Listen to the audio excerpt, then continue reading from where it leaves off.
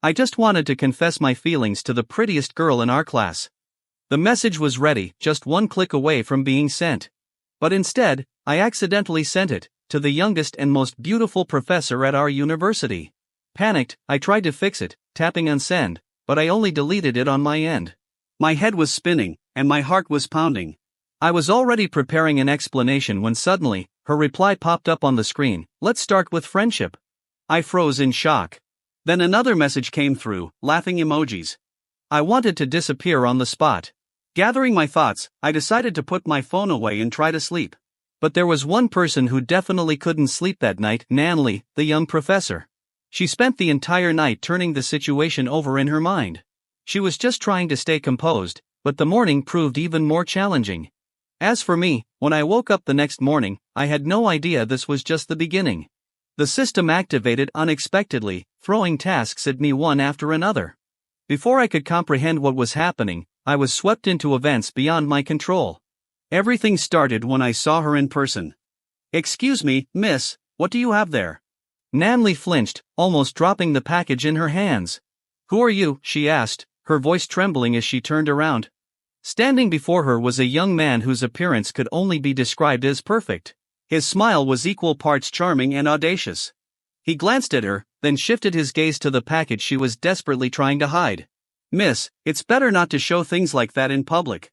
Put it in your bag, it'll be safer." With those words, he turned and ran off, leaving Nany utterly confused. "What just happened?" she whispered furiously, clutching the package. "That darn friend of mine. She ordered some intimate product and made me pick it up for her. How embarrassing." Meanwhile, the young man, his name was Su Linchuan, hid near the restroom, making sure no one had followed him.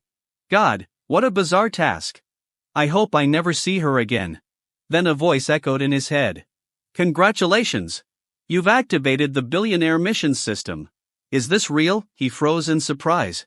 "System successfully activated. Complete tasks to earn rewards." A screen appeared before his eyes. Name, Su Linchuan. Wealth points, 0. Strength, 105. Speed, 110. Intelligence, 102. Skills, none. Inventory, empty. Would you like to open the welcome gift? Open it. Congratulations!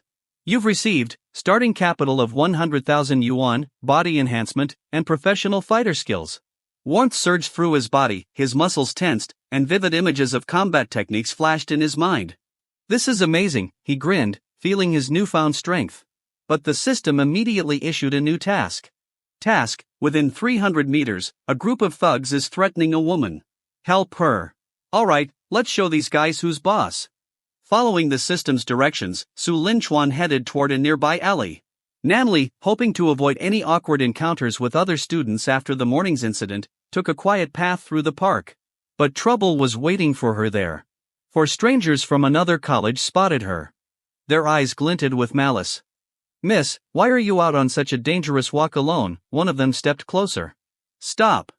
What do you want?" She tried to back away, but they quickly surrounded her. "We just want to get to know you.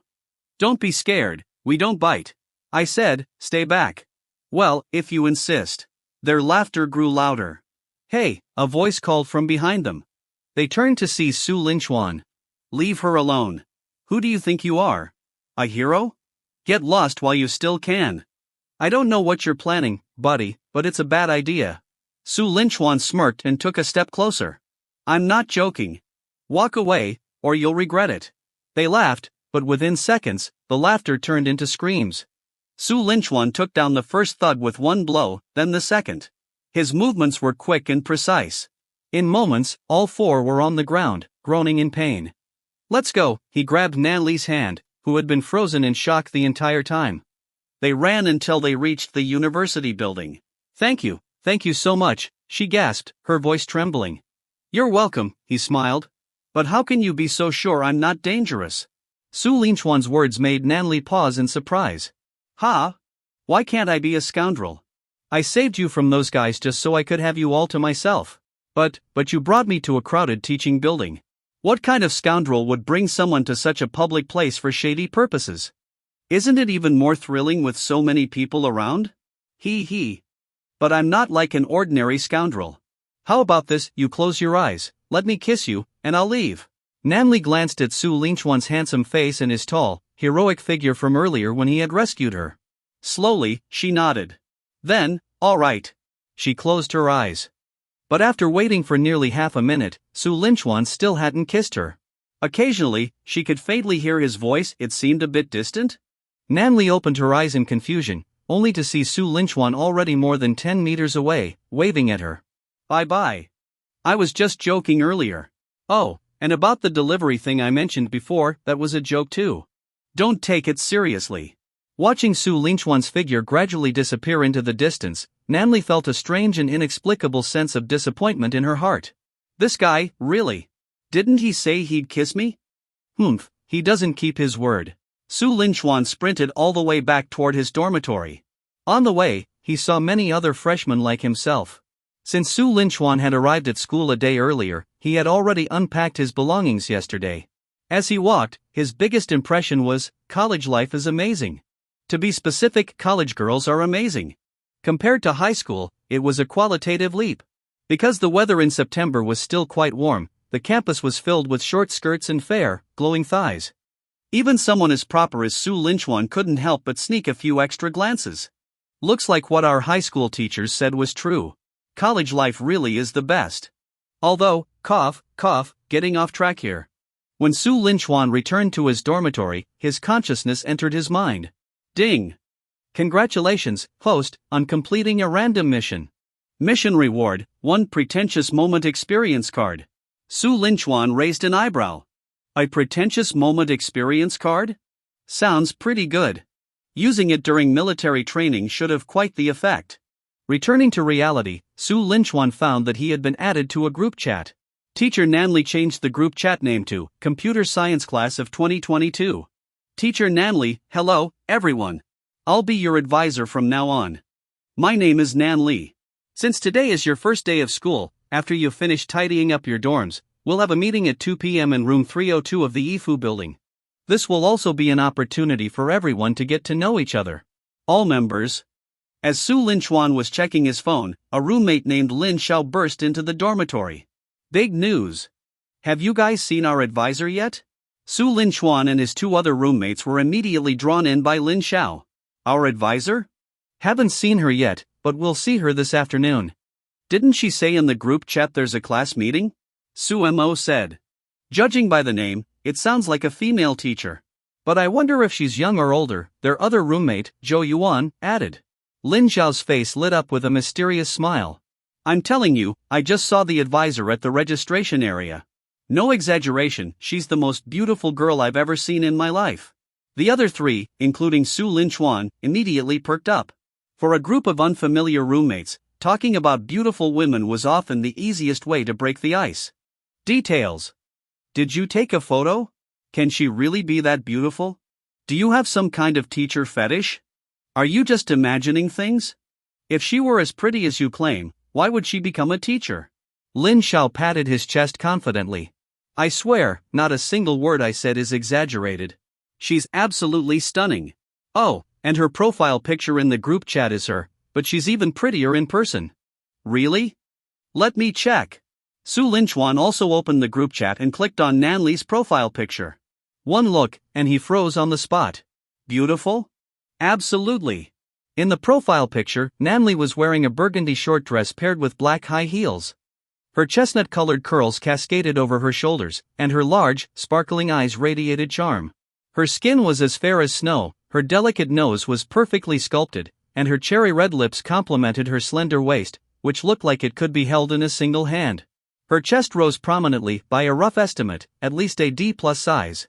Just based on the photo, on a scale of 10, she'd easily score over 9. And Lin Xiao had said she was even more beautiful in person. But Su Lingquan wasn't stunned because of her beauty. No, it was because he had seen her before.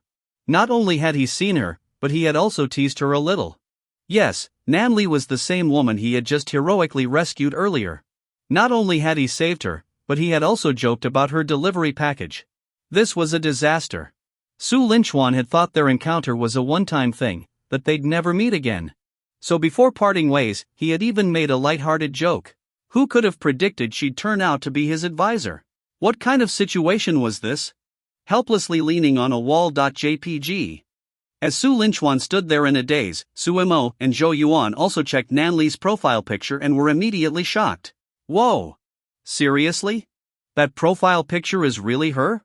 She's prettier than a celebrity. Are we sure it's not heavily photoshopped? Where is she now? I want to go see her. Lin Xiao smugly watched the others' reactions and chuckled. You're too late. She went back to her office. If you want to see her, you'll have to wait for the class meeting this afternoon. I wasn't looking forward to the meeting at all, but now I can't wait. Do you think the teacher will have a romantic storyline with me in the future? Alright, that's the theme of tonight's dream. While Lin Xiao and the others chatted enthusiastically, Su Linchuan remained stunned. Before long, the three noticed something was off about him. Hey, Su Linchuan? What's wrong with you? Lin Xiao waved a hand in front of his face, pulling him back to reality. Nothing. I was just thinking about what kind of name I'd give the kid if I had one with the teacher.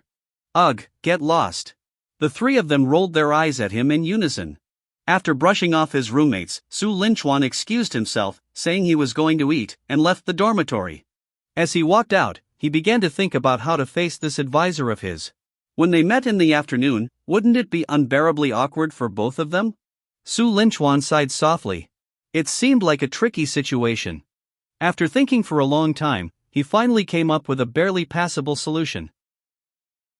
Time flew by, and soon it was afternoon.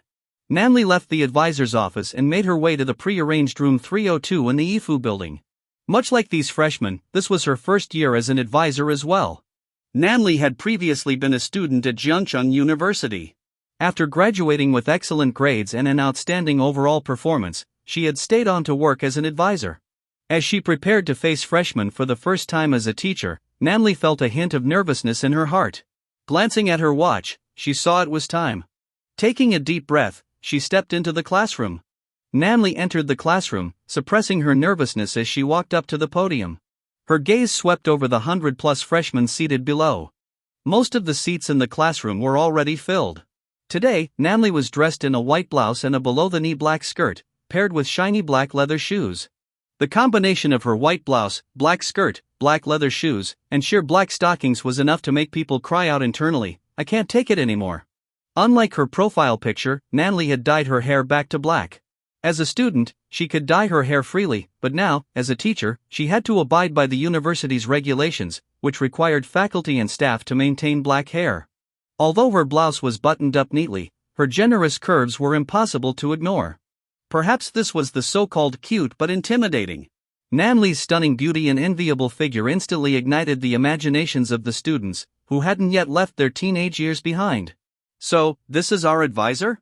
Mom, I made the right choice coming to this university. Mom, I'm sorry for arguing with you about my major in resisting computer science. I apologize. This school, this major, absolutely the right choice. Our teacher is this young? Are we sure she's not just a student pretending to be a teacher? I think I'm in love. If I marry the teacher in the future, does that mean I can rent out the campus cafeteria for the wedding feast?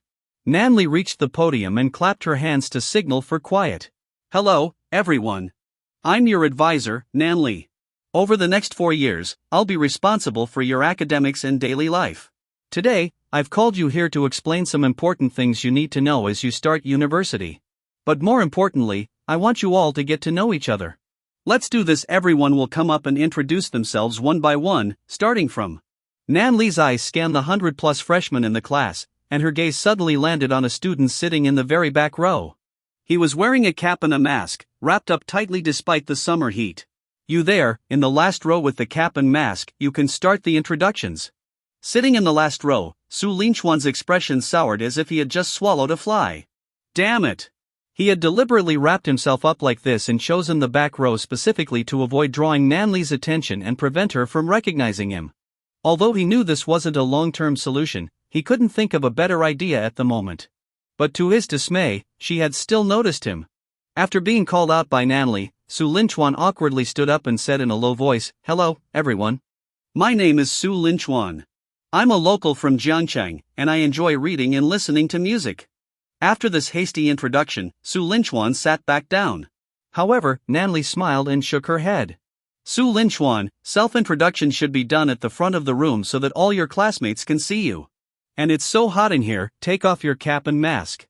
Set an example for everyone. Under Nany's urging, Su Linchuan had no choice but to reluctantly remove his cap and mask, revealing a face that could make countless girls swoon. Nany's eyes widened, her lips parted slightly, and she froze in place. It's him. She never would have imagined that the tall, heroic figure who had saved her and even teased her a little would reappear here, in this manner, and as her student.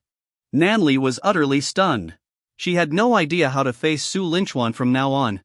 At that moment, she finally understood why Su Linchuan had been wearing a cap and mask in such hot weather. Revealing his face, Su Linchuan feigned calmness as he walked to the podium and repeated a simple self-introduction. The response from the class this time was in stark contrast to before. It was overwhelmingly enthusiastic. Especially among the few girls in the class. He's so handsome. As much as I hate to admit it, he's even better looking than my boyfriend. Ah, if there weren't so many people here, I'd be drooling right now. I want to have his babies. Among the 100-plus students, fewer than 30 were girls. Apart from a few reserved individuals, most couldn't help but cheer, or rather, shout out loud. As the saying goes, average-looking guys can't even imagine how proactive girls can be around attractive ones. For a moment, the male students in the class looked at Su Linchuan with a mix of envy and jealousy. After finishing his introduction, Su Linchuan glanced briefly at the stunned Nany but said nothing more as he returned to his seat. Nany exhaled deeply, regaining her composure, and weakly instructed the remaining students to continue their introductions. Her heart was in turmoil. The class meeting continued with each student introducing themselves. Afterward, Nany gave a brief closing speech and ended the meeting. Before dismissing them, she assigned 2 students as representatives, one male and one female. When it came time to assign the male representative, as if on autopilot, Nany chose Su Linchuan. Even she was surprised by her own choice after making it. As a representative, Su Linchuan was likely to become the class president. If that happened, Nany, as his advisor, would undoubtedly have frequent interactions with him. Could it be that deep down, she wanted to have more contact with him? The thought startled Nany. She quickly shook her head and smiled self-deprecatingly. No way. I'm a teacher. Even though I'm just an advisor and not a lecturer, I'm still a teacher. There's no way I could possibly. No way. Nany skillfully comforted herself and found her reasoning increasingly convincing. Yes, it's just that he saved me once, so I feel grateful to him. That's all.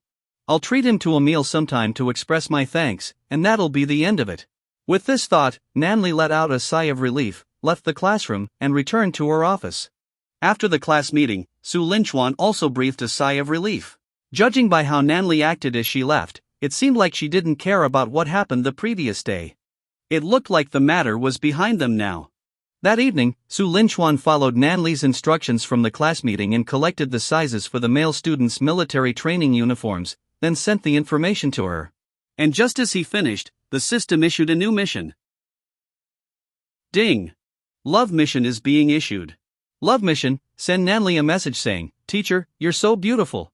Reward, host's total assets will double. Su Linchuan froze. Ha? A love mission? What kind of nonsense is this? It's exactly what you think it is. Don't you want to give it a try? Su Linchuan's mind conjured up an image of Nany's stunning face, and he swallowed involuntarily. Well, alright, it's just a simple message. No big deal. It's perfectly reasonable for a student to compliment their teacher's looks, right? Thinking this, Su Linchuan picked up his phone, opened Nany's chat window, and began typing the message. But due to an autocorrect error, the intended message, "Teacher, you're so beautiful," was sent as "Wife, you're so beautiful." Su Linchuan didn't even realize what had happened after he hit send. Ding! Congratulations to the host for exceeding the mission requirements. Reward upgraded. Reward, host's total assets multiplied by 10. Current total assets, 104,550 yen. Multiplied by 10 equals 1,045,500 yen. This amount has been deposited into your bank account. Looking at the upgraded reward, Su Linchuan was confused. Exceeded mission requirements? What does that mean? Then he looked back at his phone, and his gaze landed on the word wife. Oh my god. Damn autocorrect. I need to retract this immediately. The more panicked you are, the more mistakes you make. In his haste, Su Linchuan accidentally deleted the message instead of retracting it. He slumped to the floor. It's over. I'm done for. In the advisor's office at Jiangcheng University's School of Computer Science, Nany glanced at the clock. It was already 9 p.m. She stretched lazily, unintentionally highlighting her graceful curves. Her waist was slim enough to wrap one's hands around, and her chest was impressively full and perky. Unfortunately, such beauty went unappreciated at that moment. Alright, time to clock out and go home. Nany chuckled to herself. Students look forward to the end of class, workers to the end of their shift. This was the most relatable truth of life. As she was packing up, a notification popped up on her phone. It was a message from Su Linchuan, listing the sizes for the boys' military training uniforms. Nany glanced at it and pursed her lips, the image of his handsome face flashing in her mind. I didn't expect him to be so responsible, sending this so quickly. Maybe it wouldn't be a bad idea to make him class president. Then she added internally, not because I want to interact with him more, of course. It's just because he's responsible. Oof. Just as she finished tidying up and was about to leave the office, another message came in from Su Linchuan. Wife, you're so beautiful. Thud. Nany's phone slipped from her hand and fell to the floor. He actually dared to call me wife? I'm his advisor. Nany's mind was instantly in turmoil. About a minute later, she stared at her phone on the floor. Did I see it wrong? Maybe he didn't actually say wife? Summoning her courage, Nany picked up the phone and looked at the message again. Wife, you're so beautiful. Thud. The phone hit the floor once more. Phone, why the hell are you throwing me? What did I do? Nany slumped back into her chair, staring at the phone on the ground, unable to muster the courage to pick it up again. Picking up the phone meant she would have to confront the fact that Su Linchuan had just called her wife. Why is he like this? Why is he so direct? You can't just call someone that out of nowhere. What does he think I am? Even if he likes me, shouldn't there be a process? Calling me wife right away, what's that about? Humph. We had such a pure teacher-student relationship, and now he wants to ruin it. Bad, bad, bad. Humph. I won't reply. Let him stew in his mistake and realize how wrong he was. Nany hugged a cushion tightly and pouted, muttering angrily to herself. It's been 10 minutes now. I haven't replied, so he must have realized how rash he was, right? Humph, calling a teacher wife ridiculous. Then Nany pursed her lips. But, it's not that big of a deal, really. Maybe it's just because he's young. When someone likes you, they might blurt something like that out. It's understandable. I shouldn't be too upset. Fine, I'll wait another 10 minutes, then I'll reply. I'll forgive him this time.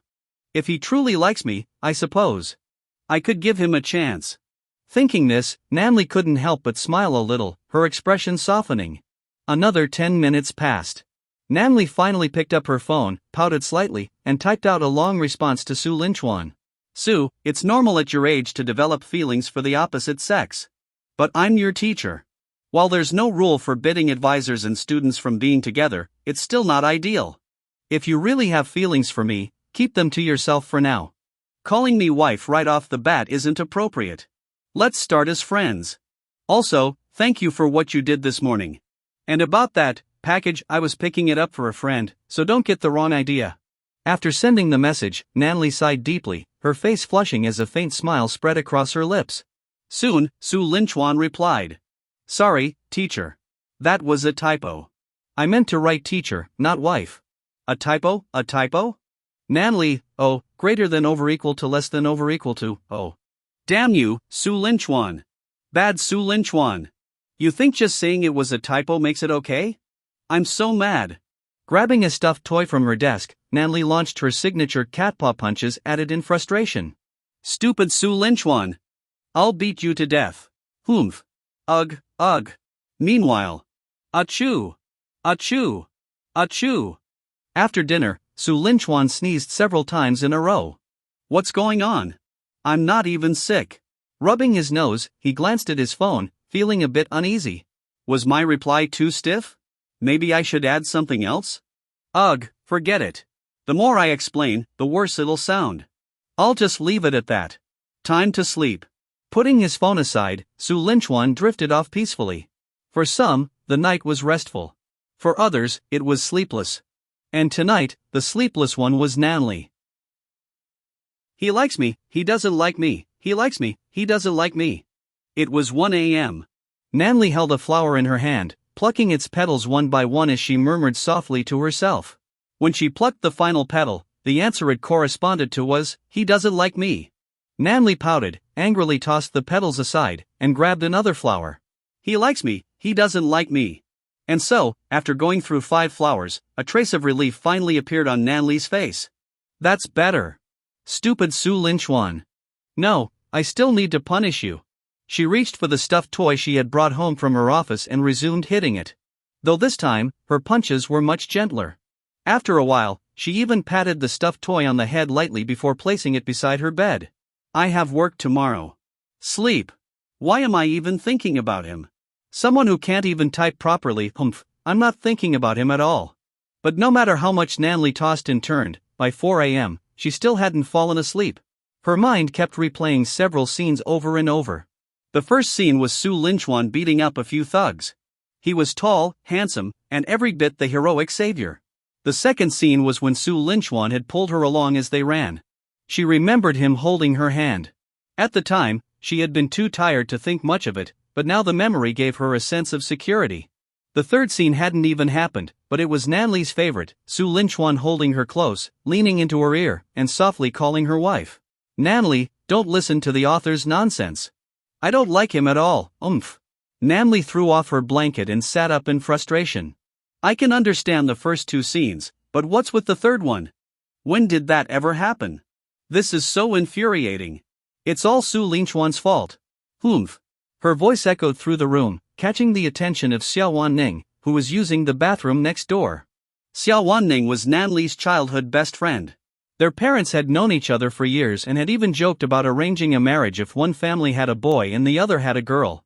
But in the end, both families had daughters. The delivery from yesterday? That was something Nany had picked up for Xiao Wanning. Since Nany lived alone in such a large house and got scared sometimes, she had invited Xiao Wanning to move in with her. Yawning, Xiao Wanning pushed open Nany's door, rubbing her eyes. Nan, what's wrong? Why are you up so early? I'm not up early, I didn't sleep at all. I couldn't fall asleep. Xiao Wanning froze. You couldn't sleep? Nan, is something bothering you? If there's a problem, tell me. 2 heads are better than 1, right? Nany sighed softly. After hesitating for a moment, she decided not to tell Xiao Wanning about Su Linchuan. The main reason? Xiao Wanning's nickname was Gossip Queen.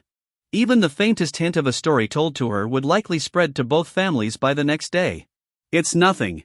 I just kept dreaming, and then I couldn't fall asleep. Xiao Wanning, ever the sharp one, immediately sensed something was off. Her gaze drifted to Nany's bed and landed on her pillow. Nan, what kind of dream were you having? It was just some ordinary nightmares, Nany stammered, her answer hesitant. Nany's lack of lying skills made Xiao Wanning's suspicions skyrocket. A moment ago, she had only been curious. Now, she was almost certain that Nany's dreams hadn't been ordinary. Nan, why would nightmares leave drool on your pillow? Did you dream of some handsome ghost? Nany's pupils shrank, and she hurriedly covered her pillow. This isn't drool. How could it be drool? Wanning, you're so funny. This is tears. Yes, tears. I had a nightmare and cried. That's all. Nany was so impressed by her own quick thinking that she momentarily forgot her panic. But Xiao Wanning didn't buy it. Tears? Not drool? Who's she trying to fool? You don't even look like someone who's been crying. This was suspicious. Big gossip-worthy suspicious. Xiao Wanning's years of experience as the gossip queen told her not to confront Nany immediately. Instead, she pretended to believe her. Oh, tears? My mistake, then. Nan, since you haven't slept, you should get some rest. I'll head back now. Nany let out a sigh of relief. Alright, you should get some sleep too. Even though you're a grad student and don't have military training, you shouldn't be late for your first class tomorrow. Xiao Wanning turned as if to leave. But as she reached the doorway, she suddenly spun around. Oh, by the way, Nan, was the guy handsome? Of course he was handsome, but he's my. Nany froze mid-sentence, her eyes widening as she clapped a hand over her mouth. The good news? She hadn't revealed anything about Su Linchuan. The bad news? Xiao Wanning now knew there was a guy. Oh, Nan, I knew it. Author's note, Why does writing this feel oddly suggestive? Nany tried to stay calm. What are you talking about, Wanning? I don't understand. Nan, stop denying it. I didn't even mention anyone specific, I just asked if he was handsome, and you immediately said yes. Be honest, when did you start dating? And why didn't you tell me? Judging by how you stopped mid-sentence, it seems like this guy has a pretty special relationship with you. Nany broke into a cold sweat. She was no match for Xiao Wanning's gossip radar. But she remained firm in her denial. Wanning, you're imagining things. I'm not dating anyone. You know me, when have I ever been close to any guy? Don't overthink it. Ugh, I'm so tired. I want to sleep. Go back to your room. Nany tried to shoo Xiao Wanning away. But once Xiao Wanning's gossip sense was triggered, calming her down wasn't so easy. Alright, fine. I won't ask anymore. How about this? Since you've been having nightmares and can't sleep, I'll stay with you. It's almost morning anyway, so I'll keep you company for the last few hours. That way, you can finally get some rest. Nany hesitated, then slowly nodded. Okay. Thank you, Wanning. Oh, come on, don't thank me. Just sleep. Nany nodded obediently. Xiao Wanning patted Nanli's head, and the two lay down together. Perhaps because Xiao Wanning was there, or maybe because Nany was already at her limit, she quickly fell asleep. And once she did, the dreams returned, especially the last one. Su Linchuan leaned close to Nanli's ear and softly murmured, "Wife." He. Nany smiled unconsciously, a dreamy, blissful expression on her face. Watching the whole scene from beside her, Xiao Wanning caught on immediately. Oh, Nan, this is big. Very big. Realizing that Nanli's behavior was unusual and suspecting she might already be, or was on the verge of, falling into the trap of love, Xiao Wanning took out her phone and recorded Nany giggling uncontrollably in her sleep. Heh, just wait until you wake up. Let's see how you explain this. Time flew by, and it was soon 8 a.m. Nany groggily opened her eyes, yawning as she woke up. The first thing she saw was Xiao Wanning staring intently at her. Ah! Wanning, what are you doing? You scared me! Nany shrieked, instantly snapping awake.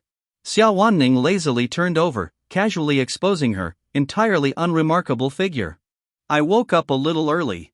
Couldn't fall back asleep, so I started watching you. Nan, I have to say, you're really good looking, hee. Nany immediately pulled her blanket up to cover herself. Wanning, that's a dangerous thought. Stop it right now. Nanli's reaction immediately piqued Xiao Wanning's curiosity. She mimed taking off an imaginary pair of glasses. Oh my, are you blushing? Come on, let me have a look. Wanning, what are you doing? I just want to see if you're developing normally. Be good and let me take a look. No. After a playful tussle, the two collapsed back onto the bed, exhausted.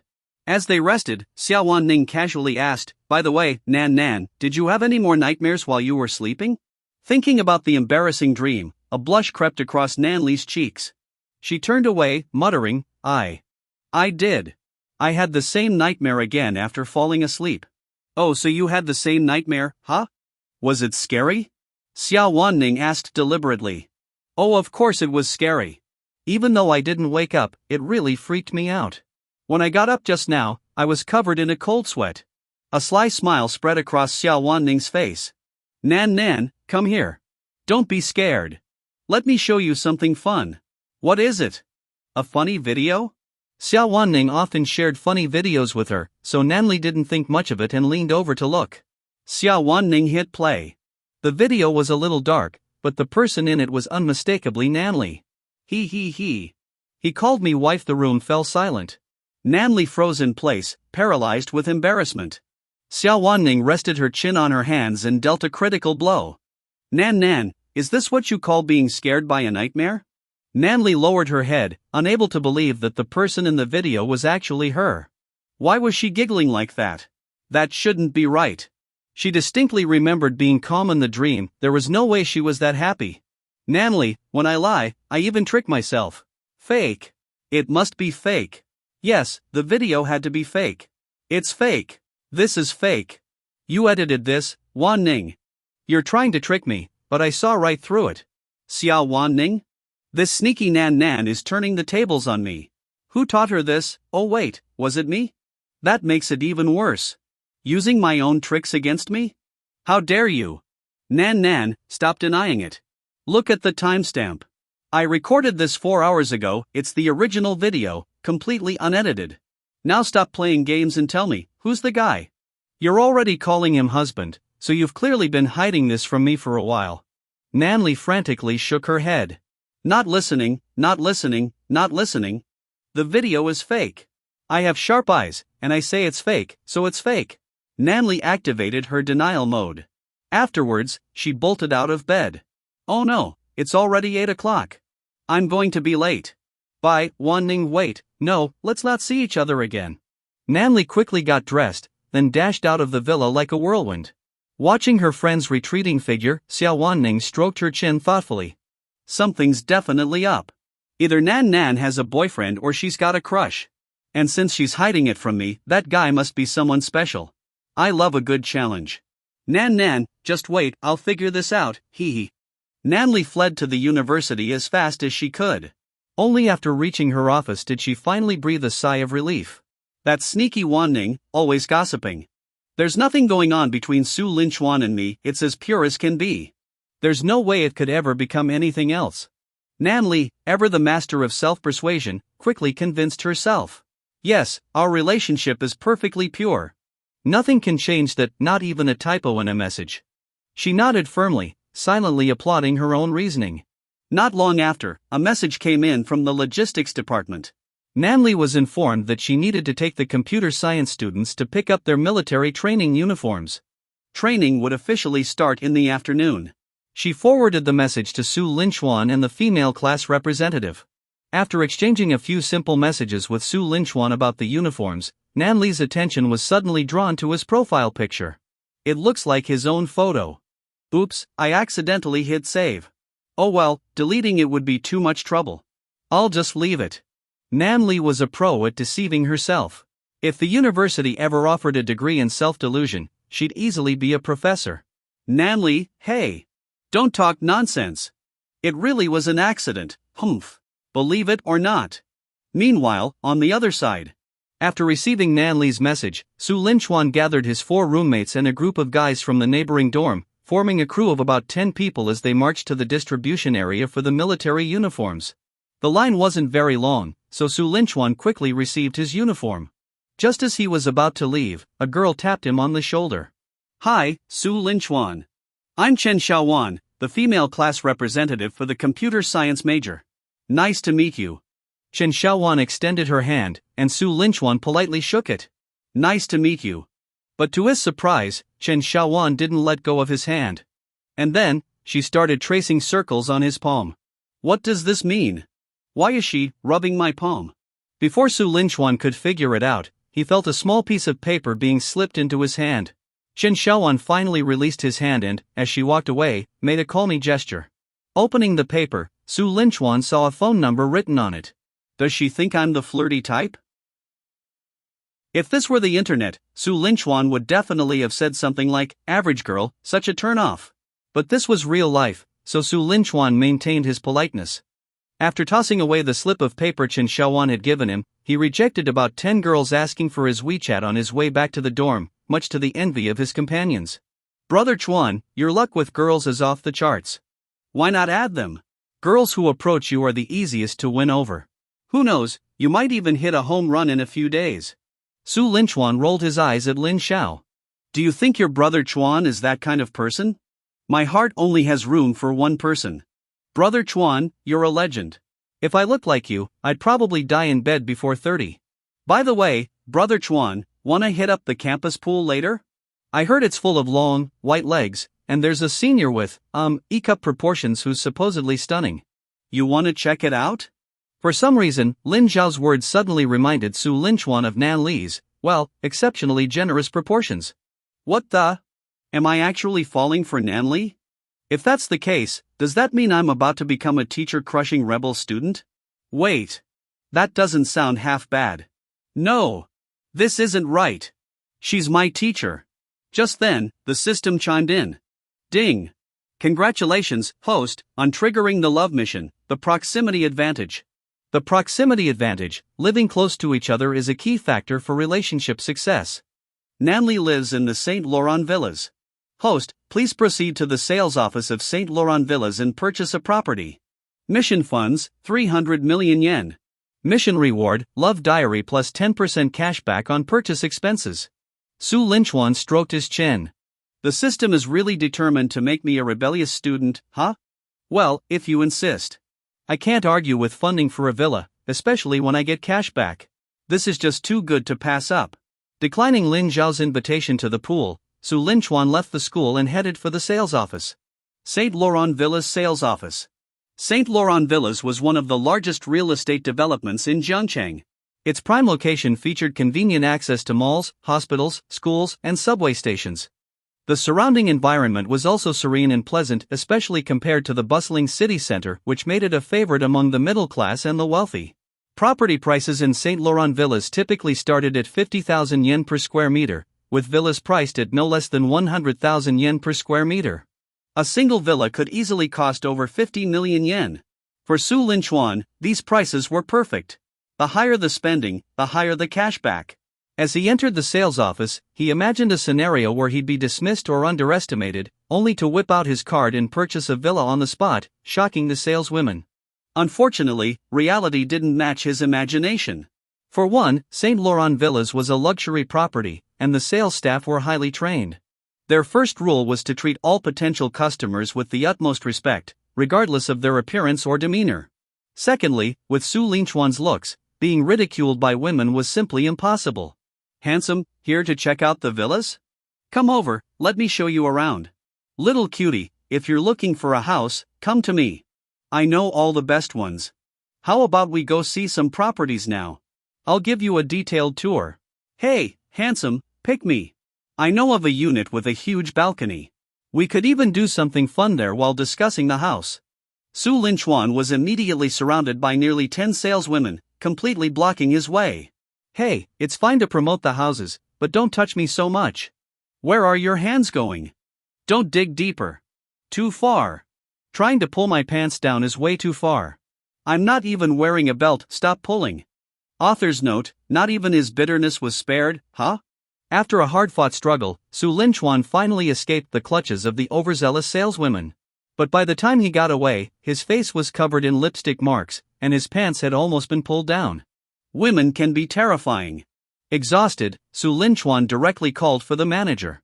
When he saw that the manager was a man, he let out a long sigh of relief. Sir, we sincerely apologize for the inconvenience caused by our staff's enthusiasm. We'll fully compensate you for any damage to your clothing, the manager said, bowing slightly. Su Linchuan waved it off and straightened his clothes. It's fine. Just make sure they treat customers with the same enthusiasm. I'm here to buy a house. What do you recommend? What are you looking for, sir? A flat, a standalone villa, or a more standard property? The price differences between these options are significant. Money's not an issue. Standalone villa. Understood, sir. Let me show you the options. There aren't many villas left in the area, but fortunately, a few units previously reserved for internal company use have just been released. Otherwise, you'd have very limited choices. Smiling, the manager led Su Linchuan toward the villa area of St. Laurent Villas. As they entered the gated villa community, they passed a small garden filled with vibrant flowers. Among them, the roses stood out the most, each bloom radiant, delicate, and breathtakingly beautiful. These freshly cut roses were in full bloom, exuding a sweet fragrance. Noticing Su Linchuan's captivated expression, the manager chuckled and explained, "These flowers are some of the finest in the area. Maintaining this garden costs several million yuan annually. Many of these blooms are imported from overseas, making this garden truly one of a kind." Passing through the garden, the manager brought Su Linchuan to the first villa. "Mr. Su, this is the first villa that doesn't yet have an owner," the sales manager said. Following his gaze, Su Linchuan saw a villa with a spacious yard. The outer walls of the yard were covered in climbing vines, and the interior was decorated in a cozy style. The villa's architecture was complex, resembling both a roundhouse and a massive castle. It was unlike anything Su Linchuan had ever seen before. Though he couldn't fully imagine the villa's interior, its exterior gave off an air of luxury and comfort. The sales manager led Su Linchuan to the entrance and unlocked the door. "Mr. Su, please, come in. I'll give you a tour." Su Linchuan nodded and stepped inside. The moment he entered, he was stunned by the opulence of the villa. The interior was gorgeously furnished, with even the walls and furniture gilded. "Mr. Su, this is the main structure of the villa," the manager explained. Su Linchuan nodded. "Got it. Not bad. I'm quite satisfied." Hearing this, the manager smiled, clearly seeing hope for a sale. "Then let me show you the rest of the rooms." "All right."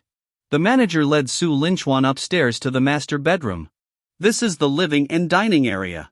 The master bedroom has two sections, one for sleeping and one for the bathroom.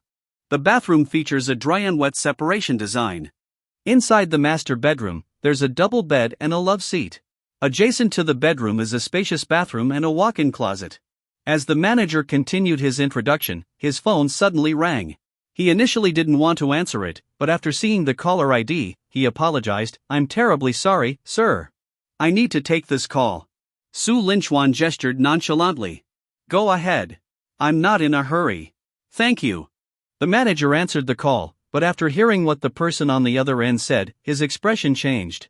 "What? Young Master Sun, you're asking about Villa 16? Young Master Sun, this villa is currently being shown to another customer. I'm with him right now. How about choosing a different property?" The person on the other end said something else, and the manager's face turned grim. After ending the call, the manager turned to Su Linchuan with an apologetic look. "Mr. Su, I sincerely apologize. The person on the phone specifically requested the villa you're currently viewing. No matter how much I tried to dissuade him, he insisted on this one and said he's on his way now. What do you think?" Hearing this, Su Linchuan's interest was immediately piqued. "Here it comes. The moment I've been waiting for, the classic face-slapping scenario. This is exactly what the system is for, isn't it? Ah, finally. Initially, I wasn't set on this particular villa, but now? Forget the others. This one's mine. I'll wait right here for him." "Mr. Su, the person on the phone isn't easy to deal with. He has a fiery temper. If he shows up, there will definitely be a confrontation. How about I show you some other available villas? I can even offer you a discount." "No need. I want this one.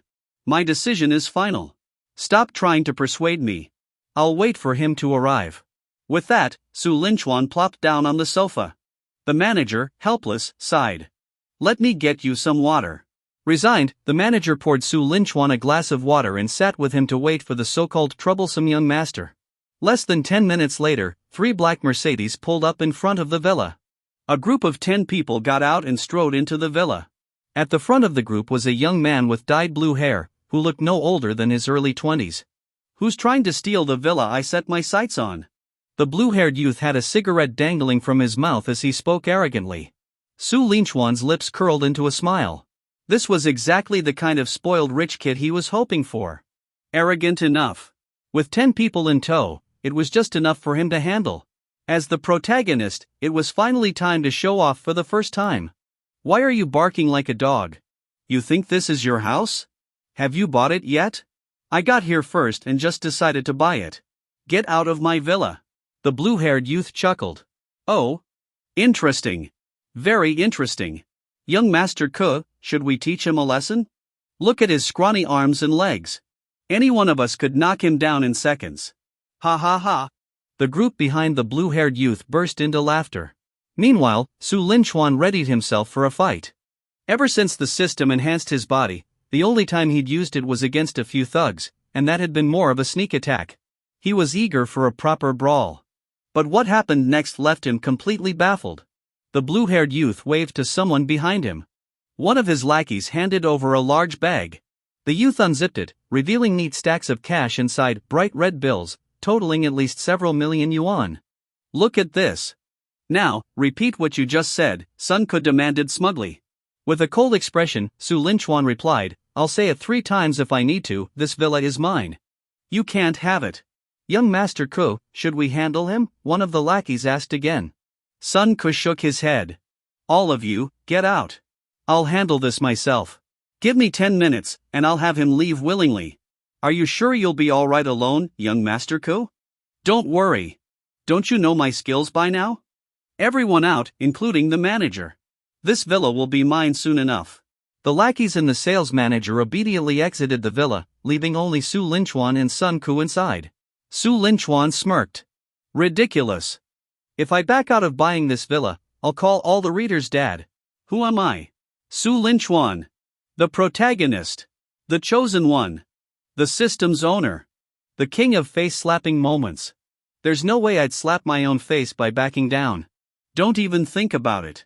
Giving up this villa to you? Dream on. If it's about money, I'll crush you with it. Thanks to the system's backing, Su Linchuan was brimming with confidence. But what happened next shocked him even more. Sun Ke suddenly dropped his arrogant act, pulled out a box of cigarettes, and offered one to Su Linchuan. Bro, sorry about earlier. Here, have a smoke. Just now, my behavior was unavoidable. Please forgive me. I really want this villa. How about this, you name your terms? What would it take for you to let me have it? Sun Ke's tone was polite, a stark contrast to his arrogant demeanor earlier. This left Su Linchuan completely dumbfounded. I was already clenching my fists, and now you're hitting me with this? Honestly, I liked you better when you were being cocky. I don't smoke. Give me a moment to calm down. All the emotions Su Linchuan had been building up had nowhere to go. As the saying goes, you can't hit someone who's smiling at you. Since Sun Ke was being so courteous, Su Linchuan couldn't very well initiate a conflict, otherwise, wouldn't he look like the villain? When Su Linchuan didn't agree to give up the villa, Sun Ke pulled out his trump card. Brother, the fact that we met today is fate. How about I tell you a secret? The reason I want this villa is because... It turned out that Sun Ke's father wanted him to pursue the daughter of the chairman of Hangtai Group, the company that owned Saint Laurent Villas. This young lady happened to live in the same community. Sun Ke's father had given him an ultimatum, he absolutely had to win her over. Proximity breeds intimacy, so Sun Ke came here to buy a villa. After hearing this, Su Linchuan asked curiously, aren't you unwilling to pursue her? Then why are you competing with me for this villa? You don't get it. My dad gave me a non-negotiable order to buy this villa. If I don't even go through the motions, he'll make my life miserable. I've already done my research. There are 7 vacant villas in Saint Laurent Villas right now. 6 are in the west section, but only this one is in the east section. That young lady lives in the west section. I figured if I bought a villa farther away, I could satisfy my dad while avoiding her altogether. Oh, Su Linchuan nodded in understanding. That makes sense. So, brother, let me have this villa. You can pick one in the west section. Who knows, maybe if you live closer to her, you'll have a better shot. You're even more handsome than me, girls are bound to like you. Sun Ke tried his best to persuade Su Linchuan. But Su Linchuan just scoffed. Come on, the way you're avoiding her makes me think this heiress must weigh as much as her title implies. Otherwise, why would you go so far to steer clear of her? Hey! That's not fair, brother. The eldest daughter of the Nan family is famously beautiful. Don't believe me? Look at her photo. Her profile picture is a real photo of herself. Initially, Su Linchuan was dismissive. A profile picture? Those are always photoshopped to high heaven. But then, out of the corner of his eye, he caught a glimpse of the photo. In an instant, his eyes widened. This couldn't be. The longer he looked, the more familiar the photo seemed. Wasn't this Nany? The profile picture was identical. Seeing Su Linchuan's expression, Sun Ke thought he was making progress. The heiress you're talking about, is it the person in this photo? Yep. Didn't I tell you? Isn't she stunning? Is her name Nany? Yeah, it's Nany. Wait, how do you know that? Sun Ke asked, puzzled. Brother, say no more. The villa is yours. Not for any other reason, I just want to make friends with someone like you. Su Linchuan said with exaggerated sincerity. Sun Ke's mouth twitched. This guy, is that his real face? Just moments ago, he was adamantly refusing to give up the villa, and now, after seeing a photo, he was singing a completely different tune. But Sun Ke wasn't complaining, this was exactly the outcome he wanted. Brother, let me formally introduce myself. I'm Sun Ke, from a family in the film industry. Today, you've made a friend in me. Oh, and here's a bonus tip, Nany currently lives in Villa 52. The adjacent villas 51 and 53 are both vacant. You know what to do. Su Linchuan smiled.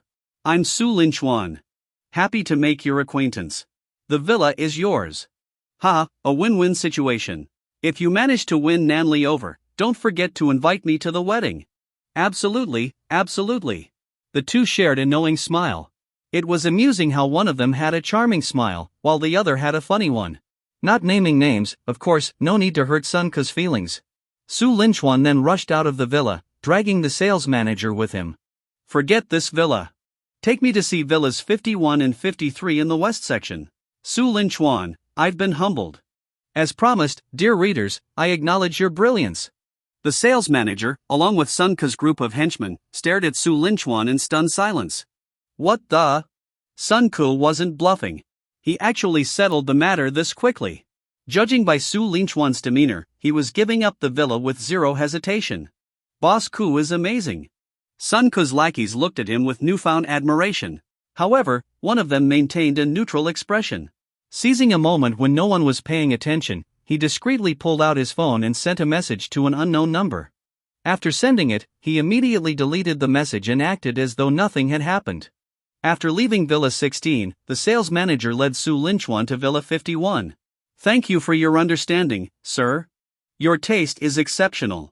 These villas, including the others nearby, were recently released by the company. They used to be off-market exclusives. Su Linchuan nodded. Looks good. How much? I'll take it, along with Villa 53. Just swipe my card. Very well, sir. Wait, what? The manager was caught completely off guard by this sudden declaration. What? Didn't you hear me? I asked how much. Swipe the card, I'm buying both villas. Don't you want to take a look inside first? The manager struggled to comprehend this way of buying property. No need. These two will do. How much? The manager swallowed nervously, wiping the sweat from his forehead. A faint, uncontrollable smile crept across his face. If this sale went through, he wouldn't need to close another deal for the next 6 months. Sir, Villa 51 is priced at 75 million yen, and Villa 53 is 72 million yen. Su Linchuan frowned slightly. This price isn't great. Seeing the frown, the manager quickly interjected. Sir, the price is negotiable. If you buy both, we can offer a discount. But Su Linchuan shook his head. No, that's not what I meant. The price is a bit too low. Are there any other vacant villas near Villa 52? Give me their numbers. Though puzzled, the manager complied. In addition to these two, villas 38, 48, 50, and 54 are also available. Su Linchuan stroked his chin thoughtfully. All right, here's what we'll do. I'll take villas 50, 51, 53, and 54. What's the total? The manager was stunned, his jaw practically hitting the floor. Is this really how rich people buy houses? He had seen wealthy customers come to buy property before, but none had been this extravagant. Buying houses like they're cabbages? Not satisfied with 2 houses because it feels too little? So they go ahead and buy 4 instead? This was absolutely blowing his mind. Sir, the price for Villa 50 is 69 million yen, and for Villa 54 it's 75 million yen. The total for all 4 villas comes to 291 million yen. Are you sure about this? Of course. Ugh, you're so annoying. Go prepare the contract already, I have things to do this afternoon. If you keep dawdling, I'll find someone else to buy from. My apologies, sir. I'll have the contracts ready in no more than 30 minutes. Under Su Linchuan's urging, the manager worked with incredible efficiency. In just 20 minutes, the contracts were ready. Using the funds provided by the system, Su Linchuan successfully purchased all 4 villas. Now, the 4 villas surrounding Nany's Villa 52 all belong to him. Shortly after, the system rewards arrived. Ding! Host has successfully purchased property. Total expenditure, 291 million yen. Cashback of 10% successfully processed, 29,100,000 yen has been deposited into your bank account. Ding! Congratulations, host, on receiving the love diary. With this cashback, Su Linchuan's wallet had officially bulked up. Almost 30 million yen, it was a far cry from his former days as a broke student. With just 2 days since acquiring the system, his transformation into a true wealthy protagonist was in full swing. Now his attention turned to the second reward. Love diary. The entries in this diary are one day ahead of real-world events. The host can write something in the diary, and there is a probability that the written event will occur the next day. Note, limited to 1 use per day. Su Linchuan raised an eyebrow as he examined the love diary. His eyes glinted with interest. Shouldn't this be called the diary of wish fulfillment? Why call it a love diary? Because the system's original intent was for the host to use it for romantic purposes. Therefore, it's called the love diary. For example, the host could write about hugging or kissing Nany, and who knows? It might just happen. Su Linchuan maintained a serious expression, chiding the system. System, you're underestimating me. Do you think I'm that shallow? Is this how you see me? Of course, yes. Is there a problem? Well then, if that's your attitude, I have to give you credit, you've judged me perfectly. Su Linchuan smirked, secretly impressed by the system's sharp eye. While he wasn't entirely obsessed with appearances, Nany's beauty was truly extraordinary, on par with his own good looks. That said, Su Linchuan wasn't someone who fell in love easily. On the contrary, his standards were exceptionally high, which was why he had never dated anyone, despite countless girls pursuing him since middle school. But when he met Nany that day, for the first time, he felt a spark. Taking out the love diary from the system, Su Linchuan flipped to the first page. The date was September 3rd, tomorrow. After thinking for a moment, he decided to test it with something simple. I will have an accidental hug with Nany. Other protagonists reading this would likely shed tears. With such a powerful tool, all he wrote about was a hug? Su Linchuan, however, prided himself on being upright.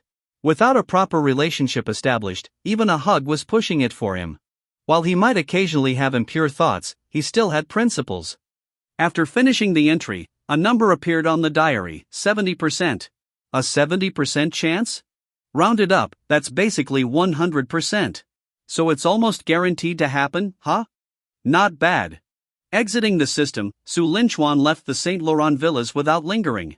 Since military training was scheduled for the afternoon, he returned to school and grabbed lunch with his 3 sons in the cafeteria. After getting his food, Su Linchuan sat down at a table to wait for the others. Soon, Lin Xiao arrived, grumbling as he approached. The school cafeteria is such a scam. The food is bad enough already, but the lunch lady kept shaking her hand while serving. I ordered braised pork, and she shook 2 pieces right off the plate. Now my 12-yen meal only has 2 pieces of pork, the rest is all chili skins. Su Linchuan glanced at Lin Xiao's plate. Indeed, 2 lonely pieces of meat sat miserably atop a pile of chili. For 12 yen, this was daylight robbery. Hearing Lin Xiao complain, a familiar sound rang in Su Linchuan's mind. Ding! Congratulations, host, on unlocking the mainline mission, Purify Society. Submission number 1, Purify Campus. Purify Campus, the school is plagued by exploitative practices, including overpriced cafeteria meals, expensive goods in the campus store, overpriced printing services, and unfair laundry fees. The host's task is to eliminate these practices and create a fair environment for students at Jiangcheng University. Mission assistance, 100 million renminbi. Mission timeframe, 1 month. Mission rewards. If the final net profit is negative after the initial investment, the host will receive 10% cashback on the total expenditure. If the final net profit breaks even, the host will receive full cashback on the total expenditure. If the final net profit is positive, the host will receive double cashback on the total expenditure. Su Linchuan froze, processing the new mission. A mainline mission? Purify Society? It sounded pretty appealing. The cafeteria's food was overpriced and unappetizing, and the lunch staff's stingy portions only made it worse. The campus store was no better, exploiting its monopoly to charge higher prices, just a few yuan extra per item, but enough to leave a bad taste in people's mouths. And that wasn't all. The printing shop and laundry services were just as exploitative. Su Linchuan had experienced some of these issues himself and heard about others from his classmates. Many students complained, but nothing ever changed. Seeing this mission filled Su Linchuan with enthusiasm. Spending money recklessly might feel good at first, but it would eventually grow tiresome. Fixing the campus environment? That was meaningful. And judging by the system's wording, campus reform was only the first step. Next up, the mission would expand to society as a whole. The thought made Su Linchuan grin. Raising his hand, he declared, "This mission is perfect for me." As he spoke, he suddenly felt his hand brush against something. Looking up, Su Linchuan found himself locking eyes with Nany. And upon closer inspection, good grief! His hand had landed right on her face. Su Lin Chuan, what are you doing? Nany glared furiously at Su Linchuan, her eyes darting to his hand, which he still hadn't withdrawn. Su Linchuan, realizing what had happened, stammered, I swear it wasn't on purpose. Do you believe me? Nany's expression remained frosty. After shooting him one last glare, she huffed, grabbed her food, and walked away. Watching Nany leave, Su Linchuan finally breathed a sigh of relief. Just as he was still processing the unexpected physical contact, his 3 roommates crowded around him, each giving his face a firm pinch. Little Chuan, am I dreaming? What did I just see? What were you doing to the advisor? Whoa, it's like a dream for real. Pinching his face doesn't even hurt. Yeah, doesn't hurt me either. Su Linchuan swatted their hands away. Nonsense. Of course it doesn't hurt, you're pinching my face. What are you all talking about? I don't understand a thing. He decided to play dumb about the incident. Little Chuan, that's not fair. We all saw it with our own eyes. Come on, share with us, what did it feel like? I've never even dated anyone before. Zhou Yuan's eyes gleamed with curiosity. I heard it feels like touching a water balloon, is that true? Added Suemo eagerly. Su Linchuan scanned the 3 of them, who were practically bursting with curiosity. With a deep sigh, he reached into his pocket and pulled out his wallet.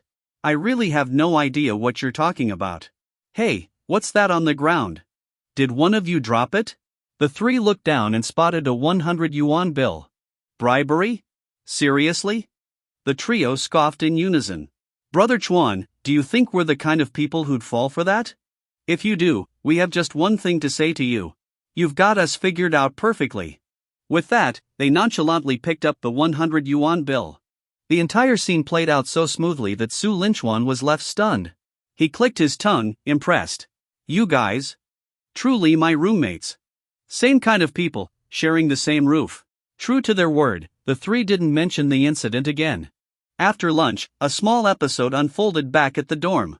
Lin Xiao had secretly gone to the campus store, bought a few balloons, filled them with water, and brought them back to his bed.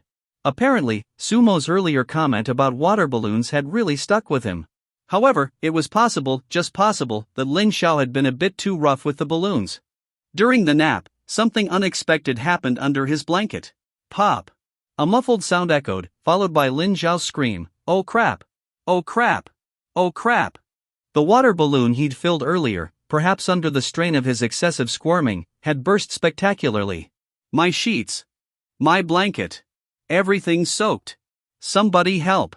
Su Linchuan couldn't hold back and burst out laughing. Lin Xiao, good thing you don't have a girlfriend yet. With that gorilla grip of yours, even if you got one, she'd dump you after accusing you of trying to yank out her heart. Stop joking around. I was just trying to cool off because of the heat. How was I supposed to know the stupid balloon was defective? It burst as soon as I touched it. Lin Xiao, Suemo chimed in mercilessly, is it possible that, if you're too hot, you could just not use a blanket?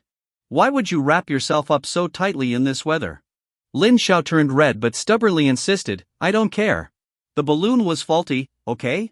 Back me up here. Perhaps inspired by Su Linchuan earlier, Lin Xiao reluctantly resorted to a little financial persuasion. He pulled out a 100 yuan bill from his wallet, stared at it mournfully for a moment, and then swapped it for a 20 yuan bill. Lin Xiao, with that attitude, it's hard for us to promise we'll forget this completely, Zhou Yuan teased. Grimacing, Lin Xiao swapped the 20 for a 50. Su Linchuan and the others quickly snatched up the 50 yuan bill and, in a gesture of roommate solidarity, promised never to mention the incident again. Unintentionally, this act of bribery became something of a dorm tradition, though that's a story for another time. By 1:30 in the afternoon, it was time for military training. Despite their reluctance, the 4 changed into their uniforms and made their way to the field, ready to face the merciless sun. Good afternoon, students. Let me introduce myself. My name is Deng Chang, and I'll be your instructor for this training. From this moment on, forget about being computer science students. You are now members of the 3rd Company, 7th Platoon. Understood? Understood. Only a few weak voices responded from the group of over 100 students. I'm not satisfied with that response. Is that how an energetic 18-year-old should sound? Your answers should be loud and full of spirit. Let me ask you again, understood? Understood. The deafening response earned a nod of approval from Deng Chang. Good. Since you're all so full of energy, let's start with an hour of standing at attention. Wah! A collective groan rose from the group. Deng Chang's expression didn't budge. 2 hours. Instantly, the complaints ceased, replaced by looks of despair. As the group stood at attention, a graceful figure appeared on the field. It was Nany. As the advisor, she had come to check on the students during their first day of training. After exchanging a few words with Deng Chang, her eyes scanned the group and landed on Su Linchuan. The sight of him instantly reminded her of what had happened during lunch. I was just trying to find a seat after getting my food, and then this massive hand appeared out of nowhere. Her face turned red just thinking about it. How embarrassing. Stupid Su Linchuan. I'm going to go home and punch that doll again later. After shooting him a glare, Nany walked away. The sweltering heat was unbearable, especially since she was wearing black stockings. As she headed back to her office, a thought suddenly crossed her mind. It's so hot out. What if he gets heat stroke? Should I bring him some cooling tea? After all, he did save me once. She shook her head furiously. That troublemaker. Why should I care if he gets heat stroke? Serves him right. Even so, without realizing it, her path led her straight to the campus store. Standing in military posture for about half an hour, some students in the group were already starting to sway. The thinner and weaker ones were struggling to remain upright. The sun hung high in the sky, impartial in its mission, to roast every person on the ground equally until they turned a deep shade of tan. At that moment, a girl suddenly spoke up. Instructor, I need to use the restroom. Instructor Deng Chang didn't even glance at her. Instead, he responded coolly, speak properly. Say report first. Report, instructor. I need to use the restroom. Deng Chang looked at her briefly, then scanned the rest of the group. Anyone else? Report, instructor. I need to go too. Report, instructor. Me too. Report, instructor. Add me to the list. Soon, over 10 people had asked to use the restroom. However, less than half of them genuinely needed to go, the rest just wanted an excuse to take a break. Su Linchuan was among those who raised their hands. Deng Chang smiled faintly. Everyone who wants to go to the restroom, step forward and line up. Su Linchuan joined the group, standing in line with the others. If you want to use the restroom, fine, Deng Chang said. But it's not break time yet. Officially, we don't rest until after 2 hours of standing in military posture. If you insist on going now, each of you must perform a talent show first. Once you've performed, you may go. If you're unwilling to perform, you'll just have to wait until the official break. Groans filled the air. Performing just to use the restroom? This was worse than boot camp. Suddenly, a sweet voice chimed in. Everyone's worked hard. I've brought some iced drinks to cool you down. Instructor, let them have some first, otherwise, they might suffer from heat stroke. It was Nany. She had arranged for the campus store staff to bring over 2 crates of iced drinks. Of course, this was out of concern for all the students enduring the grueling training, definitely not because she was worried about Su Linchuan. No, definitely not. Nany, exactly. As a counselor, it's perfectly reasonable for me to care about my students. Don't read too much into it. Hearing Nany's suggestion, Deng Chang couldn't refuse her goodwill. All right. Everyone, take a 2-minute break and drink up. After that, we'll resume and revisit the talent show. Yay! I'm dying of heat. I need water. Finally, a short break. Teacher Nan is the best. After finishing their drinks, the students collectively thanked Nany. She smiled warmly at each of them except for one notable exception. Thank you, teacher, Su Linchuan said, grinning at her. Nany simply huffed, glaring at him without responding. The moment resembled a lover's quarrel, which didn't go unnoticed. The girls in the crowd despaired. How could Counselor Nan steal our beloved Su Linchuan? Sob sob. The boys were equally distraught. Our stunning counselor is exchanging glances with the class heartthrob? No, my beautiful counselor. After the break, everyone resumed their positions. Those who had asked to use the restroom lined up again. Deng Chang looked at them. Alright, start performing. Once you've shown your talent, you can go. Who's first? Su Linchuan smirked and immediately raised his hand. Report, instructor. I'll go first. Alright, step forward and face the group. As Su Linchuan stepped forward, he entered the system interface and accessed his inventory, selecting the Show Off Experience card. System, activate the Show Off Experience card. Ding! The card has been activated. The system will assist you in flawlessly executing your performance. Go ahead and show off to your heart's content. Su Linchuan smiled confidently. He'd been waiting for the perfect opportunity to use this card. Instructor, Teacher Nan, my talent is magic. Deng Chang raised an eyebrow. Magic? Doesn't magic usually require props? Did you bring some with you? Nanli's gaze flickered over Su Linchuan, though she wasn't particularly interested in the magic itself. Instead, he looks pretty handsome in his military training uniform. My magic doesn't need props, Su Linchuan replied, staring straight at Deng Chang. I can perform it barehanded. Deng Chang was intrigued. Alright, go ahead. I'm curious to see what you can do. Facing the group, Su Linchuan began, Classmates, let me ask you, what's your biggest wish right now? Without hesitation, someone shouted, to shower and sleep in the dorm. The answer drew laughter from the crowd. But Su Linchuan remained serious. That's a good wish. I know that it's not just your wish, it's everyone's wish, isn't it? Yes. Many voices responded in unison. So, what's needed to make that wish come true? Cancel military training and dismiss us. And how could we make that dismissal happen? Su Linchuan turned to Deng Chang. If there's heavy rain, strong winds, or a special school announcement, we can dismiss early, Deng Chang replied. Su Linchuan nodded. Very well. My magic will bring rain. His words prompted laughter from the crowd.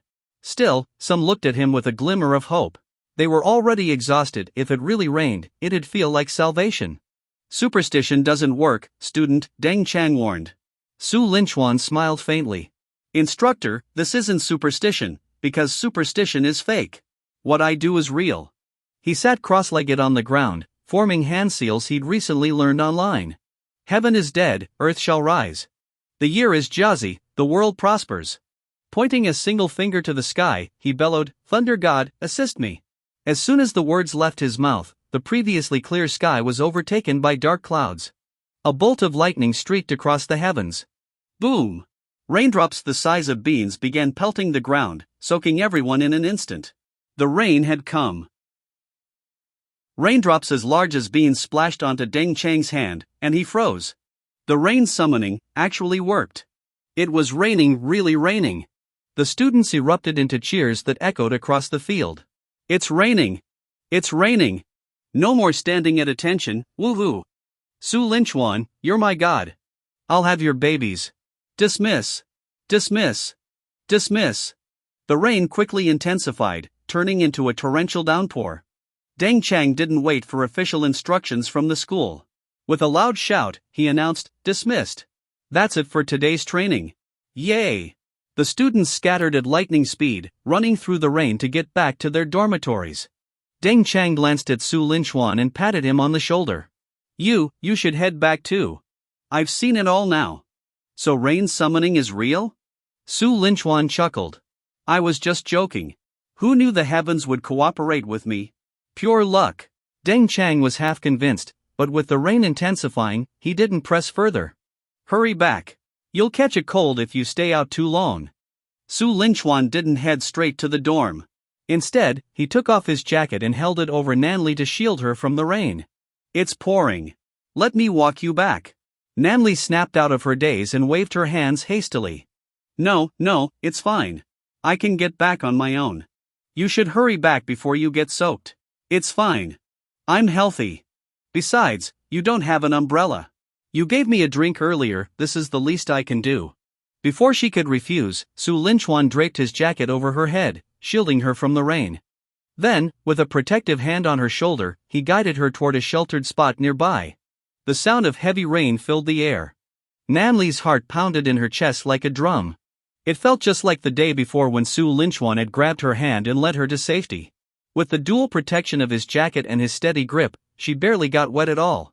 For the first time, Nany felt a sense of security she'd never experienced before. Her mind drifted to the dream she had the other night, which now seemed to evolve on its own. Su Linchuan, shielding her from the rain, leaned close and whispered into her ear, Darling, you're so beautiful. He. A silly smile spread across Nanli's face as she giggled to herself. What are you laughing about? Su Lingquan's voice brought her back to reality, startling her. Ha! He should be watching the road. How did he see me smiling? Oh no, I must have laughed out loud. Nanli, get it together. She stammered, I just thought of something funny, unable to meet Su Lingquan's gaze. Something funny? What is it? Su Lingquan asked, intrigued. It's just funny, that's all. Oh, look, there's an underground parking lot ahead. My car's parked there, and I have an umbrella inside. Let's go there. Nanli skillfully diverted the conversation. When Su Lingquan didn't press further, she breathed a sigh of relief. See? I wasn't lying. It really was a happy thought. I'm so good at changing the subject. He. When they reached the underground parking lot, Nanli noticed that Su Lingquan's jacket was completely soaked through. Your clothes are all wet. Let me help you dry off. She retrieved a new pack of towels from her car, took one out, and started gently wiping the rain off Su Lingquan's clothes. If you don't dry off soon after getting wet, you'll catch a cold. Her voice was soft, her movements careful. For a moment, Su Lingquan was utterly mesmerized. After drying his clothes, Nanli noticed his wet hair. She pulled out another towel. Lower your head. I'll dry your hair for you. Once she finished, she glanced at him and saw that he seemed lost in thought. She waved a hand in front of his face. What's wrong? Are you okay? Su Lingquan snapped out of it. Oh, I was just thinking.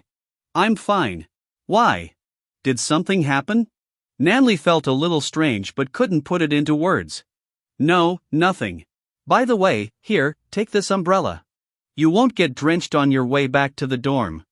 Just as Su Lingquan was about to take the umbrella, a familiar notification sounded in his mind. Ding! Host has triggered a love mission. Love mission, find a way to go to Nanli's house to take a shower. Mission reward, 5 luxury points. Su Lingquan reacted quickly. As he took the umbrella, he deliberately sneezed and rubbed his nose, pretending to look unwell. Nanli immediately grabbed her jacket and placed it over his shoulders. You're getting sick. You need to take a hot shower immediately. I'll drive you back to your dorm so you can warm up. After pretending to consider, Su Lingquan replied, if I go to the dorm now, the showers will definitely be packed with people. I don't think I'll get a chance to shower. How about this? Take me to the St. Laurent Villas. I recently bought a house there, and I'll shower there. Nanli froze. St. Laurent Villas? You bought a house there? Yeah, I just bought it yesterday. Why? Is there a problem? Su Lingquan asked, feigning ignorance. And no problem. It's just, such a coincidence. I live there too, so I guess we're heading in the same direction. You live there too? What a coincidence! Su Lingquan exclaimed in mock surprise. System, what a coincidence, indeed. Since we live in the same neighborhood, let me give you a ride home. Hop in. Nanli smiled faintly, opened the car door, and got into the driver's seat. Su Lingquan's lips curled into a subtle smile, his initial plan was falling into place. Thanks, then. After getting in the car, Su Lingquan noticed that Nanli was driving a Porsche Panamera, a car that costs around 2 million yuan. Wow, I didn't realize you were a little rich lady, Nanjia. Then he slapped his forehead, realizing how slow he was to figure it out. Of course, Nanli was wealthy, she lived in the St. Laurent Villas, where even the cheapest house cost at least 50 million yuan. Not to mention, as Sunku had mentioned before, the St. Laurent development was a project by Nanli's family. If I didn't have the system, I'd probably have to become a kept man to survive. A vivid mental image popped into Su Lingquan's head. He lay in Nanli's arms, pouting like a child. Rich lady, feed me. I'm hungry. The thought of that scene made Su Lingquan chuckle out loud. Nanli glanced at him curiously through the rearview mirror. What's wrong with this guy? Laughing all of a sudden. So weird. But then she remembered, didn't she often do the same thing? The St. Laurent Villas weren't far from Jiangcheng University. Even with the heavy rain, they arrived in about 15 minutes. When they reached the entrance of the villa complex, Nanli didn't drive straight in. Instead, she turned to ask, Su, which house number do you live in? Is it in the East District or the West District? I live in the West District, number 51. If it's out of your way, I can just get out and walk the rest of the way, it's not far. Nanli was slightly stunned. 51? You live in number 51? Su Linchuan feigned ignorance. Yeah, why? Is there a problem? That's such a coincidence. I live in number 52. What are the odds? Oh, so you're the owner of number 52. When I was buying, I heard these villas are set to appreciate in value in the next few years, so I wanted to buy several in a row. Unfortunately, the only ones left were 50, 51, 53, and 54. I missed out on number 52. It must have been because you snatched it up. Well, since it's on the way, let me drop you off at your door. Looks like we're neighbors now. By the way, do you live alone? You're a student living on campus, yet you've bought a house near school. Don't tell me, you have a girlfriend? Nany asked with a smile, but if you listen carefully, you'd hear a slight tremor in her voice. Inside, she felt a pang of fear about what Su Linchuan might say next. Nany, don't misunderstand. I'm only worried because I'm a responsible teacher who believes relationships might distract him from his studies. University studies are important too. That's the only reason. Narrator, so, Nany, if Su Linchuan were to date you, would you still object? Nany, huh? Who's talking? I can't hear you, la la la. After her question, Su Linchuan chuckled. Nanjia, you're joking, right? I've never even been in a relationship, let alone lived with someone. I bought the house purely for convenience and as an investment. Oh, is that so? Nany secretly rejoiced, breathing a sigh of relief. He's never dated before. Neither have I, hee hee. And do you plan to date in college? Nany continued to probe. Maybe. If I meet the right person, I wouldn't oppose it. College studies aren't as demanding as high school, after all. Su Linchuan replied earnestly. The moment the conversation turned to relationships, Nany couldn't stop herself from asking more. What kind of qualities do you look for in a girlfriend? Or what type of girl do you find appealing? Su Linchuan glanced at her, a playful smile tugging at his lips. What type of girl do I like? I guess someone who wears a white shirt, a skirt with black stockings, has beautiful peach blossom eyes, a high, elegant nose, a cherry red mouth. Oh, and she has a habit of buying strange little toys. The more Nany listened, the more off she felt. When Su Linchuan finished his last sentence, she slammed on the brakes. Her D-plus chest pressed against the seatbelt uncomfortably. I told you already, that thing wasn't mine. It was for a friend.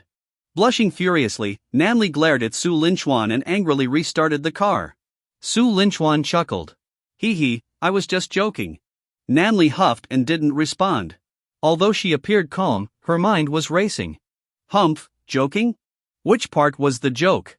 The earlier description clearly sounded like me. The last bit might also have been about me. But that was Ning Ning's fault. I forgot to deal with her yesterday. I'll make up for it today. When I get home, I'll roll a dice. If it's an odd number, then what Su Linchuan said wasn't a joke. If it's even, I'll roll again. Eventually, I'll get an odd number. Hee hee, I'm so smart. Before long, Nany's car arrived at the entrance of villa number 51. Thanks, Nanjia. I'll get going now. As Su Linchuan opened the car door, Nany felt a strange sense of reluctance. This is such a rare chance to spend time alone with him, and now it's ending so soon. Why did I drive so fast? What was the rush? Stupid me. Be careful getting out. Take a hot shower right away, and don't catch a cold. If anything happens, you can always come find me at number 52. Thanks, Nanjia.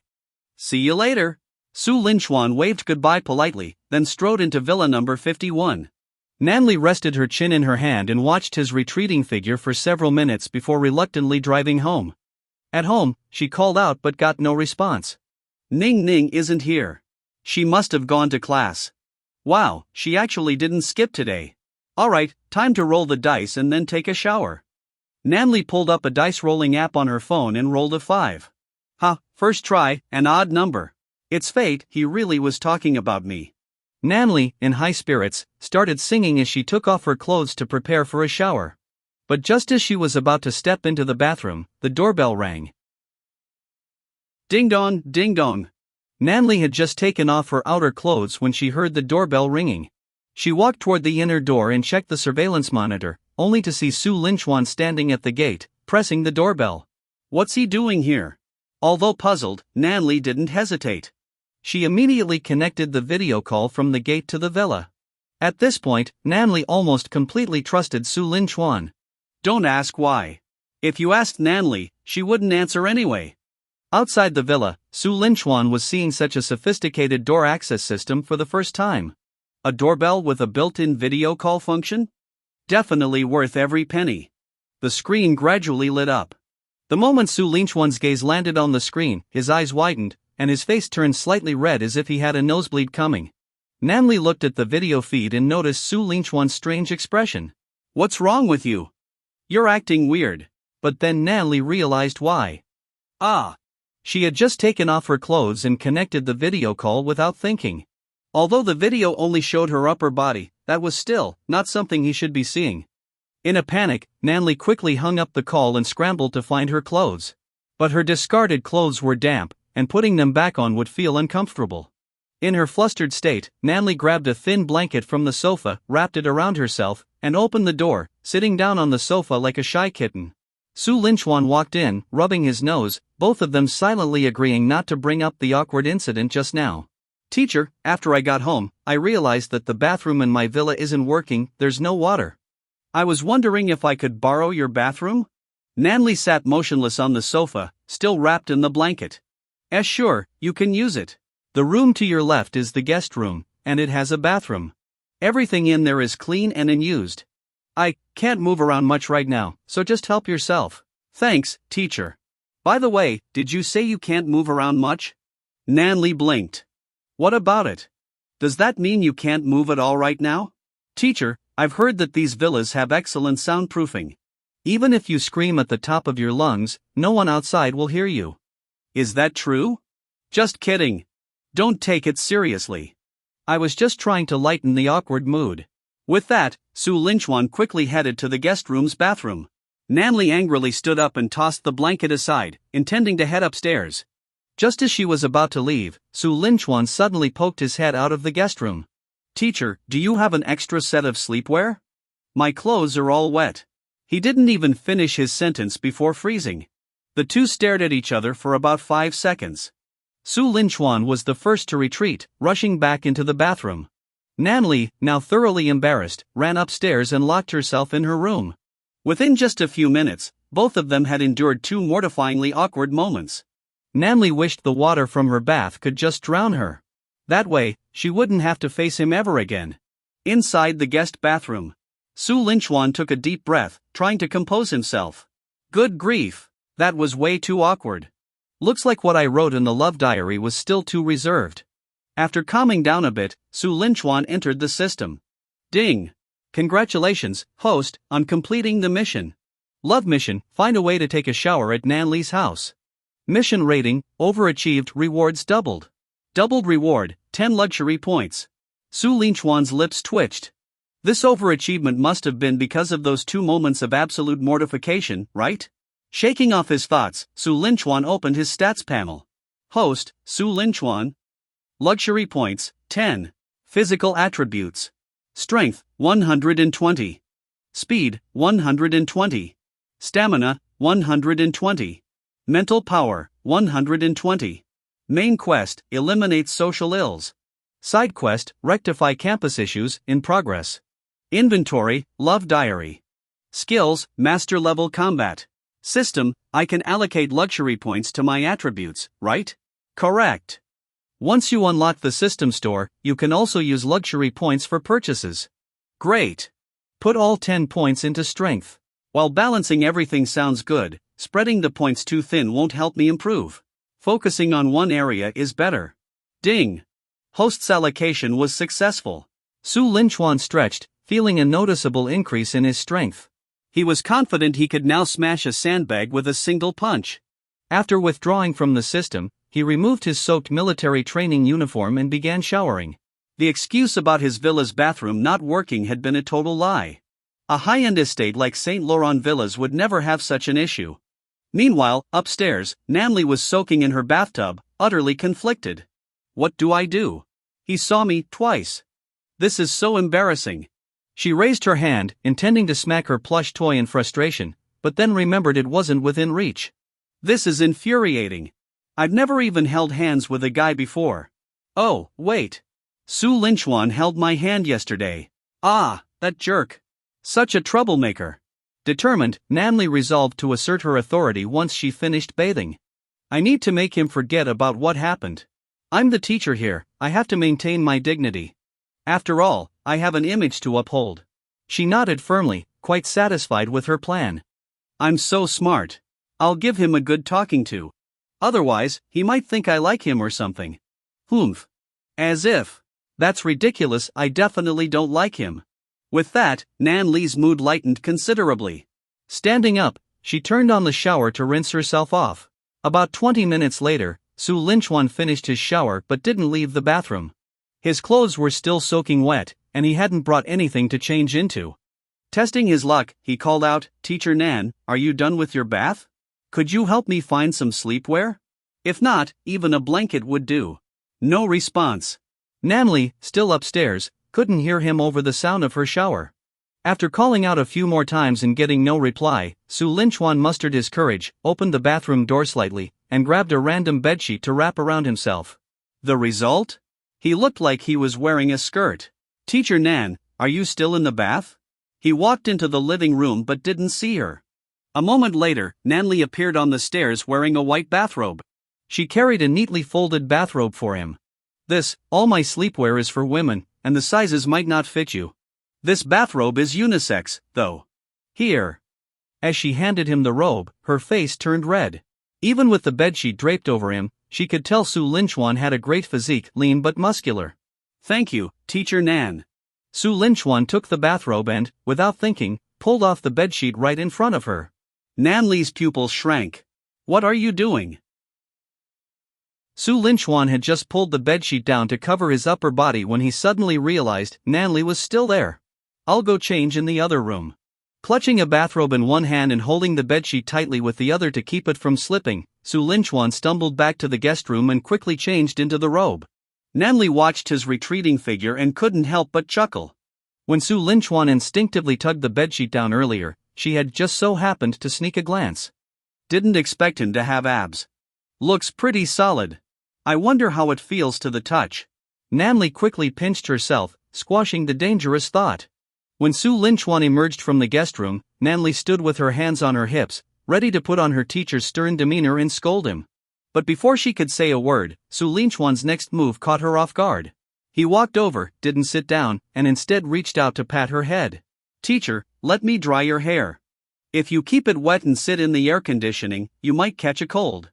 Under Su Linchuan's gentle touch, Nany became as docile as a kitten, her head obediently tilted forward.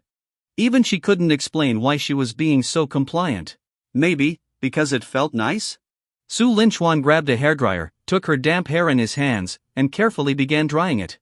Nany sat quietly on the sofa, and if one looked closely, they'd notice the corners of her mouth subtly lifting. She seemed to be enjoying herself immensely. When he finished drying her hair, a notification suddenly echoed in Su Linchuan's mind. Ding! Task complete. Romantic task, blow-dry Nany's hair after her bath. Reward, master-level culinary skills. Su Linchuan thought to himself, this system really knows me too well. When he had just stepped out of the room and noticed Nany's still damp hair, the system had issued the task. It was almost as if it read his mind. Blow-drying hair was the perfect thing for two people in the early stages of mutual attraction. It really helped deepen the connection. After Su Linchuan's gentle gesture, Nany's teacherly sternness completely vanished, leaving no trace. The two sat on the sofa, a moment of silence stretching between them for about half a minute. Nany broke the silence first. "That rainmaking thing you did during training today, how did you pull it off? If I told you it was just dumb luck, would you believe me? Not a chance. I saw it with my own eyes. The moment you yelled, 'Thunder Lord, help me!' the sky darkened, lightning struck, and thunder followed. No way that was just a coincidence." Nany clearly wasn't buying his explanation. Left with no choice, Su Linchuan fabricated a story. "Actually, when I was young, I met a wandering sage. He taught me some skills, including how to summon rain. But he warned me that such acts defy the natural order and must not be overused. Today was the first time I tried it, and I was shocked it worked so well." Nany's eyes widened, sparkling with curiosity. "Are you serious? Is there really such mystical stuff in the world? What else did he teach you?" Su Linchuan's eyes darted mischievously as he put two fingers together. I can also perform a freezing spell. If I tap you, you'll be frozen in place, unable to move until I release you. Nany's lips parted slightly as her neck instinctively shrank back. Really? That amazing? Su Linchuan couldn't hold it in anymore and burst out laughing. Teacher, you're a college-educated professional. And now a teacher yourself, how could you fall for something like a freezing spell? If I could actually do that, I'd have been captured for dissection and research long ago. Only then did Nany realize she'd been duped. Embarrassed and annoyed, she raised a small fist and lightly punched Su Linchuan. But her movement was a little forceful, and Su Linchuan thought he caught a fleeting glimpse of something white and soft. A passerby once more glimpses paradise. After the playful exchange, the two clearly grew closer. Their conversation flowed easily, filled with laughter and banter as they lounged on the sofa, completely engrossed in each other. Late afternoon, around 4 p.m. Su Linchuan and Nany were still chatting animatedly when... Ding! The sound of the fingerprint lock. Someone was back. Nan, are you home? Xiao Wanning's voice arrived before she did. Nany leapt up from the sofa, panicking. This was bad. If Xiao Wanning saw them both in bathrobes, who knew what kind of wild conclusions she'd jumped to? Frantically waving her hands at Su Linchuan, Nany hissed, "My friend's back. If she sees us like this, she'll definitely start gossiping. You have to hide, quick." There was no time to ask questions. Hearing Xiao Wanning already opening the door, Su Linchuan hastily ducked behind the sofa. Xiao Wanning entered and saw only Nany sitting on the sofa in her bathrobe. Nan, you're back? That rain was crazy heavy, it just stopped. You didn't get soaked, did you? Nany feigned calm. I did, that's why I came back to shower. Freshmen were lucky today. The rain cut their military training short barely an hour in, and boom, downpour. What luck! Xiao Wanning plopped down on the sofa. I kind of regret going to grad school. My advisor is so strict. He said if I skip any classes, he won't let me graduate. It's so annoying. Yeah, totally. Today was exhausting. Aren't you tired too, Nany? Yep. I heard a freshman summoned the rain today. Pretty crazy. Totally. Something was off. Nany was barely responding and seemed distracted. Nan, what's wrong with you? You're acting spaced out. Don't tell me you had that nightmare again while showering? Xiao Wanning tilted her head suspiciously, noticing Nany's odd behavior. Nany flushed red, suddenly recalling the video Xiao Wanning had recorded that day. And no. Stop imagining things, Ning. Didn't you say you were tired? Go shower already. Afterward, we'll go out for a nice meal together. Xiao Wanning squinted at her. You're definitely hiding something. No, I'm not. Ning, stop overthinking. Just go shower. Under Nany's persistent urging, Xiao Wanning, though suspicious, finally relented. Fine. I'll shower now. Hurry up. I'll treat you to something good afterward. As Xiao Wanning left for the bathroom, Nany let out a sigh of relief, a smile returning to her face. Su Linchuan crouched behind the sofa, barely daring to breathe. How did things escalate like this? He was just here to take a shower, and now it felt like he was sneaking around in some scandalous affair. Once Xiao Wanning went upstairs, softly let out a long sigh of relief. She quickly turned to Su Linchuan and whispered, "You should head back now. Thank goodness Ning didn't see you." Su Linchuan hurriedly grabbed his clothes from the bathroom, still dressed in the bathrobe, and slipped out of the house, rushing back to his own. Watching him leave the villa, Softly finally felt her nerves relax. For the first time ever, a guy other than my dad helped blow dry my hair, she muttered to herself, a giggle escaping her lips. I guess I'll give the plushie a break tonight. After returning home, Su Linchuan didn't linger. He hailed a taxi and headed straight back to campus.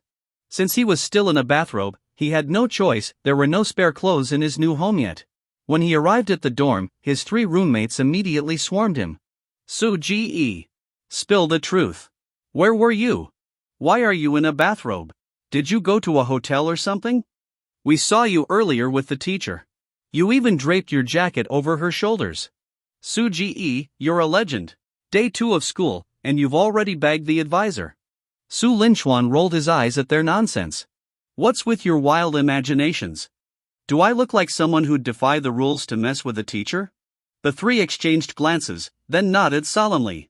Suji, not only are you that kind of person, we all are. Alright, enough. Stop with your nonsense. I just got caught in the rain and needed a shower. Oh, we know you showered. What we're dying to know is, who did you shower with? Lin Zhao's mischievous grin suggested he wouldn't let the matter drop. Can you stop with the gossip? I showered alone, of course. Seeing that the three didn't quite believe him, Su Linchuan decided to shift the topic. Forget about my shower for a second. I've got a big plan. Are you guys in? The mention of a big plan immediately piqued their interest. What's the plan? Winning over South Lee, the advisor? You've already won her over. You must be talking about reserving the campus cafeteria to host your wedding banquet. Su Linchuan's expression darkened. He really wanted to smack them. Where did they get these ridiculous ideas? Enough. I'm serious. This has nothing to do with South Lee. It's about the school cafeteria and all the other shady businesses on campus. The room quieted as the others caught on to his tone. You've all noticed, right? The cafeteria is overpriced and serves terrible food. The campus store, the printing shop, the laundromat, everything's a ripoff. Absolutely. Lin Xiao slammed the table. Earlier, I went to the campus store to buy something for 41.5 yuan. They rounded it up to 42 and told me it was for convenience. What a joke! Su Mo and Zhou Yuan nodded in agreement. Even as new students, they'd already experienced the exploitation firsthand. So here's my plan. I'm going to fix this mess and clean up all the shady businesses ruining this school. These greedy merchants need to be kicked out, and we'll rebuild the campus environment properly. Lin Xiao immediately agreed. I'm in, Suji. The cafeteria's food is so bad I can't take it anymore. Just tell me what to do. Zhou Yuan, more cautious, asked, what's your approach? Are you planning to report them? Su Linchuan shook his head. Filing complaints takes too long and won't change anything. Instead, I'll replace them. The best way to eliminate bad practices is for good businesses to drive out the bad ones. We'll take over and provide high-quality services that'll make them irrelevant. He paused, looking at each of them in turn. So, are you with me? I'm setting up a new company and need help. If you're interested, you can join me, we'll clean up this campus together. Lin Xiao responded instantly. Count me in. Su Mo and Zhou Yuan exchanged glances, then nodded. We're in, too. As long as it's not illegal, we'll back you up. Just tell us what to do. Su Linchuan grinned. Good. You three will be the first employees of my company. Together, we'll build something big. Yeah. Let's make it huge. Later that day, Su Linchuan registered a new company, Linchuan Enterprises, and spent the evening meeting with the university's logistics department head. The man, a middle-aged figure with gold-rimmed glasses, looked up from his desk. What can I do for you? Su Linchuan got straight to the point. I'm here to raise concerns. There are too many shady businesses on campus, and students are suffering because of them. The cafeteria alone is a disaster. The man frowned slightly but kept his tone neutral. Do you have any evidence to back up these claims? Without proof, accusations like this are just baseless slander. For your information, our campus services maintain a 95% satisfaction rating every year. Su Linchuan smirked. Let's talk about the cafeteria. Take their so-called braised pork dish, for example. It comes with just 2 tiny pieces of meat. How much do you think that should cost? I'm not involved in pricing decisions, the man retorted. But do you expect the cafeteria to charge based on the cost of raw ingredients? There are labor, utilities, and rent to consider. You'll understand when you're older, it's easy to complain as a student when you don't know the real costs. The patronizing tone made Su Linchuan's temper flare. Who didn't understand the value of money? He'd grown up in an orphanage and had been living independently since he was 16. Tell me, Su Linchuan said coldly, are you benefiting from these businesses? Because it sounds like someone's backing them up. The man slammed the table. Watch your mouth. I run an honest operation. Get out before I have you disciplined for causing trouble. Su Linchuan's gaze sharpened. Are you threatening me? Threatening you? Yes. If you're a student here, follow the rules. Don't like the food? Don't eat it. But stop causing a scene. Su Linchuan's eyes narrowed. Fine. If that's the school's stance, I understand. Just don't regret those words. With that, he turned and left. The moment he stepped out of the office, the system chimed in his mind. Ding! New task unlocked. Ding. Task assistants detected host experiencing difficulties with a side quest. Assistance granted. Ding. Congratulations, host. You've acquired the great law firm. Ding. Congratulations, host. You've gained limited 3-day access to the pain diary. Su Linchuan squinted slightly. This system really knew how to deliver timely help. Just after facing humiliation from the school leadership, task assistants had arrived. Su Linchuan examined the 2 new tools provided by the system. Great law firm, the #1 law firm in Jiang City, boasting a success rate of over 90% in lawsuits. Pain diary, the host can use this diary to mark the people they wish to deal with. Write down the illness you want them to suffer from, and it will come true within 30 minutes of writing it. Note, the pain diary is available for 3 days only. I think I get what the system wants me to do. Just wait, you greedy exploiters will beg me to send you in. The next day. Because of his antics with rain requests the day before, Su Linchuan was granted special privileges by the school, excusing him from military training. It wasn't just him, his dorm mates Lin Xiao, Su Mo, and Zhou Yuan also received the same privileges. Their task?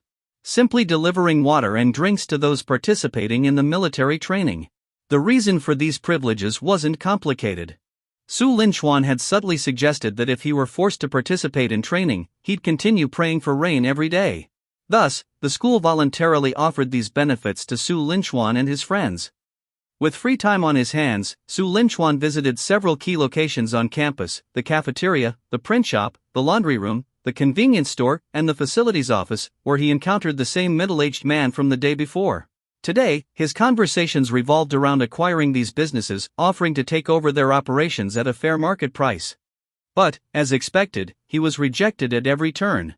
Given the lack of competition within the school, these operations were immensely lucrative. Only a fool would sell them at a standard price. Unfazed, Su Linchuan had anticipated this outcome even before he started. His true goal wasn't immediate acquisition but rather marking 5 individuals in the pain diary. Lu Chang, head of the facilities office. Lu Yoji, owner of the campus convenience store. Fan Jianxiang, cafeteria contractor. Zheng Tian, owner of the laundry room. Gao Yi, owner of the print shop. Opening the pain diary, Su Linchuan wrote. 1 hour of toothache. 2 hours of diarrhea. Hallucinations of ghosts when eyes are closed, irresistible drowsiness when awake. Corns on the soles when standing, hemorrhoids when sitting. Su Linchuan chuckled. Just writing it down was entertaining enough. Those 5 were in for a treat. Closing the pain diary, a mysterious light split into 5 beams, each descending upon the respective individuals. The show was about to begin. About 20 minutes later, Su Linchuan sent a text to each of the 5. Enjoy this gift from me. No need to thank me. After completing this, Su Linchuan set his phone down, waiting for them to come begging. Suddenly, a notification rang in Su Linchuan's mind. Ding! Detected that Nany is in danger. Relationship task triggered. Host, please proceed to Xingji building immediately. Mission reward, 10 luxury points. Su Linchuan frowned. Nany is in danger? Without hesitation, he sprinted toward Xingji building. This building was the teacher's office area, primarily occupied by staff. Upon arriving, Su Linchuan saw a crowd gathered. He pushed through and made his way to the front. A child around 5 or 6 years old was clinging to the security bars between the 3rd and 4th floors, his grip weakening. Nany stood below, frantically calling to the child, urging him to hold on and not let go. In her panic, Nany stretched out her arms, preparing to catch the child. But from such a height, the force of impact would undoubtedly cause her injuries if she attempted to break the fall. Teacher, what happened? How did that child get out of the window? Su Linchuan tapped Nany's shoulder, asking urgently. You? What are you doing here? I don't know. I came out of the office and saw him there. He's the son of teacher Wang, who shares an office with me. Maybe no one was watching him, and he climbed out the window. We've already called the police, but it'll take time for them to arrive. Rescuing him from above is almost impossible right now, so I'm preparing to catch him, Nany explained quickly. At that moment, the child burst into tears, his grip failing entirely. He fell from the high ledge. Seeing that he was heading straight for Nany, Su Linchuan acted swiftly, pushing her out of the way. Watch out! He extended his arms, using some force distribution techniques, and caught the child securely. The powerful impact left his arms temporarily numb, and after setting the child down, he collapsed to the ground in pain. Nany hurriedly knelt beside him, holding him tightly. Su Linchuan. Are you okay? Don't scare me. Her voice trembled. If not for his quick thinking, the child's fall might have seriously injured or even killed her. I'm fine, just a bit of arm pain. As long as the kid's okay. Su Linchuan leaned into Nany's embrace, a strangely comforting sensation pressing against his back. Given how nice it felt, he decided not to mention the collision that had just occurred. This was the first time Su Linchuan had been so close to Nany. Her delicate fragrance wafted into his nose. Su Linchuan thought, not my fault. Who could resist this? Fortunately, Nany was facing away from him. If their positions had been reversed, she'd likely have hit him. We should call 120 immediately. From this height, you could have dislocated something. Nany's heart ached as she dialed the emergency number, her voice filled with worry. Soon, medical staff arrived and transported Su Linchuan to the campus infirmary. Nany accompanied him, staying by his side in the ambulance. Inside the vehicle were Su Linchuan, Nany, a nurse, and a doctor. Nany sat beside him, wearing a loose white t-shirt. Because of its loose fit, combined with her constant leaning forward to wipe his sweat, Su Linchuan had no choice but to watch a ballgame. Su Linchuan was internally conflicted. On the one hand, watching would feel a bit immoral. But on the other hand, not watching would feel like a missed opportunity. Thus, the ever-righteous Su Linchuan came up with a solution that balanced both options. He would watch for a bit and then close his eyes. What a brilliant idea! I'm truly a genius. While Su Linchuan was enjoying the game, the system's voice suddenly rang out. Ding! Congratulations, host. Mission completed. Mission reward, 10 luxury points. Since the host was injured during the mission, an additional healing session has been granted. Note, healing will occur gradually and imperceptibly. At the latest, the host will be fully recovered by tomorrow morning. At the school infirmary. Dr. Zhou, is Su Linchuan okay? Did his arms dislocate? As soon as they arrived at the infirmary, Nany anxiously questioned the doctor. The doctor gave Su Linchuan a quick examination and replied, "Don't worry, there's no dislocation, just a slight sprain. Apply ice for now, followed by heat. Judging by the condition, he should be able to move normally in a few days." Thank you, doctor. Nany felt a wave of relief upon hearing there was no serious injury. Thank you for earlier. If not for you, I'd probably be the one lying here now. Nany gently held an ice pack against Su Linchuan's arm as she spoke softly. It's nothing. I was just better suited for catching the child because I'm stronger, Su Linchuan replied casually. Well, this makes the second time you've saved me. I really ought to treat you to a meal. Once you've recovered, how about I take you out to eat? Lowering her head, Nany fiddled with the hem of her shirt, her cheeks faintly red. Raising an eyebrow, Su Linchuan grinned. How could I turn down an invitation from my teacher? In return, how about this, I let you treat me once, and then I'll cook a meal for you myself. He recalled the master-level culinary skill he had received as a reward the day before. You can cook? Nany asked, pleasantly surprised. Nowadays, it was rare for young people to know how to cook, especially someone like Su Linchuan, who had just started college. I grew up in an orphanage. After moving out, I had to fend for myself, so cooking was a necessity. I am sorry. I didn't know. Nany looked like a child who had just been scolded, her expression filled with guilt. Su Linchuan smiled gently. It's okay. I'm used to living without a family. Well, if you'd like, you can think of me as your sister. We could be like family. Her voice grew quieter as she spoke, and by the time she said family, it was almost inaudible, like the buzzing of a mosquito. Fortunately, thanks to his enhanced hearing, Su Linchuan still caught the faint family. He pretended not to hear, deliberately asking, "What did you say, teacher?" I couldn't quite catch that. Nany clenched her fists. If not for his injury, she might have hit him on the chest out of frustration. I said, you can think of me as your sister. Treat me as your family. Still couldn't hear you, Su Linchuan teased with a mischievous grin. Realizing he was deliberately messing with her, Nany pouted and hit the edge of the bed angrily. You're such a jerk. I'm not talking to you anymore. Su Linchuan weakly raised his right hand and patted her head. I was just joking, teacher. Don't be mad. From now on, you're my family. I'll call you Sister Nan, okay?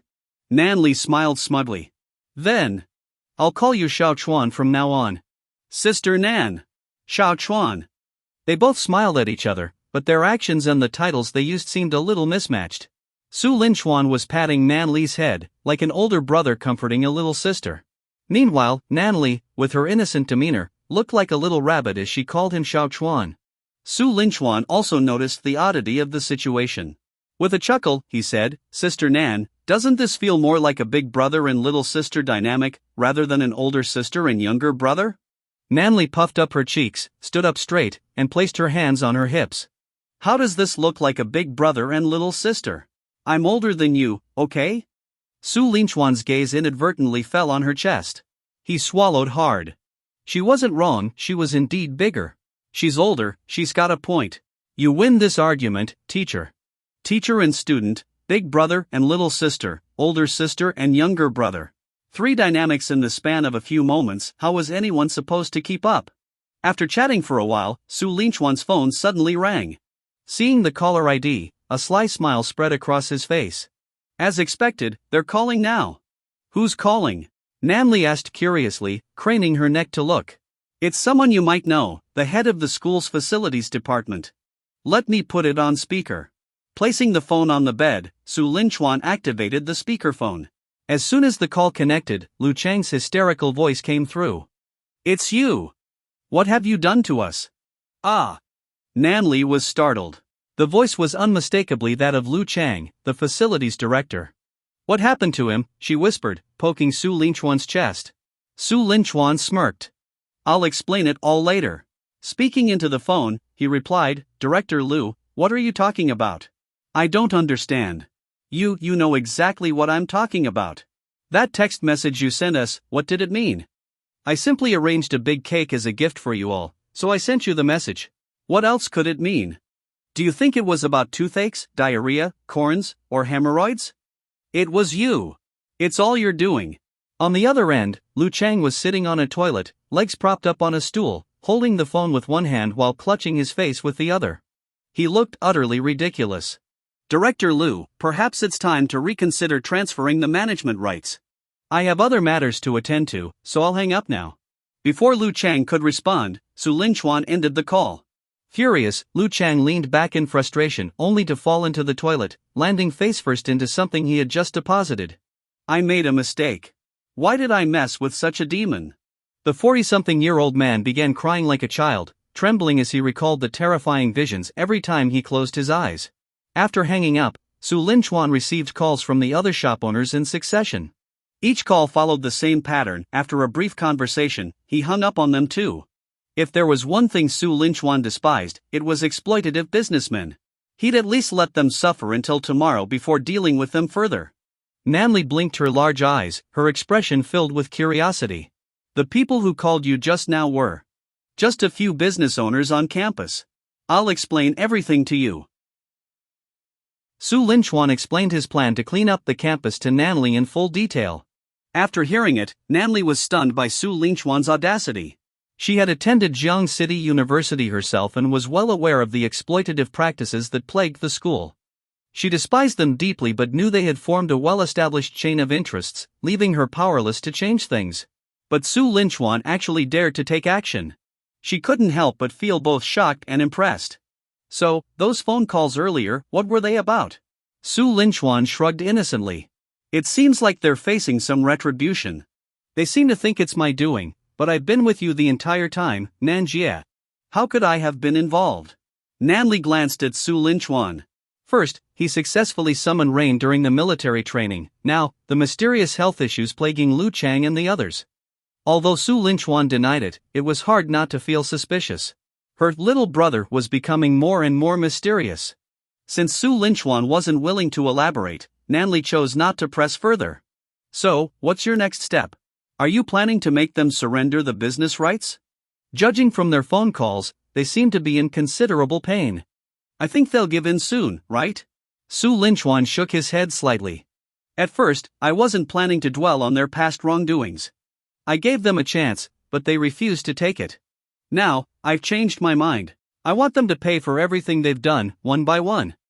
Bribery, accepting kickbacks, manipulating prices beyond market norms, adding it all together, it'll be enough to ruin them. Nany considered this carefully, her expression showing some concern. Gathering evidence for those things will be difficult. If they deny everything, even involving the police won't help much. Su Linchuan chuckled. Nanjia, have you forgotten their current state? There's no need to gather evidence. By tomorrow at the latest, they'll be begging me to send them in. Nany suddenly understood. The initiative now lay entirely in Su Linchuan's hands. All he had to do was wait for them to come to him. But she had another concern. Xiaochuan, have you discussed this with the school administration? Taking down so many people at once isn't a small matter. Su Linchuan rubbed his chin thoughtfully. You're right, that's something to consider. But I already have a preliminary plan. Just wait for my good news, Nanjie. Nany nodded, reaching out to tidy Su Linchuan's hair. Alright, I trust you. As they were talking, a woman in her early 30s rushed into the campus hospital, carrying a child. Xin Jia? Is the child alright? Nany stood up and introduced the woman to Su Linchuan. This is teacher Wang Qin from my office. She's also the mother of the child from earlier today. She then introduced Su Linchuan to Wang Qin. This is Su Linchuan, my student. It's thanks to him that Xiaohai is safe. Otherwise. Wang Qin wiped away her tears, placed the child down, and suddenly knelt before Su Linchuan. Thank you. If it weren't for you, I wouldn't have been able to go on living if something had happened to Xiaohai. Although his arms had mostly recovered, Su Linchuan pretended to still be in pain in front of Nany, so he stayed still and urged Nany to help Wang Qin up. Teacher Wang, please get up. In emergencies like this, I think many people would step up. Besides, I wasn't seriously injured. Please, get up. After being helped up, Wang Qin held Xiaohai tightly, tears still streaming down her face.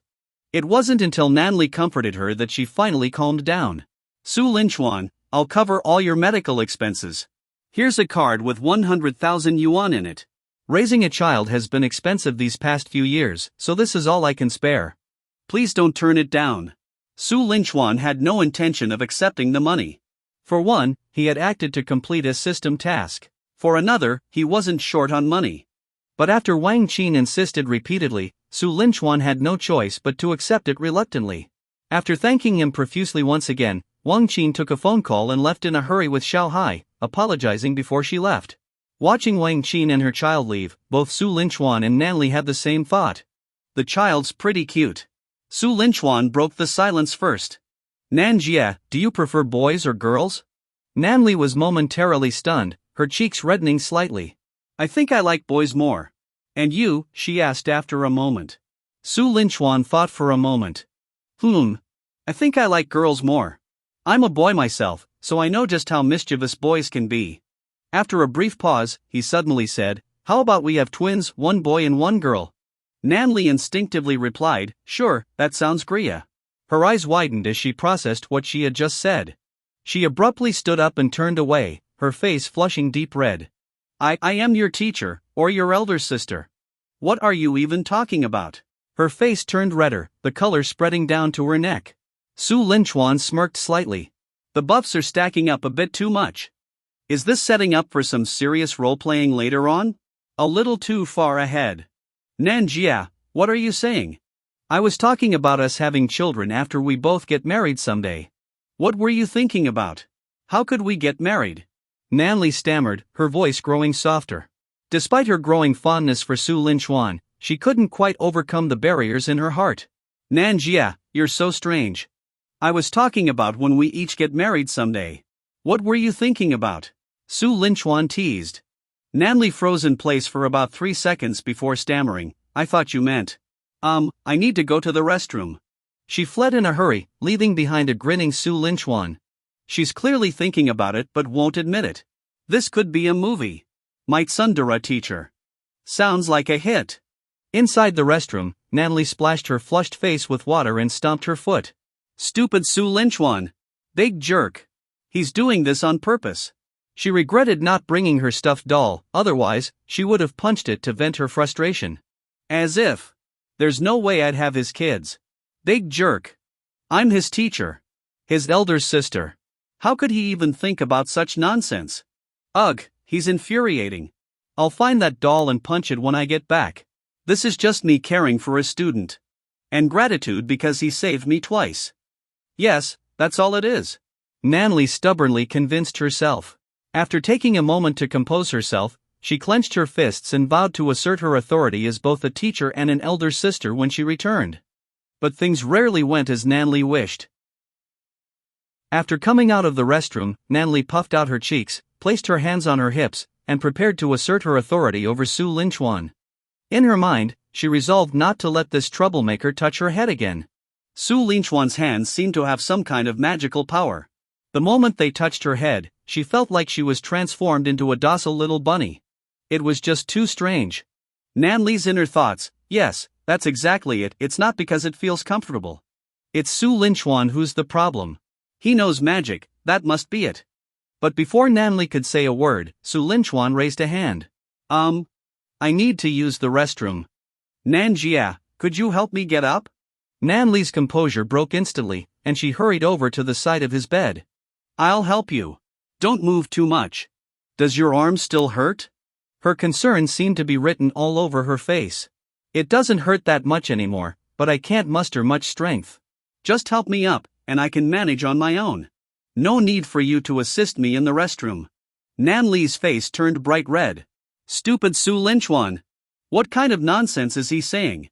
She mentally added another note to her list of grievances, vowing to punish the stuffed doll even harder when she got back. If Su Linchuan knew what Nany was thinking, he would have shouted his innocence on the spot. His comment about assisting him in the restroom wasn't as complicated as Nany imagined. The misunderstanding was entirely on her. With Nany's help, Su Linchuan got out of bed and made his way toward the restroom. His arms hung naturally by his sides, and his walking pace was noticeably slower. As he approached the restroom, his foot suddenly slipped on a puddle of water. He didn't dare reveal that his arms had already healed, so he leaned forward as if he were about to fall. In that critical moment, Nany rushed forward, wrapping her arms around him to prevent him from falling. She caught him, and he fell into her embrace. A delicate fragrance wafted from Nany, filling Su Linchuan's nose. At that moment, he suddenly remembered what he'd written in the love diary yesterday. Now, it had come true. The two of them were hugging. For a good 10 seconds, neither of them spoke. They simply held on to each other, as if savoring the tranquility of the moment. This beautiful scene was abruptly interrupted by a loud exclamation. Wow, Nan. Gotcha. So, this is you finally caught in the act of dating? Ha ha ha. The voice of Xiaowan Ning rang out. Nany jumped in shock and quickly let go of Su Linchuan. But as soon as she released him, Su Linchuan's body tilted backward. Panicked, Nany instinctively grabbed him again, this time wrapping her arms around him from the front. Well, that's one way to make it complete. Ning, let me explain. It's not what you think. Nany stammered as her face turned redder. Xiaowan Ning covered her ears, pulled out her phone, and snapped a photo. Not listening, la la la. I only believe what I see. And I see you two hugging, what's there to explain? Su Linchuan cleared his throat and tried to clarify, actually, there's really nothing between Nanjia and me. My arm is injured, and I almost fell. Nanjia was just helping me. Xiaowan Ning, ever the sharp one, immediately caught onto the key detail. You call her Nanjia? Oh, so it's a sibling romance, huh? Nany knew this was going downhill fast and hurriedly covered Su Linchuan's mouth. Aren't you going to the restroom? Go ahead. I'll explain things here. Su Linchuan looked at Nany's soft hand covering his mouth. Her delicate fingers were fair as fresh snow, soft as if water might drip from them.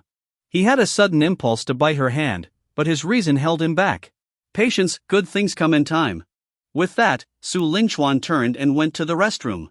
Nany quickly dragged Xiaowan Ning to the corner of the room. I can explain. Xiaochuan and I are really not what you think we are. Nany said this with a completely straight face. Xiaowan Ning tilted her head, smirking. Not what I think you are? Then why are you blushing? You two were hugging, how am I supposed to believe you? Nany turned away and touched her warm cheeks, stammering as she explained, I am blushing because, it's hot. That's it, it's too warm in here. Makes sense, right? Xiaowan Ning turned to look at the air conditioner, set to 23 degrees Celsius, and raised an eyebrow. I'm actually feeling a bit cold. Funny how you're the one who's hot. Well, let's say you've explained the blushing. What about the hug? Care to explain that one? Xiao Ning crossed her arms over her chest and looked at Nany, smiling slyly. By the way, this arm-crossing pose came much more naturally to Xiao Ning than it ever could for Nany. Some differences between people really are significant. Xiao Ning, say one more thing about me, and I'll call the cops. Facing Xiao Ning's questioning, Nany glanced at the floor and muttered, Xiao Chuan already explained it. He was falling, so I helped him. You're the one misunderstanding things. Xiao Ning tilted her chin. Is that so? But when you're helping someone who's falling, wouldn't you usually hold them up? Instead, you pressed yourself against his chest. Care to explain that? That's impossible. Ning, you must have seen it wrong. Do you have any proof? Nany absolutely refused to believe she had done that. Xiao Ning pulled out her phone and displayed the photo she had taken earlier. Here. See for yourself. In the picture, Nany had both arms wrapped around Su Linchuan, her head resting on his chest, with an unmistakable smile on her face. No matter how you looked at it, they seemed like a couple in love. So, what do you have to say now? Xiao Ning delivered her finishing blow. After a long pause, Nany finally blurted out, It's photoshopped. This is definitely you, Ning, secretly learning Photoshop just so you could frame me. I'm so clever, I figured it out right away. Xiao Ning wasn't buying Nany's excuses. Nan, you're going to have to explain yourself today. Otherwise, I'll tell your dad. Didn't you tell him you wouldn't date anyone before you turned 25 to get out of those blind dates he arranged? Don't. Please don't tell him. Nany quickly stopped Xiao Ning. Then at least be honest with me, okay? I promise I won't tell anyone. Don't you trust my integrity? Xiao Ning thumped her chest, or, more precisely, the area where her chest was, with conviction. Nany rolled her eyes dramatically. Yeah, right. If you could keep a secret, pigs could fly. Everyone knows you're the gossip queen. Huh? Who told you that? How can you just throw labels like that around? Nany rolled her eyes again. You have the nerve to ask? You were the one who told me. When people first gave you that nickname, you came running to share it with me yourself. Xiao Ning blushed and let out an awkward laugh. Oh, I forgot about that. Anyway, don't change the subject. What's going on between you and that handsome guy? Spill it.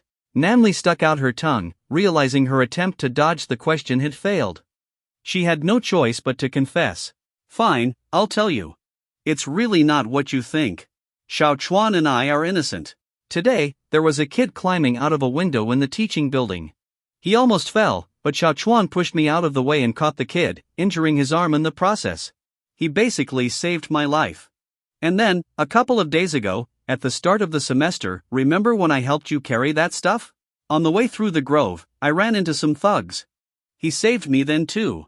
So, he's saved me twice now. Isn't it reasonable for me to take care of him? As for that hug earlier, it really happened just like I said. I was worried he'd fall, so I caught him. Xiao Ning studied Nany's sincere expression. Based on her understanding of Nany, she was telling the truth. Nan, let me ask you again, is he your student? Nany's gaze shifted. Didn't I already explain everything just now? Why ask that again? Xiao Ning nodded knowingly. Not answering is the clearest answer. Got it. So, he is your student. I see, Nan, you've learned how to be the older woman in a relationship. Nonsense. Xiao Chuan and I are innocent. Completely, totally innocent. I only see him as a younger brother. Our relationship is as pure as it gets. Nany retorted angrily. Sure. You're impossible, Ning. I really see him as my little brother, with maybe a little gratitude mixed in. Sure. Nany, where's my gun? After an exhausting effort, Nany finally managed to chase the nosy Xiao Ning away. Once Xiao Ning left, Su Linchuan emerged from the restroom. He lay back on the bed to rest, chatting with Nany as they passed the time. By noon, Nany glanced at the clock and spoke gently. You must be hungry. I'll go get us something to eat. What do you feel like having? Whatever you're having is fine, Nanjia. Just grab anything. Nany nodded, tucking him in before leaving. Make sure to keep the blanket on. The AC is set a little low, don't catch a cold. I'll be back soon. Su Linchuan nodded obediently. Got it. Seeing his well-behaved demeanor, Nany couldn't help but smile. Only after leaving the campus hospital did she finally let out a chuckle. Hee hee, this is finally starting to feel like the older sister-younger brother dynamic I was hoping for. Hee hee. Once Nany left, Su Linchuan pulled out his phone to pass the time. But when he opened it, he was greeted by over 100 missed calls and a flood of text messages. There was no need to guess, they were obviously from Lu Chang and the others. With a sigh, Su Linchuan turned off his phone entirely, deciding to spare himself the headache. He had already made up his mind to let them endure the pain for at least a day. Any negotiations with them would have to wait until the evening at the earliest.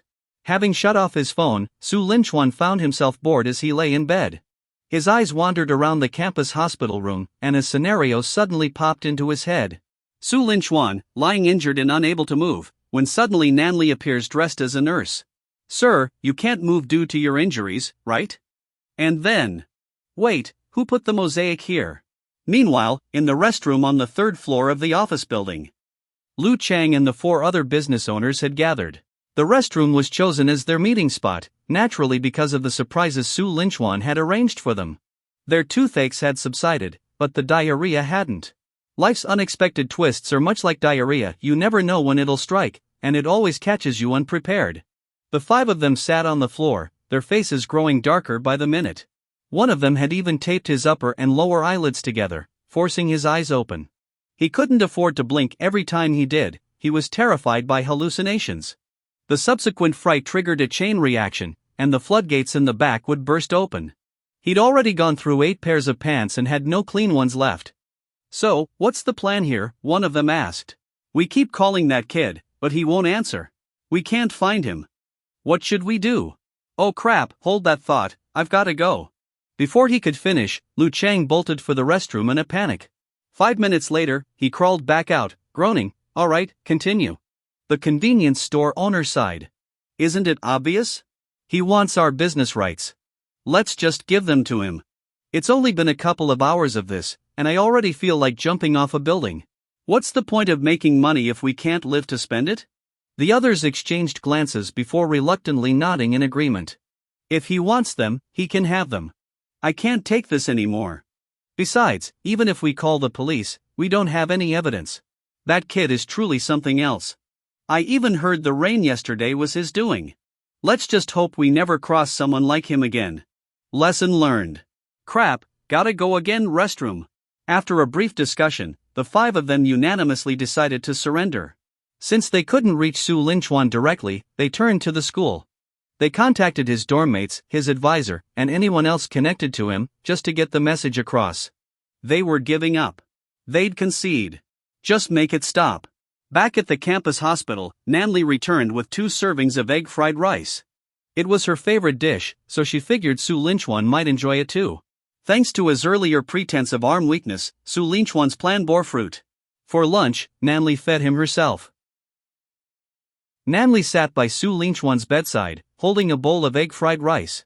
She scooped up a spoonful, blew on it to cool it down, and then brought it to Su Linchuan's lips. For the first time, Su Linchuan experienced the luxury of being fed without lifting a finger. He couldn't help but hope that in the future, Nany might automate this process further, perhaps even while playing unicorn simulations. Cough cough, maybe that thought was a bit too far. Does it taste good?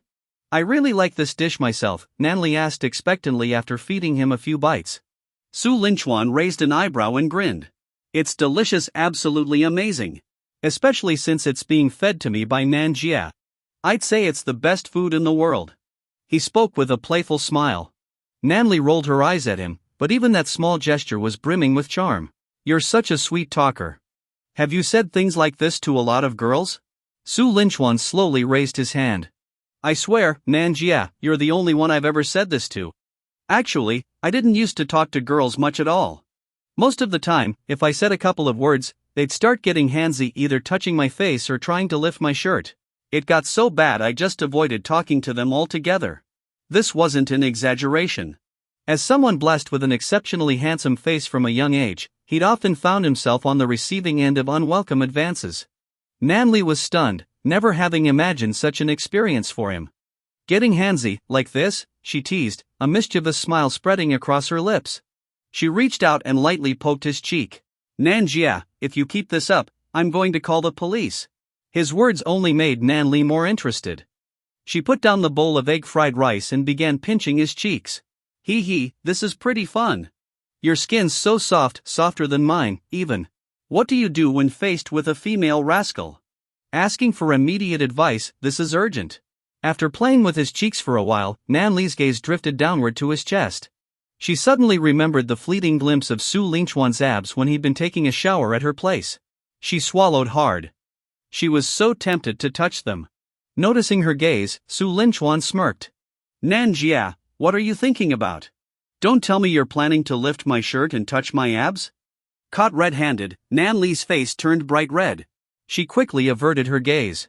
What nonsense are you talking about? Why would I do something like that? Don't make me out to be so indecent. Just eat your food. She huffed and picked up the bowl of egg fried rice again, trying to shut him up with another spoonful. Ridiculous. So perceptive. But way off the mark, I wasn't planning to touch him at all. Absolutely not. Her frustration made her huff after every spoonful she fed him, punctuating each bite with a soft. Su Lingquan pouted. If you want to touch them, just touch them. I find it annoying when others do it, but you're Nany. Just go ahead, I'll cooperate. After feeding him about half the bowl, Nany's phone rang. She glanced at the screen and saw it was the vice principal calling. Balancing the phone with one hand, she answered it on speaker mode and placed it on the bed. She then continued feeding Su Lingquan. Hello, Ms. Nan. Do you have a moment? I'd like to ask you something. A middle-aged man's voice came from the other end. He sounded polite and about 50 years old. Vice Principal Wang, what can I help you with? Is there a student in your department named Su Lingquan? Nany froze mid-motion, locking eyes with Su Lingquan. She hesitated briefly before replying, yes, there is a student by that name. Can you get in touch with him? The school needs to discuss something with him regarding the business rights for the cafeteria, convenience store, and other facilities on campus. Nany put down the bowl of rice and gestured toward the phone, silently asking Su Lingquan how he wanted to handle this. After a moment's thought, Su Lingquan spoke up. Vice Principal Wang, this is Su Lingquan speaking. There was an audible pause on the other end. You're here? I came to discuss some matters with Ms. Nan. Looks like your call came at the right time. Then you must have overheard what I said earlier. Lu Chang and the others want to have a proper discussion with you. They've agreed to hand over all the business rights to you. Su Lingquan let out a cold laugh. Now they want to give in? Too late. Vice Principal Wang, please pass along a message for me. I gave them a chance, and they didn't take it. Now, it's too late. If they want the pain to stop, they need to write down every shady and illegal thing they've done over the years and turn themselves in to the police. There was silence on the other end of the line. After about 30 seconds, the vice principal finally responded.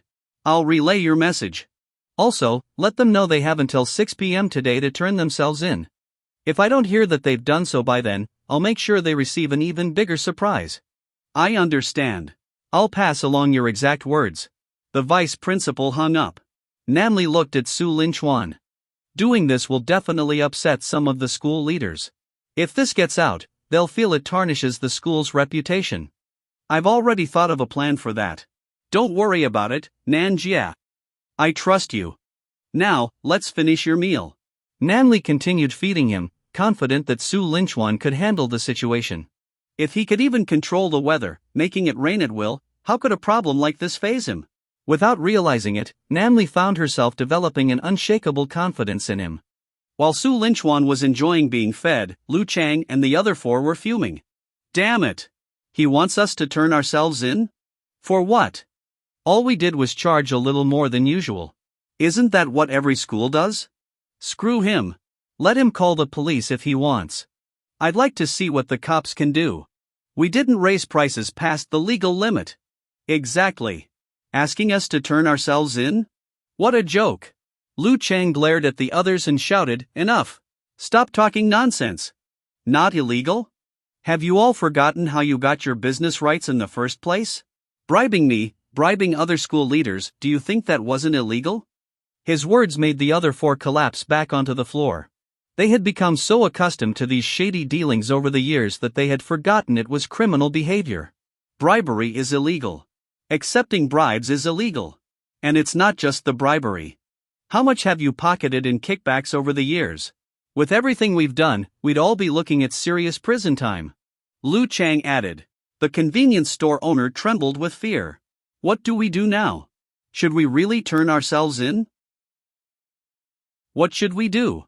Are we really going to turn ourselves in? They were terrified. Truly scared. As awful as the torment they'd endured that day had been, the thought of going to jail was even worse. Lu Chang glanced at the other four. Well, I'm not turning myself in. You can go if you want, but as for me, I have the most serious charges. Even if I confess, I'll be sentenced to several years at least. If Director Lu isn't going, then we're not going either. We can't just let some brat push us around like this. Then none of us will turn ourselves in. The five reached an agreement, and with that, Lu Chang excused himself, saying he had something to attend to. Their meeting ended there. At the Jiang City University police station. Lu Chang entered the lobby wearing a hat and a mask, his eyes darting nervously. The officer on duty looked at him curiously and asked politely, "Hello, can I help you?" Lu Chang lowered his mask and whispered, "I'm here to turn myself in." Another one? This is the fifth confession we've had today, the officer remarked with a sigh. What crime are you confessing to? My name is Lu Chang, and I'm the head of the logistics department at Jiang City University. Before he could finish, the officer raised an eyebrow and interrupted him. Oh, so you're Lu Chang? Lu Chang froze. You've heard of me? Not personally, but I've been briefed. No need to say more, come with me. Confused, Lu Chang followed the officer to an interrogation room. To his shock, the convenience store owner was already sitting there. Lu Chang's eyes widened. He broke his promise. Didn't we all agree not to confess? How did he get here before me? Fortunately, I'm only a little behind him, at least I'm not as slow as those other fools. Comforted by the thought, Lu Chang felt a tiny bit of relief. You're the fourth to show up, the officer informed him. The other three have already completed their statements. Once this gentleman finishes, it'll be your turn. Lu Chang froze in place. Damn it! I ended up being the biggest fool of them all. From now on, I'll never trust a word anyone says. By around 6 p.m. Su Linchuan received news that all 5 individuals had turned themselves in. Well, at least they know when to quit. Otherwise, I'd have let them experience even more creative torment. He pulled out the pain diary and erased the afflictions from all 5 of them. Meanwhile, at the police station. Having just completed their interrogations, Lu Chang and the others suddenly felt their bodies lighten. The corns on their feet, the hemorrhoids, and the terrifying hallucinations they saw whenever they closed their eyes, all gone. After a full day of torment, it was finally over. For the first time, the 5 of them felt that confessing had been the smartest decision of their lives. After enjoying dinner, lovingly fed to him by Nany, Su Linchuan made an excuse about his arm being mostly healed and said he wanted to return to his dorm. Are you sure your arm is okay? Why not stay in the hospital tonight? I can keep taking care of you. I'm not that fragile. I'm almost fully recovered. A good night's sleep, and I'll be fine by tomorrow. Don't worry. Well, okay. But to be safe, I'll drive you back to your dorm. If something happens on the way, it'll be a problem. Having Nanjia escort me back? What an honor. Nany rolled her eyes. You're such a smooth talker. Wait here, I'll go get the car. It's a bit of a walk from the campus hospital to your dorm. About 10 minutes later, Nanly's Porsche Panamera pulled up in front of the boys' dormitory. After parking, she opened the car door for Su Linchuan and helped him out. Make sure you don't overexert yourself. The doctor said you need plenty of rest. Su Linchuan nodded. Of course, Nanjia. I'll definitely take care of myself, you don't need to worry. If anything happens, call me immediately. Got it. But once my arm heals, I guess I won't get to enjoy the privilege of being fed by you anymore. Such a shame, Su Linchuan said with a mock sigh. Nany glared at him. Don't even think about purposely delaying your recovery just so I'll keep feeding you. Su Linchuan chuckled. Nanjia, don't worry. I'd never do something that dumb. That's better. Before she could finish, Su Linchuan added mischievously, I wouldn't delay my recovery. I just pretend it hasn't healed yet so I could keep having you feed me. He. Nany clenched her small fists and stepped toward him. You've got guts, huh? Let's see how you like this. She playfully punched his chest with her tiny fists, while Su Linchuan pretended to groan in pain. Ow. Nanjia, I'm sorry. I won't dare do it again. Nanli's face lit up with satisfaction. Don't get the wrong idea. Humph, that's more like it. Now go back to your dorm. And don't forget, you promised to let me treat you to a meal once you're fully healed. Don't worry, Nanjia. I'd never forget something as important as a promise to you. Smooth talker. Who knows how many girls you'll end up charming in the future. Hearing this, Su Linchuan immediately protested.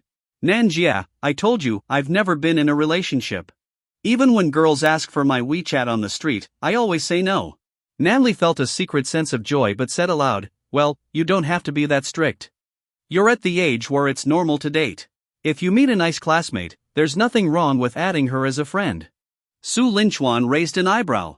I love how tsundere you are, Nanjia. He hatched a mischievous idea and said, you're right, Nanjia. I've never been in a relationship, so maybe it's time to try. How about I go find someone to date today? I want to punch him. Infuriating. Stupid Su Linchuan. Big jerk. But I can't even argue against him. Fine. I'll keep feeding you forever if it means you won't find a girlfriend. Isn't your Nanjia enough for you? Humph. Stupid pighead. No, I have to come up with an excuse. Nanli's brain worked at full speed until she finally thought of a reason. Nanli stood with her hands on her hips, exuding a teacher's authority. I'm your teacher right now, or maybe your elder sister. You've just started university, so your focus should be entirely on studying. No dating allowed. And even if you want to date, you'll need my approval first. Su Linchuan tilted his head slightly. Then who would you approve of me dating, Ms. Nan? Nanli was momentarily at a loss for words. Flustered, she turned red with embarrassment, giving Su Linchuan a few playful punches with her small fists before turning away. I'll decide when you can date, and the final say is mine. Su Linchuan wanted to tease her further, but Nanli quickly ushered him off. Go back to your dorm already. I'm leaving. With that, she got into her car. Seeing this, Su Linchuan held back any further remarks, pouting slightly before heading back toward his dorm. Why is she so flustered? Sitting in her car, Nanli watched Su Linchuan's retreating figure. She puffed out her cheeks in frustration. Stupid Su Linchuan. When I get home, I'll punch my stuffed doll a few more times. Annoying jerk, thinking I like you? Humph. Our relationship is perfectly innocent. Though she said this, her face betrayed her true feelings. The corners of her mouth curved upward unconsciously, and her eyes, shaped like crescent moons, sparkled with joy. That moment when he hugged me earlier, it felt so safe. He. When Su Linchuan returned to his dorm, his 3 roommates immediately surrounded him. Bro Lin. You're finally back.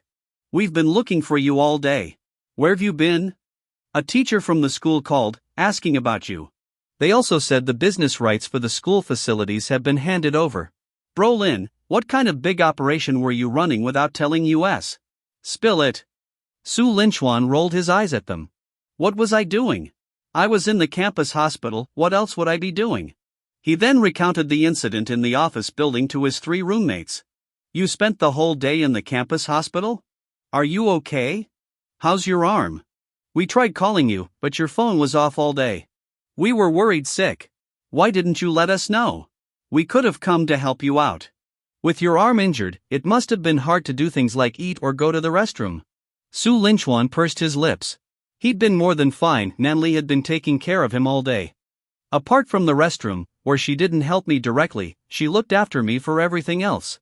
Her soft hands were much better than having you 3 big guys helping me. Cough cough, don't overthink it. However, when recounting the day, Su Linchuan deliberately left out Nanli's involvement. His 3 roommates were gossip enthusiasts. If he mentioned Nanli, they wouldn't rest until they got every detail out of him, possibly losing sleep over it. So, he tactfully shifted the conversation. Let's stop talking about me. You mentioned a call from the school? You probably know by now that we've gained the business rights to the cafeteria and other facilities. Lin Xiao jumped up. Bro Lin, I was just about to say, this is incredible. You got it done so quickly? I heard those owners have already turned themselves in. Su Linchuan nodded. Yes, they've confessed. This will likely implicate a few others too. Within a few days, we'll officially take over. Let's start dividing up the work now. He pulled out a piece of paper, listing the various business rights they had secured. The school cafeteria, convenience store, print shop, and laundry room. The cafeteria is the largest operation. It includes 3 locations, 2 for students and 1 for faculty, all previously run by a single company. The convenience store comes next in scale, with 3 locations on campus. As for the print shop and laundry room, they're smaller operations. We can combine them and assign one person to oversee both. Choose which one you want to manage. You'll each take responsibility for one area. As overall managers, you'll delegate specific tasks to the current staff. Selecting the right people from the existing team will also be your job. This is the first step for Linchuan Enterprises. The 3 roommates exchanged excited glances. I'll take the cafeteria, Lin Xiao declared. I've been ripped off there too many times. I want to personally fix everything I didn't like about it. I'll handle the convenience store, Suemo said next. That leaves the print shop and laundry room for me. My job should be the easiest, Zhou Yuan added. Su Linchuan nodded. All right, then let's toast to our success in advance. Success! Success! Success! The 4 of them talked and planned until nearly midnight. Su Linchuan was surprised by how seriously his roommates were taking things. Initially, he'd involved them because they were in the same dorm, making communication easier. Since they were only overall managers, the detailed work would be handled by professionals anyway. But seeing their dedication, all of his previous doubts about them vanished. As midnight approached, Su Linchuan suddenly remembered that he hadn't used the love diary that day. Quickly, he accessed the system. After thinking for a moment, he wrote in the diary, Nany kisses me on her own initiative. The diary flashed briefly before displaying a probability, 85%. Su Linchuan raised an eyebrow.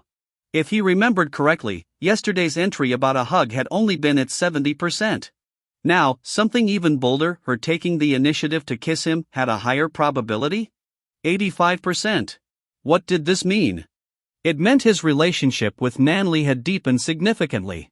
A sly grin spread across his face as he imagined the situation that might lead to Nany kissing him the next day.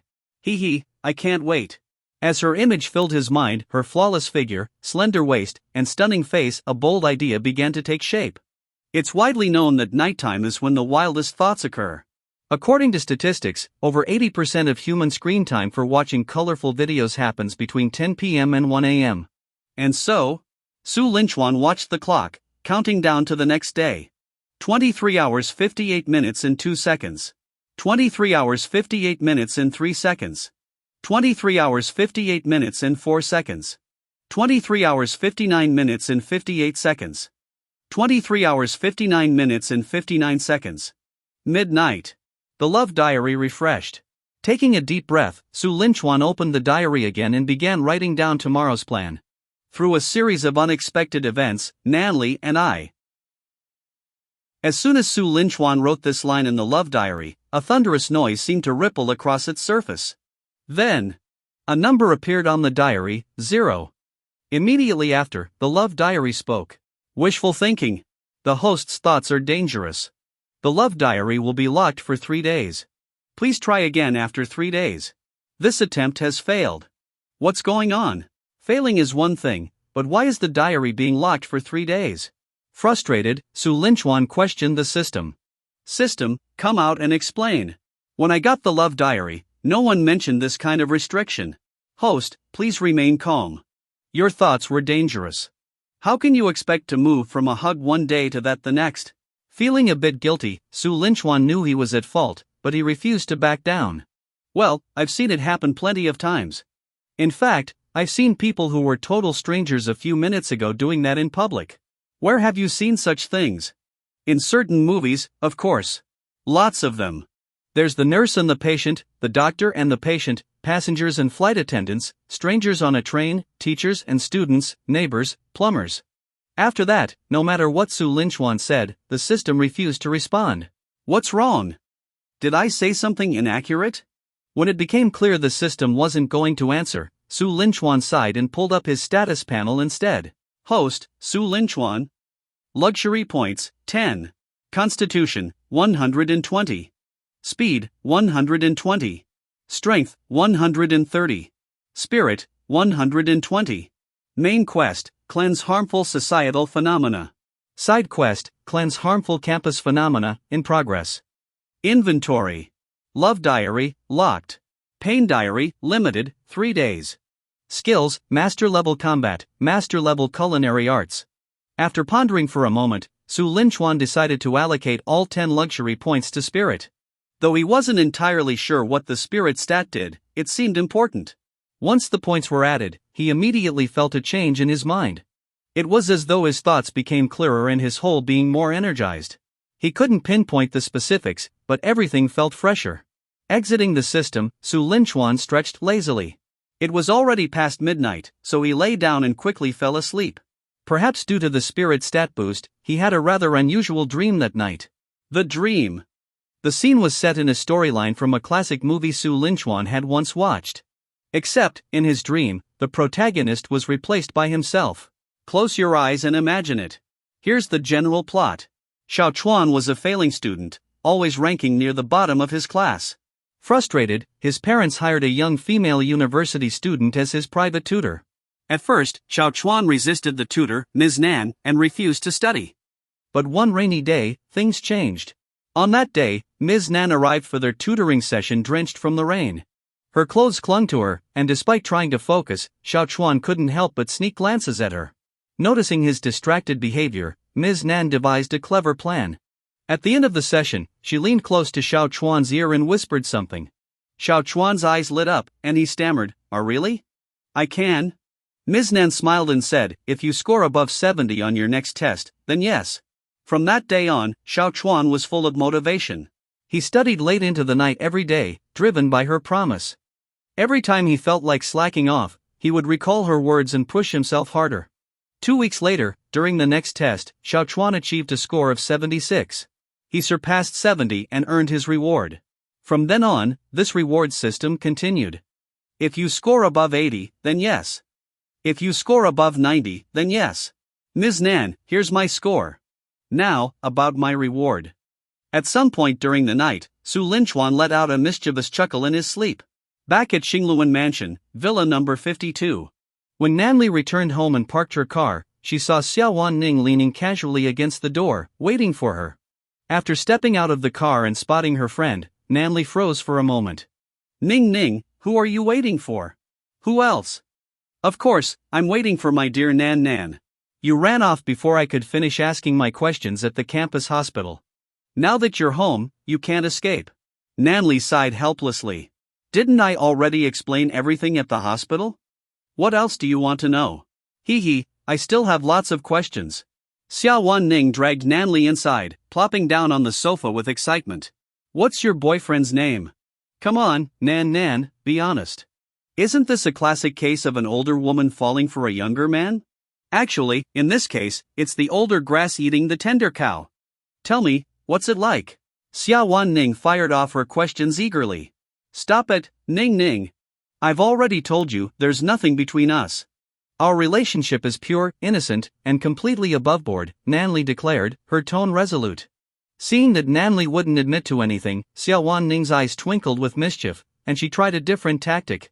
"Okay, fine. Let me ask you this, do you have feelings for him? There's nothing wrong with it if you do. Just because you're not together now doesn't mean it won't happen in the future. Honestly, you two make a perfect match, handsome guy, beautiful girl. Isn't that fate?"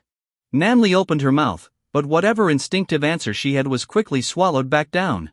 "Of course not. Stop asking already. I've told you, our relationship is pure. It always has been, and it always will be." Xiao Wanning grinned victoriously and pulled out her phone. "Well, Nan, I recorded you just now. Don't go back on your word in the future." Nany panicked and lunged for the phone. "No way. Delete it." Xiao Wanning quickly tucked the phone away. "Oh, Nan, you're panicking because deep down you know you're lying. You're worried your relationship with him won't stay innocent, aren't you?" Nany's expression shifted multiple times before she huffed, "Humph. I'm telling the truth, our relationship is as pure as can be. I'm done talking to you. I'm going to take a shower." After Nany stormed off, Xiao Wanning tapped her chin thoughtfully. "Wow, Nan's such a tsundere. What's the big deal? Looks like I'll have to step in as matchmaker. But, where do I find that boy?" A moment later, she slapped her forehead. "I've got it." Xiaowan Ning pulled out her phone and leveraged her connections, asking several people before finally locating the freshman group chat for the 2022 computer science majors. After pulling a few strings, she was added to the group, one without any teachers. She immediately began searching for names containing Chuan. Since Su Linchuan's profile picture was of himself, it didn't take her long to find him. He, got you. Xiao Chuan, your wingman is online. The next day, Su Linchuan woke up early. After a simple breakfast, he headed to the principal's office. Since the principal was out of town, he met with Vice Principal Wang Jinghua, who had been the one to call Nany during the hospital incident. "Who are you looking for? Do you need something?" Wang Jinghua asked when he saw him. "Vice Principal Wang, I'm Su Linchuan. We spoke on the phone yesterday." Wang Jinghua immediately stood up, giving a wry smile. "So, it's you. I really have no idea how you managed it, but you got them to turn themselves in." "Honestly, it's beyond anything I expected." Su Linchuan smiled. "Maybe they just came to their senses, it has little to do with me." Wang Jinghua chuckled, clearly unconvinced. If they were the kind of people with a conscience, they wouldn't have done such exploitative things in the first place. "You're here to take over their businesses, right? Then you're talking to the wrong person. I'm not in charge of the school's economic affairs, Vice Principal Li Chen is. You should go see him." Su Linchuan smiled and pulled out a chair, sitting down uninvited. "To be honest, Vice Principal Wang, I initially wanted to see the principal, but since he's away, I came to you." Wang Jinghua raised an eyebrow. "What exactly do you want to do?" "I'll get straight to the point. The reason I had Lu Chang and his people removed wasn't because I wanted to profit from the school's businesses. It's because their behavior was outrageous. Most of the students here come from ordinary families. To make money by exploiting them, isn't that unconscionable? My goal in taking over these operations is to purify the business environment of Jiang City University and provide a better experience for the students." Wang Jinghua's expression remained neutral, showing little reaction to Su Linchuan's words. Anyone could talk the talk. Even the previous cafeteria contractor had made grand promises during their bid, only to carry on exploiting students once they got the contract. Actions spoke louder than words. But what Su Linchuan said next caught Wang Jinghua's attention. "I understand that what I've done might put the school in a difficult position. After all, incidents like this do harm the school's reputation. But if the school uses this as an opportunity to promote accountability, it could turn into a positive. Making mistakes isn't the problem is failing to correct them. Admitting and addressing mistakes is always worthy of praise. I have an idea, would you be willing to hear me out?" "Go ahead," Wang Jinghua replied. "My suggestion is to issue a public announcement to all students regarding this incident. At the same time, I propose compensating each student with 500 yuan. At the start of the semester, the school issued bank cards to every student, right? The money can be deposited directly into those accounts. What do you think?" Wang Jinghua chuckled. "You're quite naive. Your plan does have merit, it would certainly improve the school's image. But where would the money come from?" "The university has nearly 40,000 undergraduate and graduate students. At 500 yuan each, that's 20 million yuan. Do you know what 20 million yuan could accomplish? The school isn't going to spend that kind of money on something this trivial." But Su Linchuan simply smiled. "Vice Principal Wang, that's exactly why I'm here. I'll cover the cost myself as compensation for the school's damaged reputation." "How about that?" Wang Jinghua's expression shifted. "You? Covering it yourself? That's no small sum." "It's fine. My goal is to improve the school environment, not to worry about money. I'll take care of the 20 million. Given the enormity of the situation, Wang Jinghua repeatedly confirmed whether Su Linchuan was serious. Annoyed, Su Linchuan waved his hand, asked for the school's account number, and directly transferred 20 million yuan. At this point, Wang Jinghua finally started believing in Su Linchuan's sincerity. He wasn't after profit, he truly wanted to improve the campus business environment. If profit were his goal, why would he give the school 20 million yuan? It would take at least a decade for the cafeteria and convenience stores to generate that much revenue. With the 20 million secured, Wang Jinghua readily agreed to Su Linchuan's proposal. Additionally, Wang Jinghua arranged an extraordinary privilege for Su Linchuan and his roommates. Since Su Linchuan and his 3 roommates had all embarked on entrepreneurial paths, Wang Jinghua consulted with the principal and granted them honorary alumni status. All 4 were immediately granted early graduation. This meant they were no longer students in a technical sense, they were now considered alumni.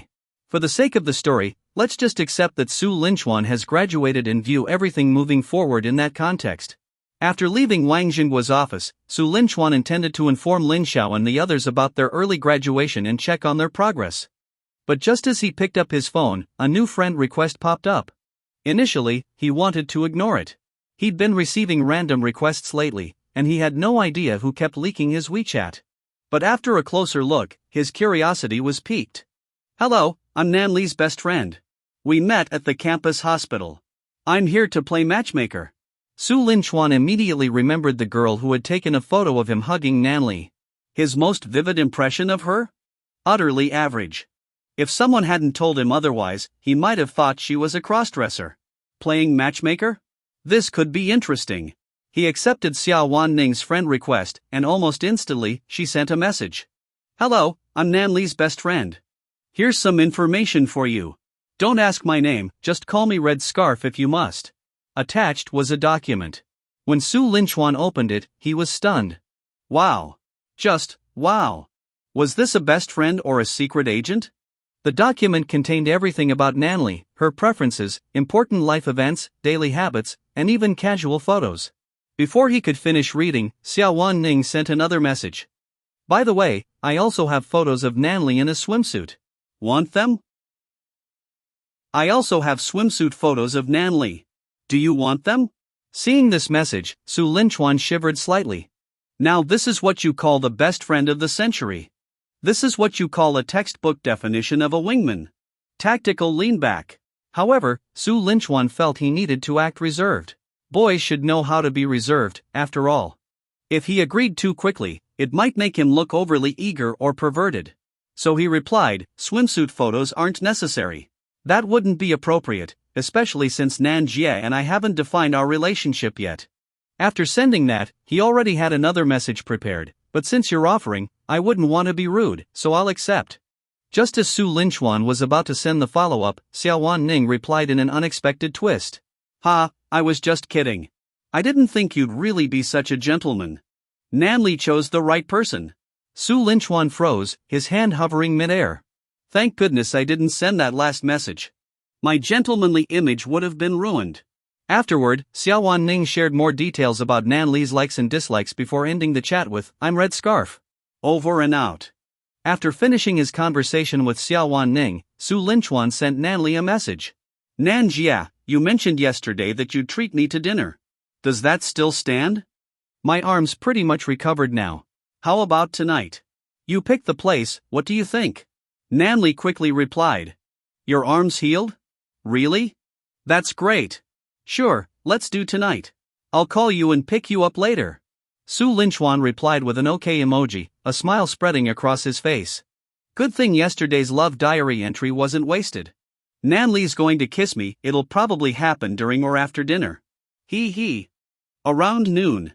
Su Linchuan gathered Lin Xiao and the other 2 roommates and told them about the perks Wang Jingguo had arranged for them. They were officially considered graduates now. The 3 were ecstatic. They rushed to Su Linchuan, clamoring to give him a kiss while shouting praises like, Bro Lin, you're amazing. Su Linchuan dodged them all. What kind of joke is this? My first kiss is reserved for Nany. Once the commotion died down, he asked them about their progress in taking over the school operations. The 3 quickly returned to serious business. Lin Xiao spoke first. I've already spoken to the current cafeteria managers. I informed them that the cafeteria is now under our company's control. Since we're short on staff, we'll be keeping all existing employees for now. After meeting with the managers, it became clear they were part of the old boss's inner circle. I've already fired them. For now, I'm overseeing operations personally until we find the right replacements. I've also held a meeting with the cafeteria staff. First, we're implementing new policies, no shortchanging portions, and no shaky hands from the ladies serving food. If we receive more than 3 verified complaints about any server, they'll be fired immediately. Second, hygiene.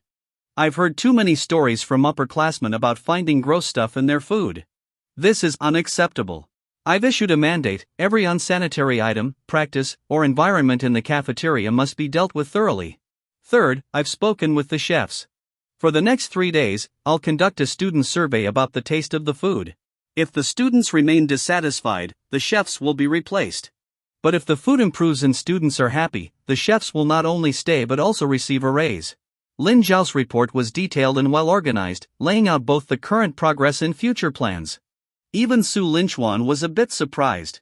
Lin Zhao had a natural talent for management. With proper cultivation, his potential was limitless. Looks like even the people I chose casually turned out to be geniuses. Su Linchuan nodded approvingly. You've done very well, beyond my expectations. Lin Zhao hesitated, then continued, Bro Lin, Boss Su, there's one issue. It's about funding. My plan is to evaluate the staff over the next few days. After we finalize who stays and who goes, I want to pay the remaining employees their salaries in advance to stabilize morale. After all, money is the greatest motivator. Before Lin Zhao could finish, Su Linchuan raised a hand to interrupt. Of course, funding is a must. Here's what we'll do, go open a company account later, and I'll transfer some money into it. Let's say 20 million. Use that for now. If it's not enough, let me know. Also, stop calling me Boss Su, it feels weird. Stick with Bro Lin. Lin Zhao's eyes widened in disbelief. Bro Lin, wait, did you just say 20 million? Su Linchuan nodded. Any problems? Is it not enough? No, it's more than enough. Honestly, it's way too much. Even if we paid everyone's annual salaries up front and stocked the cafeteria with supplies for 6 months, it wouldn't even cost 10 million, let alone 20. But Su Linchuan simply shook his head. Spending too little won't do. According to the system's rules, the more money he spent, the greater the cashback he'd receive. If he could spend generously while achieving even a modest profit, the return would be even larger. Of course, Su Linchuan wasn't a business expert, but as long as he spent more even at a loss, the cashback would still be significant. After all, it was the system's money. And if he could clean up societal issues along the way, why not? Lin Zhao, 20 million may sound like a lot, but it's actually easy to spend quickly. Remember, we're not here to exploit students or employees. We're here to do things right. Every employee working with our company should earn more than the national average, even the janitors. We'll also provide full benefits, including insurance and housing funds. No exceptions. All employees will receive their rightful holidays, and if they have to work overtime, they'll get triple the hourly wage. As for the cafeteria, replace any outdated equipment. Expand the menu variety as well. And remember, after covering operational costs, profits must not exceed 10%. Every penny we spend must provide tangible benefits for students and staff. Oh, and to celebrate getting rid of those exploitative bosses, we'll hold a 3-month promotion, 50% off all meals. That means exactly what it sounds like, every purchase will be half price. Lin Zhao stared at Su Linchuan, dumbfounded.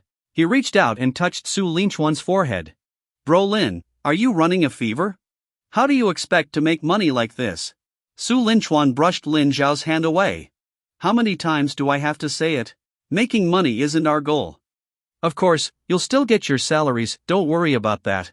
Our mission is to achieve break-even performance while cleaning up this corrupt society. You probably think I'm crazy, don't you? But isn't this how things should be done? When corruption becomes the norm, doing the right thing seems insane. But we're here to break that cycle and bring clarity back to this murky world. Su Linchuan's words were like thunder, reverberating in the ears of Lin Zhao and the other 2 roommates, shaking their hearts to the core. The impact of his words lingered, unforgettable. The 3 of them, being just 18 or 19 years old, were already filled with a desire to rid the world of corruption. Hearing Su Linchuan's speech lit a fire within them. Lin Zhao's face turned red as he nodded emphatically. Bro Lin, you're absolutely right. I was too focused on making money just now, I almost became one of those capitalists people despise. You've opened my eyes. From now on, I'll follow you all the way, Bro Lin. I don't care about money, I'm here for the vision, to break the corruption in this world. Su Mo and Zhou Yuan followed suit. Bro Lin, we're with you too. Forget the money, just let us stay by your side. Su Linchuan chuckled and waved his hand. No way. You'll still get every penny of your salary. If I didn't pay you, wouldn't that make me the very kind of capitalist you were just talking about? The 3 of them paused, scratching their heads. You know, you've got a point. Exactly. Remember, our company isn't like others. We're walking a different path. My hope is that one day, the good will drive out the bad, and will change the world for the better. Do you have faith in this mission? Yes. Their eyes seemed to glow with conviction, looking at Su Linchuan as though he were a life mentor. At that moment, their destinies shifted. Years later, when the three became celebrated founding members of the renowned Linchuan Corporation, they would look back on their lives and agree the best decision they ever made was choosing to follow Su Linchuan. But that's a story for another time. After Lin Xiao reported on the cafeteria's situation, Su Mo began to explain his progress with the school's supermarkets. Compared to the cafeteria, the supermarket issues were more straightforward. Taking a deep breath, Su Mo began. Bro Lin, the biggest problem with the supermarkets is their monopoly. It's allowed them to hike prices on some products and even engage in reverse rounding. Worse, during my investigation, I found out that they've been altering the manufacturing dates on perishable items to extend their shelf life. There's even been a case where the manufacturing date was somehow later than the current date. Absolutely ridiculous. I've already held a meeting with the supermarket staff and laid down the rules. From now on, all products must be sold at market prices. As for the reverse rounding practice, which caused a lot of anger among students, I've implemented a policy. From now on, any remaining change less than 1 yuan will be waived as compensation for their past behavior. As for tampering with manufacturing dates, I've already reported it to the police. They came by this morning and took the culprits away. After Su Mo's report, Su Linchuan reiterated that supermarket employees would receive the same benefits as those in the cafeteria. Like the cafeteria, the supermarkets would also hold a 3-month 50% off promotion. Su Mo, in the afternoon, go to the bank and open a company account. I'll transfer you 30 million yuan. The extra funds are for expanding the supermarkets. Negotiate with neighboring shops to buy or lease their spaces. Each of the 3 supermarkets should be at least double their current size. We'll also broaden the product range. If the money isn't enough, come to me for more. Su Mo nodded excitedly. Got it, Bro Lin. Don't worry, I'll get it done. Lastly, Zhou Yuan reported on the progress with the printing shop and laundromat. Similar to the cafeteria and supermarkets, exploitative practices were eliminated, employee benefits were improved, and the 50% off promotion was implemented. The 4 of them continued their discussions until 1:30 in the afternoon. Suddenly, Su Linchuan's stomach growled. We've been so caught up in planning that I forgot to eat. Alright, lunch is on me. Let's head out and have a proper feast to celebrate our upcoming success. Awesome. Bro Lin, I'm going to eat you broke. Hey, Bro Lin, does lunch include a massage package afterward? Lin Xiao joked with a mischievous grin. Su Linchuan laughed. Of course it does. I'll book a hotel, and after lunch, Su Mo, Zhou Yuan, and I will take turns pampering you. How about that? Lin Xiao paused, then played alone. Really? That's my kind of excitement. I'm going to spoil all 3 of you. Wait, are you serious, Lin Xiao? Well, if you're serious, don't blame us for breaking you later, they laughed. The 4 bantered as they took a cab to a renowned private dining restaurant nearby. The restaurant was famous in Jiang City, with an average cost of over 5,000 yuan per person. Its flavors were said to be unparalleled. As the cab ride continued, Su Linchuan, squeezed into the back seat, had a realization. It was time to buy a car. After his cashback from the previous house purchase, his bank balance was sitting at over 30 million yuan. Buying a decent car wouldn't be an issue at all. It'd also make getting around much more convenient. After all, I can't keep borrowing Nanli's car every time I need to go somewhere. Then again, maybe borrowing her car isn't a bad idea. Wouldn't it give us more opportunities to interact? And who knows, in the confined space of a car. Alone, a man and a woman, sparks flying. Wait, calm down. Let's not get carried away. Buying a car and borrowing Nanli's car aren't mutually exclusive. Based on what he knew about Nanli, even if he had his own car but still borrowed hers, she'd probably justify it for him. Maybe his car's restricted today. It might be out of gas. He's just gotten his license and isn't confident yet, so he wants me to drive instead. And then? Oh, he's nervous while driving and accidentally put his hand on my leg. That's understandable, right? He's feeling a bit carsick after we parked, so it's only natural for me to help him to a hotel. Since the hotel room is cold, it's totally fine for me to help him take off his clothes and tuck him into bed. The bed's a bit cold if I lie down next to him for warmth, that's logical too, right? And with the summer weather being unusually chilly, engaging in some warmth-generating activities is completely reasonable, right? Just as Su Linchuan's imagination started spiraling, his phone suddenly rang. It was Nany calling. The adorable woman who makes me blush with her beauty. The gentle woman who tugs at my heartstrings. The transparent woman who moves me deeply. The mischievous woman who drives me crazy. Su Linchuan's specially set ringtone for Nany suddenly played, snapping him out of his daydreaming. Crap! Startled, he quickly grabbed his phone. Seeing the name Nan Jia on the screen, he panicked internally. Did Nany somehow sense what I was imagining just now? That's impossible, right? No way. This isn't scientific. There's no such thing as mind reading across distances, right? Su Linchuan shook his head, laughing to himself. I'm overthinking. That's absurd, things like that don't exist in the world. Just then, the system chimed in. You're right. After all, things like systems don't exist in the world either. Damn. It actually made sense. If systems could exist, then why couldn't other mysterious things exist too? Feeling a bit uneasy, he answered the call from Nany. Hello? Do you need something? Su Linchuan asked tentatively. Nany's sweet voice came through the line. Yep.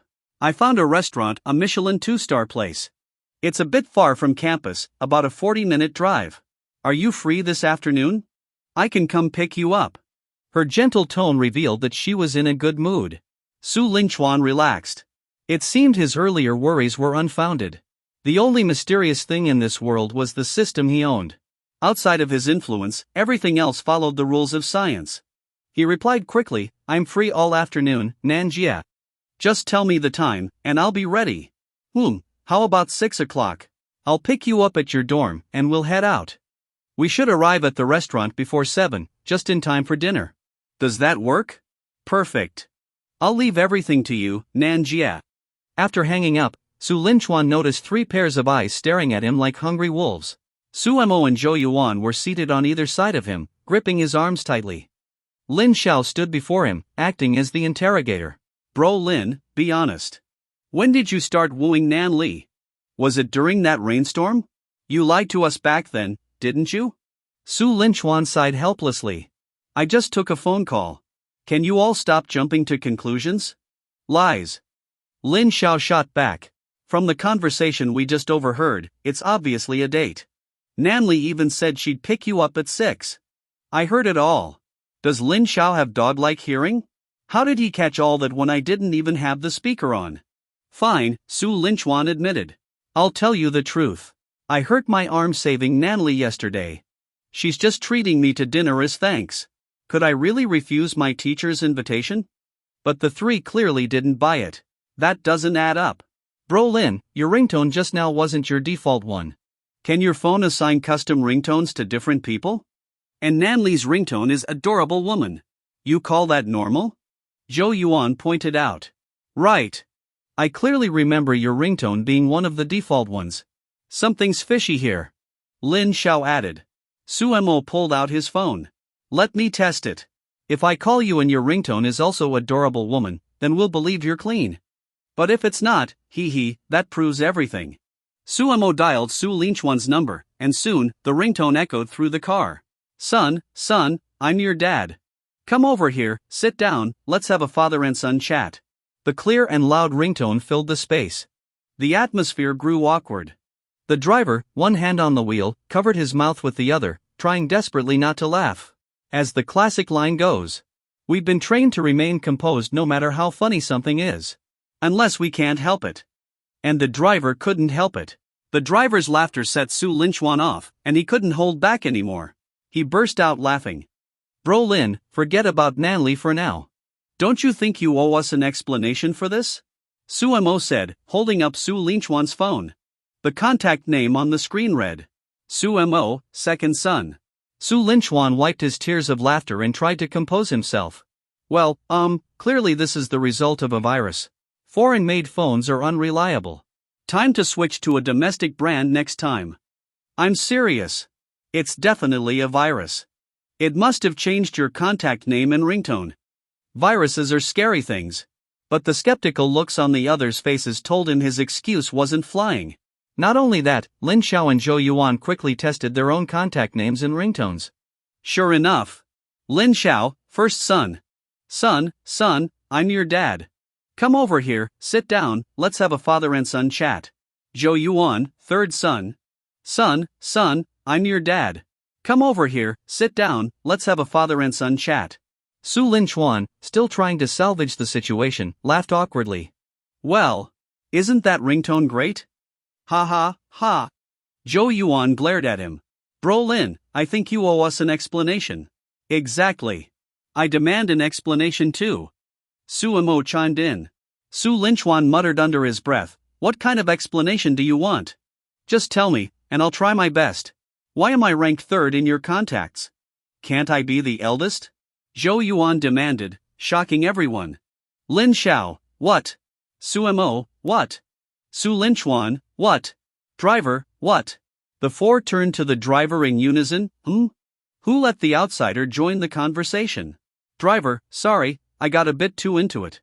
You can continue. I'll focus on driving. Lin Xiao knocked Zhou Yuan on the head. What's going on in your brain? Why do you care about the rankings? I think I should be the eldest. Su Imo chimed in. Even if not the eldest, second place is fine. Staring out the window, Su Linchuan sighed. What are they even arguing about? After much commotion, they finally arrived at their destination, Zhongpan Private Dining. On the way, the three resolved their ranking debate in the most scientific way possible: rock, paper, scissors. Lin Xiao remained the eldest, Zhou Yuan became second, and Su Imo was demoted to third. A 2/3 satisfaction rate was achieved. With the ringtone and contact issue settled, the four walked into Zhongpan Private Dining. As soon as they entered, Su Linchuan raised an eyebrow. He spotted someone familiar. Inside Zhongpan Private Dining. As Su Linchuan stepped inside, he immediately spotted a familiar face: Sun Ke, the blue-haired man he had encountered while house hunting at St. Lan Mansion. Sun Ke's striking blue hair stood out in the crowd. At that moment, he was dining with a group of younger men who appeared to be his lackeys. As soon as Sun Ke noticed Su Linchuan, he gave him a subtle look and motioned with his mouth toward the right. Sun Ke then got up and began walking in the direction he had indicated, glancing back at Su Linchuan as he went. Su Linchuan found this behavior odd. Was he signaling to me? Turning to his three companions, he said, "You guys go ahead, find a seat, and order whatever looks good. Don't hold back, get whatever you like. I see someone I know, and I'm going to say hi." After instructing Lin Xiao and the others, Su Linchuan followed the direction Sun Ke had taken. Rounding a corner, Sun Ke pulled him aside. "Brother Su, it's me. Do you remember me? We met at St. Lan Mansion last time." "Of course, I remember. Were you signaling me just now?" Sun Ke smiled and nodded. "That's right. It's been 2 days since we last met. So, tell me, how's it going with Nany? It's going alright. Why are you looking for me, though?" Su Linchuan asked curiously. He and Sun Ke had only met once, so they weren't close. What could Sun Ke possibly need from him? Sun Ke glanced around to ensure no one was eavesdropping, then lowered his voice. "Brother Su, to be honest, I need your help." Su Linchuan gave him a puzzled look. "What do you need my help with?" Rubbing his hands together, Sun Ke flicked his bright blue hair. "In a little while, I might come over while you're eating and deliberately pick a fight, asking you to give up your table. Can you cooperate with me? For certain reasons I can't explain, I need to act arrogant and overbearing. Don't worry, as long as you go along with it, you can name your price. If it's within my power, I'll make it happen." Su Linchuan stared at Sun Ke, his expression unreadable. He recalled how Sun Ke had behaved at St. Lan Mansion. Back then, he had also started with a haughty, overbearing demeanor, only to completely switch his attitude once his lackeys left the room. And now he's doing it again? Putting on a show in front of his lackeys? "I can help you," Su Linchuan replied, "but I want to know why. Who are you putting on this act for? Those guys you're eating with, they're the same lackeys as last time, right? Why do you need to keep up this charade in front of them? I don't get it." Sun Ke's expression grew conflicted, but then he seemed to make up his mind and exhaled deeply. "Alright, Brother Su. Since we hit it off so well last time, I won't hide it from you. I'm pretending to be an arrogant playboy to fool my older brother." "Your brother? Tell me more." Sun Ke began recounting his story. He had an older half-brother, Sun Yi, born to his father's first wife. Years ago, when their father, Sun Yuanhang, was struggling to start his business, he had no choice but to marry his first wife, Lu Ting, to leverage her family's resources. With their help, he overcame his challenges, and his business quickly soared, eventually reaching a valuation of over 10 billion. But Sun Yuanhang and Lu Ting had no real affection for each other. Even after having a child, their relationship was fraught with conflict. After repeated arguments, the two separated and eventually divorced. Lu Ting took custody of Sun Yi.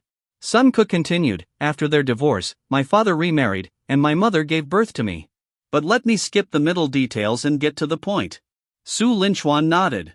Good idea. Just tell me the key points. Apologizing for the detour, Sun Ke resumed, when my brother turned 18, he came back to live with my father. Before he even graduated from college, he started handling some of my dad's business. He played his role perfectly, making my dad believe in him completely. My dad began delegating more and more power to him. But once my brother built up enough influence in the company to rival my dad, his true colors came out. He began filling the company with people from my mother's family, the Lu family. He interfered with the business and used company resources to support them. By the time my dad realized the truth, it was too late. My brother already had a strong foothold. Now he's targeting me, the only person who can threaten his position. So, I have to act like a reckless playboy to make him underestimate me. I know that among the lackeys I hang out with, some are undoubtedly his spies. My dad wanted me to pursue Nany to use her family's connections to deal with my brother, but I refused to follow in his footsteps. My dad's reliance on the Lu family was a cautionary tale. Tying yourself to another family only creates endless problems. I want to build my own strength and take back my father's life's work. After hearing Sun Ke's story, Su Linchuan felt conflicted. In a cheesy drama, Sun Ke's plan might succeed. But this was reality. If you're going to act like a playboy, you need to commit. Acting one way in public and apologizing in private defeats the purpose. People talk. Sun Ke's plans were bound to leak. And now he was revealing his entire scheme to someone he barely knew. If he somehow managed to succeed, he'd deserve to be the protagonist of some epic saga. As Su Linchuan internally criticized Sun Ke's logic, a notification suddenly sounded in his mind. Ding! A side quest has been triggered, preliminary purification of the film industry. Side quest, invest in Sun Ke's film company and produce a critically acclaimed, commercially successful movie to help Sun Ke reclaim his father's company. Quest assistance, film production guide, 500 million in funds. Time limit, 6 months. Rewards, based on net profits after costs. If the film results in a loss, refund 10% of total spending. If the film breaks even, refund 100% of total spending. If the film is profitable, refund double the total spending. Additional reward, 20 luxury points. Su Linchuan looked at the new side quest. Well, the campus task isn't even finished yet, and now here comes another one. Still, Su Linchuan enjoyed this sense of cleansing. Since the task was here, he'd take it on. Exiting the system, Su Linchuan smiled at the eagerly waiting Sun Ke. Sun Ke, let me ask you something. Do you really want revenge? Do you want to reclaim your father's company? Of course I do. I dream about it every day. Then let me tell you, pretending to be weak won't work. Your brother won't let you go just because you seem harmless. What you need to do is crush him with your own hands and take back the company. Sun Ke, hearing Su Linchuan's words, deflated like a punctured balloon. I want to. But right now. I don't have money or people. Even though my dad wants to help, there's only so much he can do. Su Linchuan smiled confidently. What if I told you I could help you? Sun Ke looked at him in disbelief. You'd help me? Su Linchuan nodded. Yes. What you just said touched me.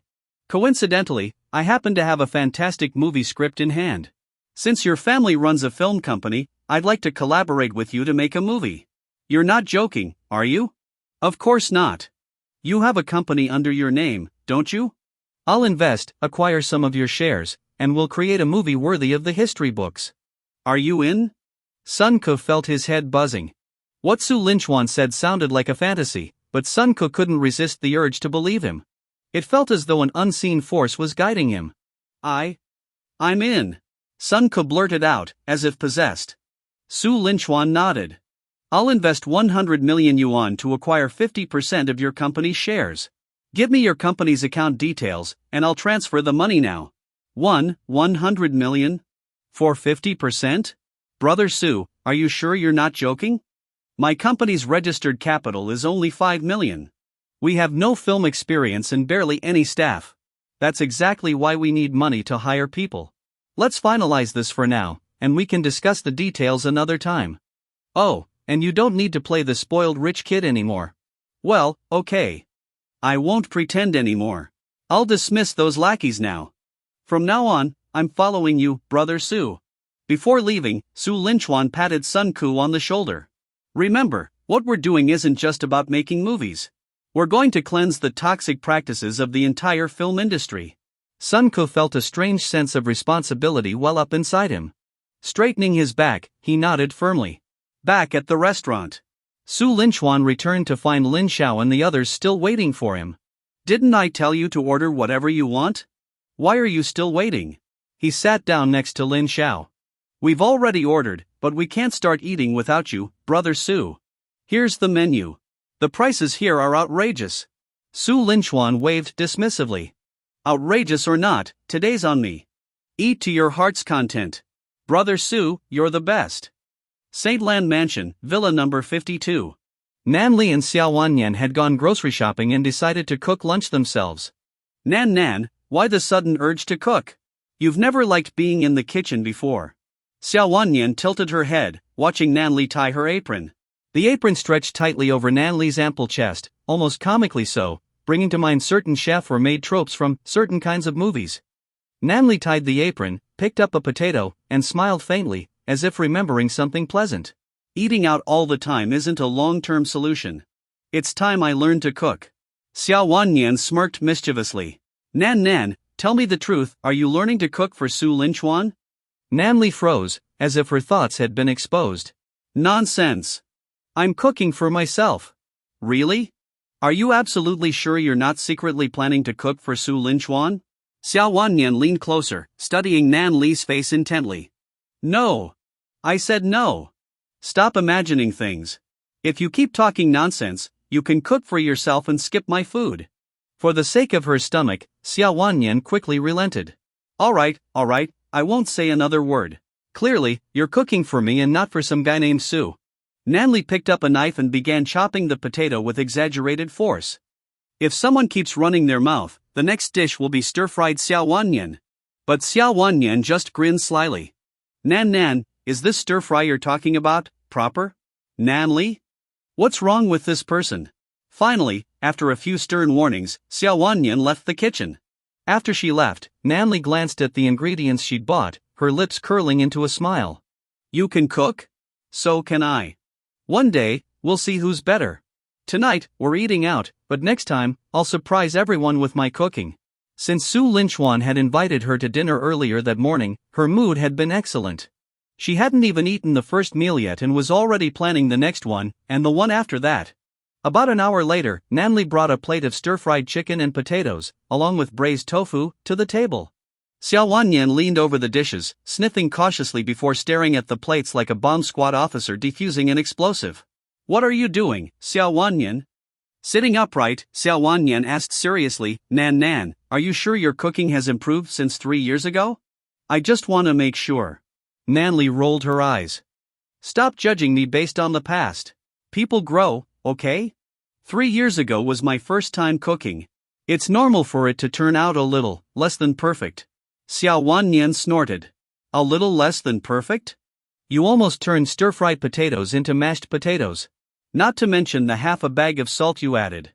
Nany's cheeks flushed. Alright, enough about the past. Just taste it and tell me how it is now. Nervously, Xiao Wanyan picked up a piece of chicken, placed it in her mouth, and began chewing carefully. Xiao Wanyan nervously picked up a piece of chicken, placed it in her mouth, and chewed lightly. Nany held her breath, watching Xiao Wanyan's reaction intently.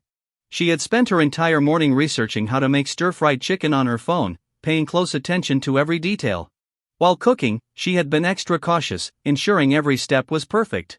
If the food still turned out bad after all this effort, her grand plans for learning to cook would have to be indefinitely postponed. After a few moments of chewing, Xiao Wanyan's eyes lit up. Hey! Nan, this is actually pretty good. Nany finally let out a sigh of relief, feeling the weight in her heart lift. If you like it, eat more. I made it just for you, Nany said with a smile.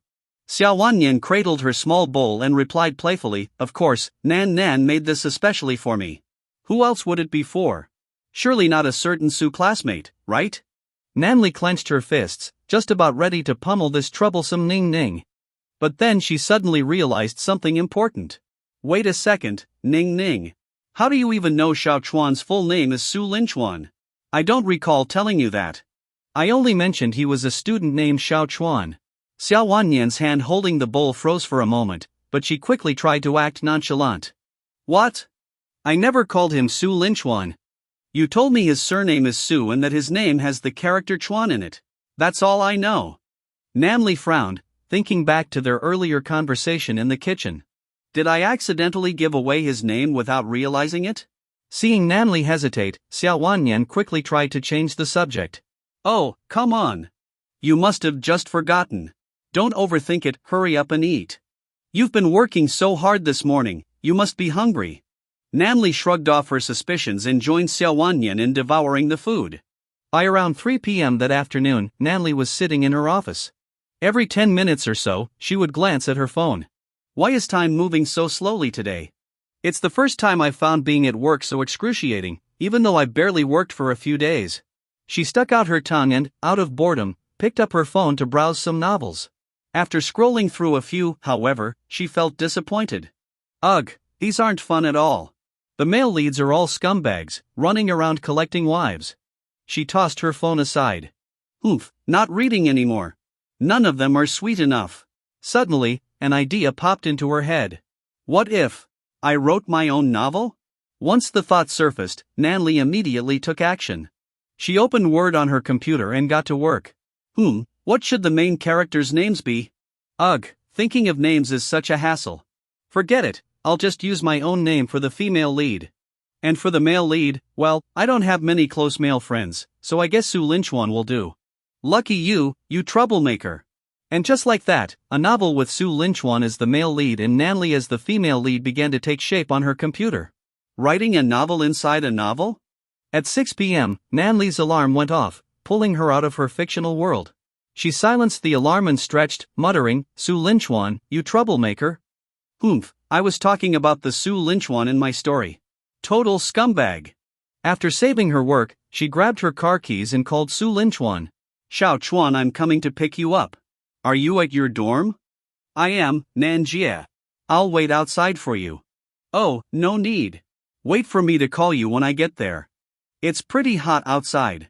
As Nany spoke, scenes from the novel she had just written flashed through her mind. Her lips curled into an uncontrollable smile. On the other end of the line, Su Linchuan seemed to sense her excitement through her tone. Nanjie, what's going on? Did something good happen? Nany quickly covered her mouth to stifle her smile. No, I just found a really funny novel recently. Anyway, I'm driving now. I'll call you when I get to your dorm. Before Su Linchuan could respond, Nany hung up in a hurry. Blame that troublemaker Su Linchuan from my story. Doing those things, ugh. It's all his fault for making me laugh just now. Yes, it's all his fault. Title, Laughing Out of Anger. After composing herself, Nany drove to Su Linchuan's dorm. Although Nany had told Su Linchuan not to wait outside, he still came out.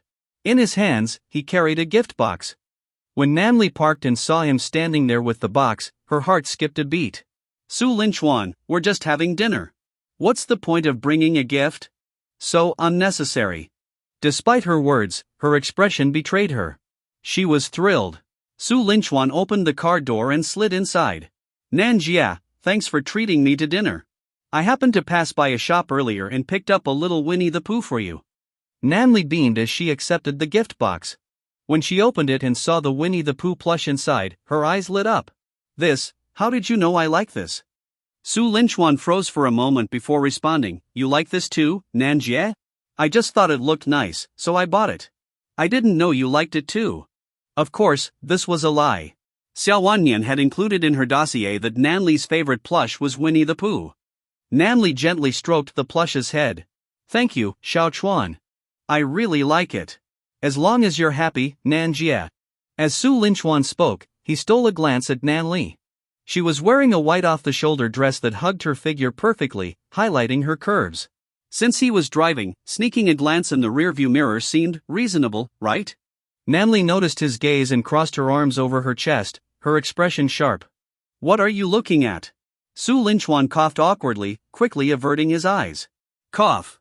I was looking at the road. Xiao Chuan, you're in front of your elder sister. Be honest, what were you really thinking? Su Linchuan swallowed nervously and muttered, I wanted to see you, wearing black stockings. I want to see you wearing black stockings. Are you trying to become the villain Su Linchuan from a novel? Nany glared at Su Linchuan. Su Linchuan froze. What novel? Nany quickly turned her head, realizing she had slipped up. And nothing. Don't change the subject. Su Linchuan, I treat you like a younger brother, and you want to see me in black stockings? Su Linchuan scratched his head and chuckled awkwardly. Nanjia, I was just joking. Nany huffed, her expression softening slightly. Before she could respond, Su Linchuan added, I was joking, Nanjia. Honestly, I prefer seeing you not wearing black stockings. Ow, Nanjia, I was wrong. It hurts, it hurts. Su Linchuan clutched his ear pitifully. It didn't actually hurt much, but he knew when to admit defeat. Nany placed her hands on her hips. Will you dare say such things again? Dare? No, I won't. Humph. That's better. From now on, focus on more appropriate thoughts, got it? Got it, Nanjia, Su Linchuan replied earnestly. What did you get? Repeat it for me. Su Linchuan hesitated, scratching his head.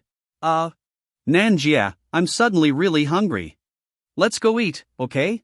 Let's not talk about this anymore. Nany, so I just lectured you for nothing? You didn't remember a single word. Nany decided to let it slide. After all, you can't wake someone pretending to be asleep, just as you can't educate someone who's already planning to touch your leg. Not that Su Linchuan would have the nerve. But even if he did, she would. Scold him. Yes, loudly scold him. And if scolding didn't work? Well, what could she do? She was just a weak woman. If things escalated, she'd have to endure it silently like the Nany in those novels. Speaking of which, the image of a domineering CEO and his secretary from her story suddenly popped into her mind, causing her face to flush. After a 40-minute drive, Su Linchuan and Nany arrived at the Michelin 2-star restaurant Xinglin Pavilion. Nany drove to the underground parking lot, parked the car, and got out. Su Linchuan had been hoping for the chance to walk hand in hand with Nany into the restaurant, but reality soon crushed his dreams. At best, Nany held onto the edge of his shirt, reserved and composed. Walking through the restaurant's main entrance, they were greeted by a server. That's when Su Linchuan noticed how luxurious the interior was, sharply contrasting with the modest exterior. Even the smallest corners were adorned with dazzling crystal ornaments, and many items were made of pure gold. The atmosphere exuded luxury and sophistication. Good evening, sir. How can we assist you? The smiling server asked. I'm Nany. I reserved a private dining room, room 26. Nany pulled out her phone and showed the reservation details. Certainly. Please follow me. The server led them into an elegant private room decorated with a mix of European and Chinese classical styles. Crystal chandeliers hung from the ceiling, their components made of pure silver with intricate craftsmanship.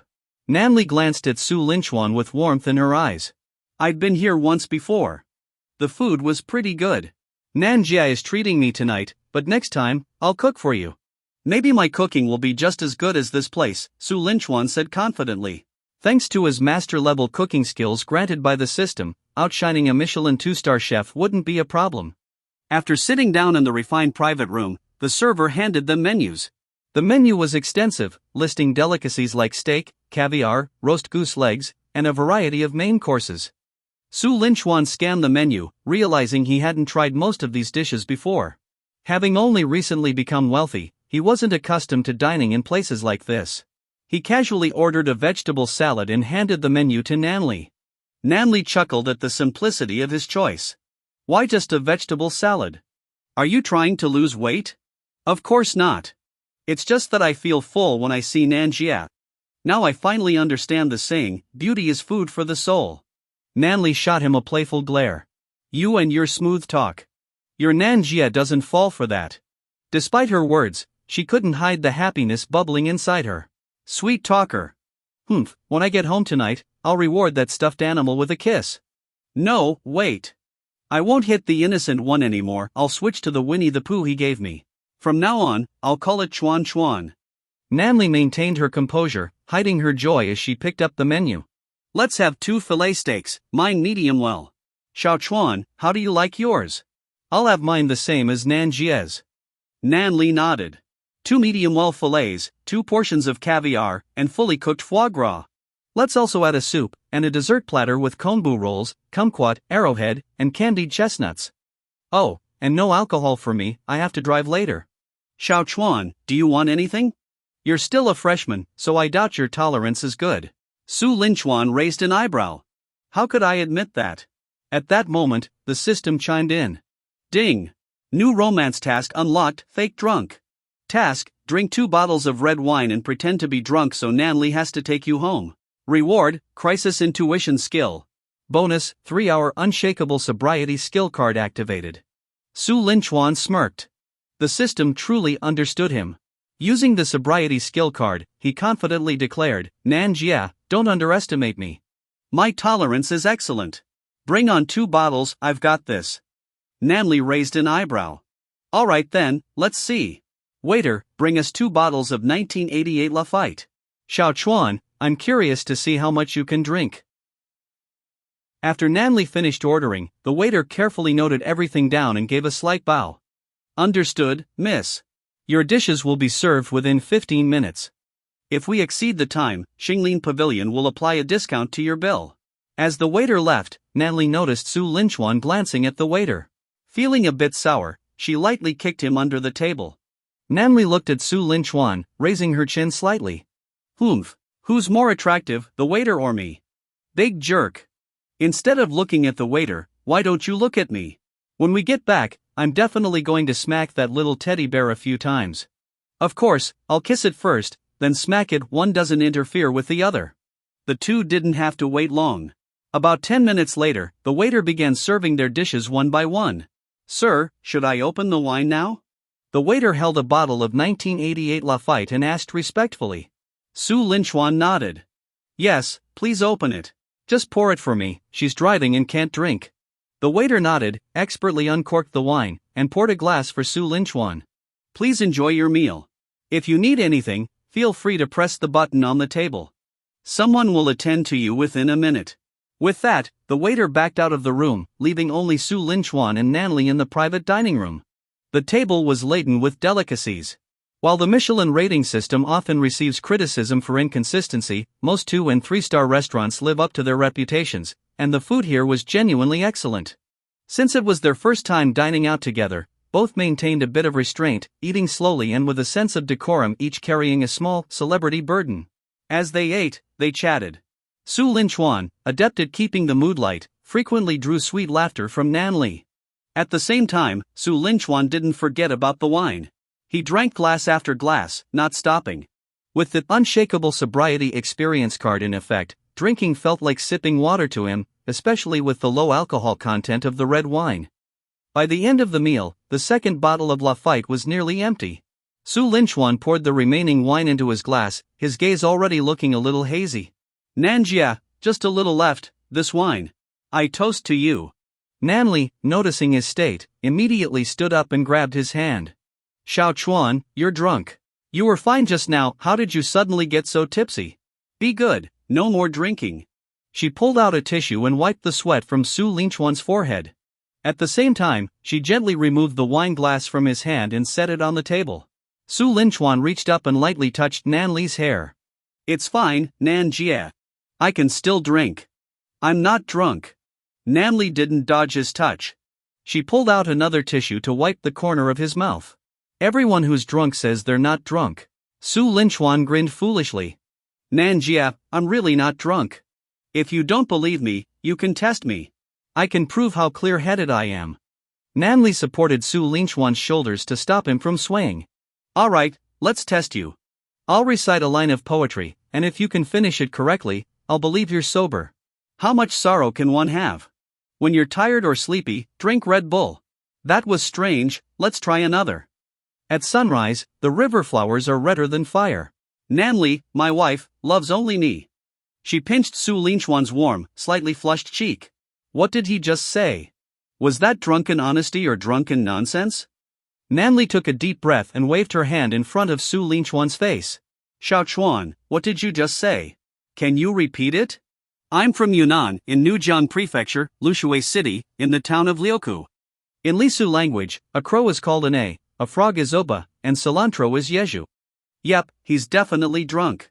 She tried conversing with him a few more times, but none of it made sense. Through various experiments, she discovered two surefire ways to get a response from him. Singing certain songs. Loving you, wandering the dark alleys. Loving your priceless soul, your tattered clothes, your courage to bet against fate's gun. Poetry. But after a few attempts, Nany decided to stop.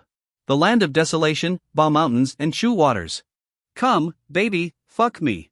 That's enough. Who knows what else he'll come up with? Looks like I'll have to take you home myself. Thankfully, your place isn't far from mine. She helped Su Linchuan out of the private room, supporting his chest against her back and wrapping his arm around her shoulders. Su Linchuan outwardly appeared intoxicated and unconscious, but in truth, he was completely clear-headed.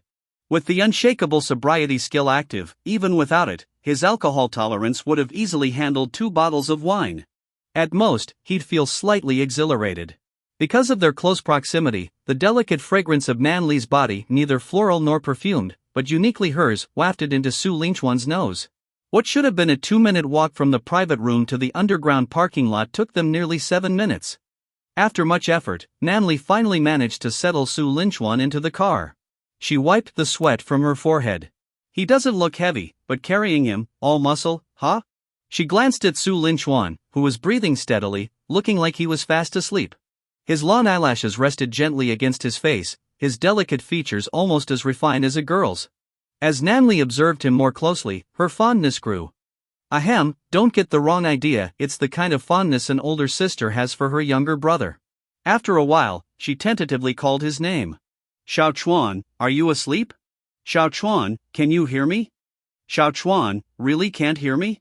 She poked his cheek with her finger but got no response. Nany sighed deeply. Your tolerance is this bad? And you're already out cold. You're unconscious right now, aren't you? Sleeping Su Linchuan. Why did this line feel like something out of a certain kind of movie? Should he wake up? Was danger incoming? Wait, for him, what was about to happen wasn't exactly danger. Was this the moment Nany would finally give him that kiss, as written in the romance diary? Su Linchuan relaxed his body as much as possible, careful not to reveal any tension, and waited for the plot to progress. Nany licked her lips, confirmed that Su Linchuan was indeed asleep, and instead of starting the car, moved to the back seat to sit beside him. She murmured to herself, you know, over the years, you're the only guy I've ever been this close to. These past few days have been more exciting than the 20-something years before them. After speaking, Nany chuckled softly, her mind wandering to everything she and Su Linchuan had been through over the past few days. Their first meeting, when she went to fetch a package for that meddlesome Ning Ning, and Su Linchuan suddenly appeared, teasing her with a playful remark. Thinking of this, Nany picked up the stuffed bear from the seat and gave it a good punch. I almost forgot to ask you why you even did that back then, you shameless scoundrel. Once you wake up, I'll interrogate you properly. After that fleeting first encounter came the time Su Linchuan saved her from a group of thugs. If it hadn't been for that knight in shining armor moment, she might have forever labeled him a shameless scoundrel after their first meeting. The third time was during the class meeting when he showed up covered head to toe, looking suspicious in the summer heat. Oh, and how could she forget when he mistakenly typed wife instead of something else in a message? That had left her mind spinning. Humph.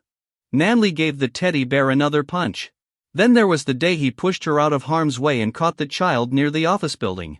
Nany glanced at the still sleeping Su Linchuan. That was when I found out you grew up in an orphanage. I said back then, from now on, I'm your sister. I'm 4 years older than you, and while it might not seem like much now, you're a freshman, and I just graduated, the difference used to be huge. When I started college, you were only in middle school. When I was in middle school, you were in elementary school. When I was 10, you were only 6. After all that preamble, Nany finally got to the main point. Xiaochuan, there's something I've never told you. Your big sister here knows magic. I can turn people back into their childhood selves, but my magic isn't fully mastered yet, so it only lasts 30 seconds. Since you're asleep, let me show you. Sleeping Su Linchuan, the more he listened, the less right this felt. What the heck? Magic? Turning people back into kids? Was she for real? Nany began chanting under her breath, Balala energy, Hunila, grant me crystal power. Transform us into what we were 12 years ago. Su Linchuan didn't feel any changes to his body, but then he heard Nany exclaiming, the magic worked. Xiao Chuan, you're now 6 years old, and I'm 10. He fought the urge to open his eyes to see what she was up to. But then, Nany's next words made her intentions crystal clear. Now that I'm 10 and you're 6, it's totally normal for a 10-year-old sister to give her 6-year-old brother a kiss, right? Yes, completely normal. Perfectly reasonable. A 10-year-old kissing her 6-year-old brother is the epitome of normal. Magic is amazing. Nany continued justifying her actions to herself, one sentence after another. The sheer build-up she created for a single kiss was so elaborate that Su Linchuan could only marvel at her creativity. Bravo! Incredible! If he weren't asleep, how could he have witnessed such a show? Even Su Linchuan had to admit, hats off. Finally convinced by her own reasoning, Nany licked her lips, nervously swallowed, and bent down. Her soft lips moved closer to Su Linchuan's cheek. His warm breath made her incredibly tense. She worried he might suddenly open his eyes and demand, "What are you doing?" But her concern was entirely unnecessary. There was no way Su Linchuan would wake up, he was eagerly awaiting the kiss. The distance between them grew smaller. 5 centimeters. 3 centimeters. 1 centimeter. 0. Plop. Like a dragonfly skimming the water, Nany's soft lips brushed against Su Linchuan's cheek for less than a second. She immediately turned away, clutching her face as she leaned against the car door, unable to look at him. This was her first kiss with a man. And she initiated it. 22 years, and this was her first time. Su Linchuan, still pretending to sleep, wanted to savor the moment. But Nany's kiss had been so fleeting that it was like Zhu Beiji eating the ginseng fruit, so quick that he didn't even taste it. Still, that tiny peck had nearly drained all of Nany's courage. The car fell silent for a full 5 minutes. During this time, only Su Linchuan's steady breathing and Nany's pounding heartbeat could be heard. After her heart finally calmed, Nany touched her still warm cheeks and stole a glance at Su Linchuan. Seeing that he remained asleep and hadn't woken up from her actions, she breathed a sigh of relief. It wasn't just Su Linchuan who didn't fully savor the kiss, Nany hadn't either. Her speed of retreat and high-strung nerves meant she didn't even register what the kiss felt like. When people kiss in movies, they always look like they're really enjoying it. Why didn't I feel anything just now? Su Linchuan silently thought, oh, silly girl, they're kissing on the lips. And not just kissing, they're using tongues and hands too. How could it compare? Having succeeded once, Nany's confidence began to grow. It seems the magic hasn't worn off yet. We're still 12 years younger, huh? Magic really is incredible. Su Linchuan internally retorted, liar. Didn't you just say the magic lasts only 30 seconds? Nany leaned in again. Xiao Chuan, you wouldn't mind if I kissed you one more time, would you? Xiao Chuan, you wouldn't mind if I gave you one more kiss, right? The only response Nany received was silence. But she smiled sweetly and nodded to herself. Xiao Chuan, you agreed. That's great, hee. The sleeping Su Linchuan. After making this decision on Su Linchuan's behalf, Nany cupped his face, leaned in again, and pouted her lips as she moved closer, bit by bit. Moo-ah. This time, unlike the first fleeting kiss, Nany's soft lips lingered on Su Linchuan's cheek for a full 10 seconds. Su Linchuan, his eyes closed, relished the warm, soft sensation of Nany's lips and the faint breath brushing against his skin. A deep sense of satisfaction washed over him. Just as Su Linchuan was savoring the moment, Nany pulled away. She licked her lips, murmuring, it actually feels quite nice. Su Linchuan internally, it really does. Another kiss would feel even better. I just kissed your right cheek twice. To be fair, I should kiss your left cheek twice as well, right? The more Nany thought about it, the more it made sense. She acted immediately. Moo-ah. Nany cupped Su Linchuan's face and kissed his left cheek twice. If Su Linchuan weren't pretending to sleep and was genuinely unconscious, her actions likely would have woken him up by now. After finishing her kisses, Nany couldn't stop smiling. Her lips curled into an uncontrollable upward arc for several minutes. So this is what a kiss feels like. Even just kissing his cheek felt so nice. What if she kissed his lips? She'd heard that kisses like that involve tongues too. Curious, Nany tentatively stuck out her tongue and quickly blushed. Even after the kissing spree, Nany didn't forget to cover her tracks. Balala energy, woosy dixie. Turn us back from our childhood forms to our current selves. Tying everything back together, the story was now perfectly wrapped up. If someone were to confront Nany, she could confidently defend herself. What's wrong with 10-year-old Nany kissing 6-year-old Su Lin Chuan? There's no issue at all, right? Childhood affection is pure and innocent, untainted by anything else. A kiss like this is just a pure, innocent kiss. Su Lin Chuan and I are completely above reproach. Clean and pure. Humph. Carrot. Don't overthink it. With a satisfied smile, Nany wiped the sweat from Su Lin Chuan's forehead and her leftover kisses from his cheeks. Alright, time to take you home. Su Lin Chuan thought to himself, humph, heartless woman. You kiss me and then just send me home, not even taking responsibility. Of course, Nany couldn't hear Su Lin Chuan's inner complaints. She was in high spirits, humming a cheerful tune as she sat in the driver's seat and started the car, driving toward home. About 40 minutes later, Nany's Panamera came to a steady stop in front of Su Lin Chuan's Villa 51. After struggling to get Su Lin Chuan out of the car and onto her shoulder, Nany suddenly realized a problem. She didn't have a key to his house. Looking at Su Lin Chuan, who was breathing evenly against her neck, she sighed softly. Your key should be on you, right? In your pocket, right? Nany glanced at Su Lin Chuan's pocket and hesitated. His pocket was uncomfortably close to that area, and she didn't want to risk any awkward situations.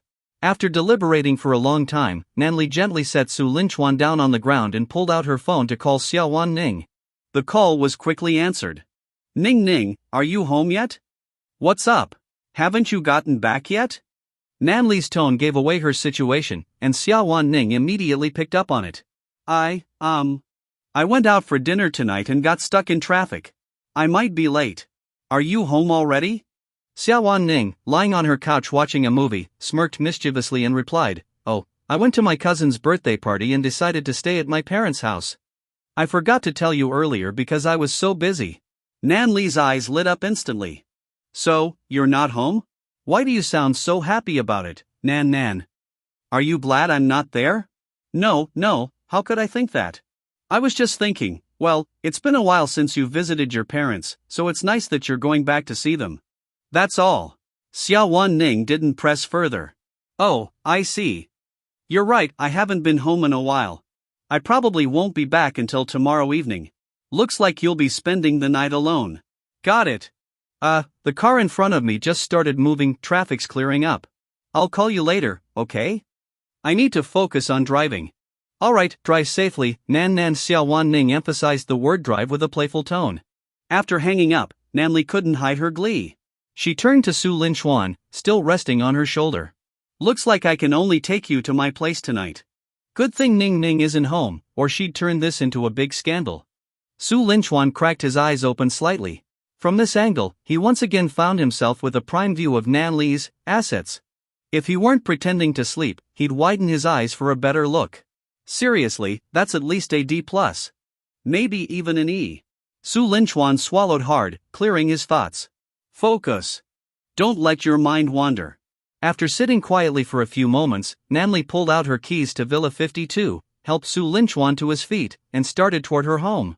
Thankfully, the two villas were right next to each other, and Su Lin Chuan subtly shifted some weight onto his own feet to make things easier for Nany. Once inside, Nany helped Su Lin Chuan into the guest room on the first floor and laid him on the bed. Phew! Finally got you in here. So exhausting. You owe me another meal for this tomorrow. After a brief pause, she giggled. Actually, since you know how to cook, why don't you make me something yourself?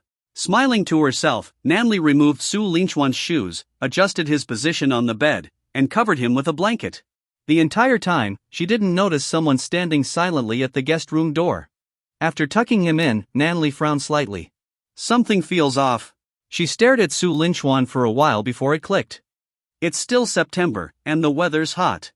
He's fully dressed and covered with a blanket, won't he overheat at night? Maybe. I should take off his clothes? But if I turn on the air conditioning, he might catch a cold. She murmured to herself. I think you should take them off. Yeah, I think so too. Nany froze mid-sentence, slowly turning to the source of the voice. Nany froze on the spot when she saw Xiao Ning leaning against the doorway. Need my help? Xiao Ning tilted her head and smiled mischievously. Oh, wait, I almost forgot. He's your little boyfriend, right? You should handle this yourself. Ning, didn't you say you weren't home? When did you show up? Were you lying to me earlier? Nany's chest heaved as she glared at Xiao Ning, clearly flustered. Oh, about that. When I answered your call earlier, I must have been sleepwalking.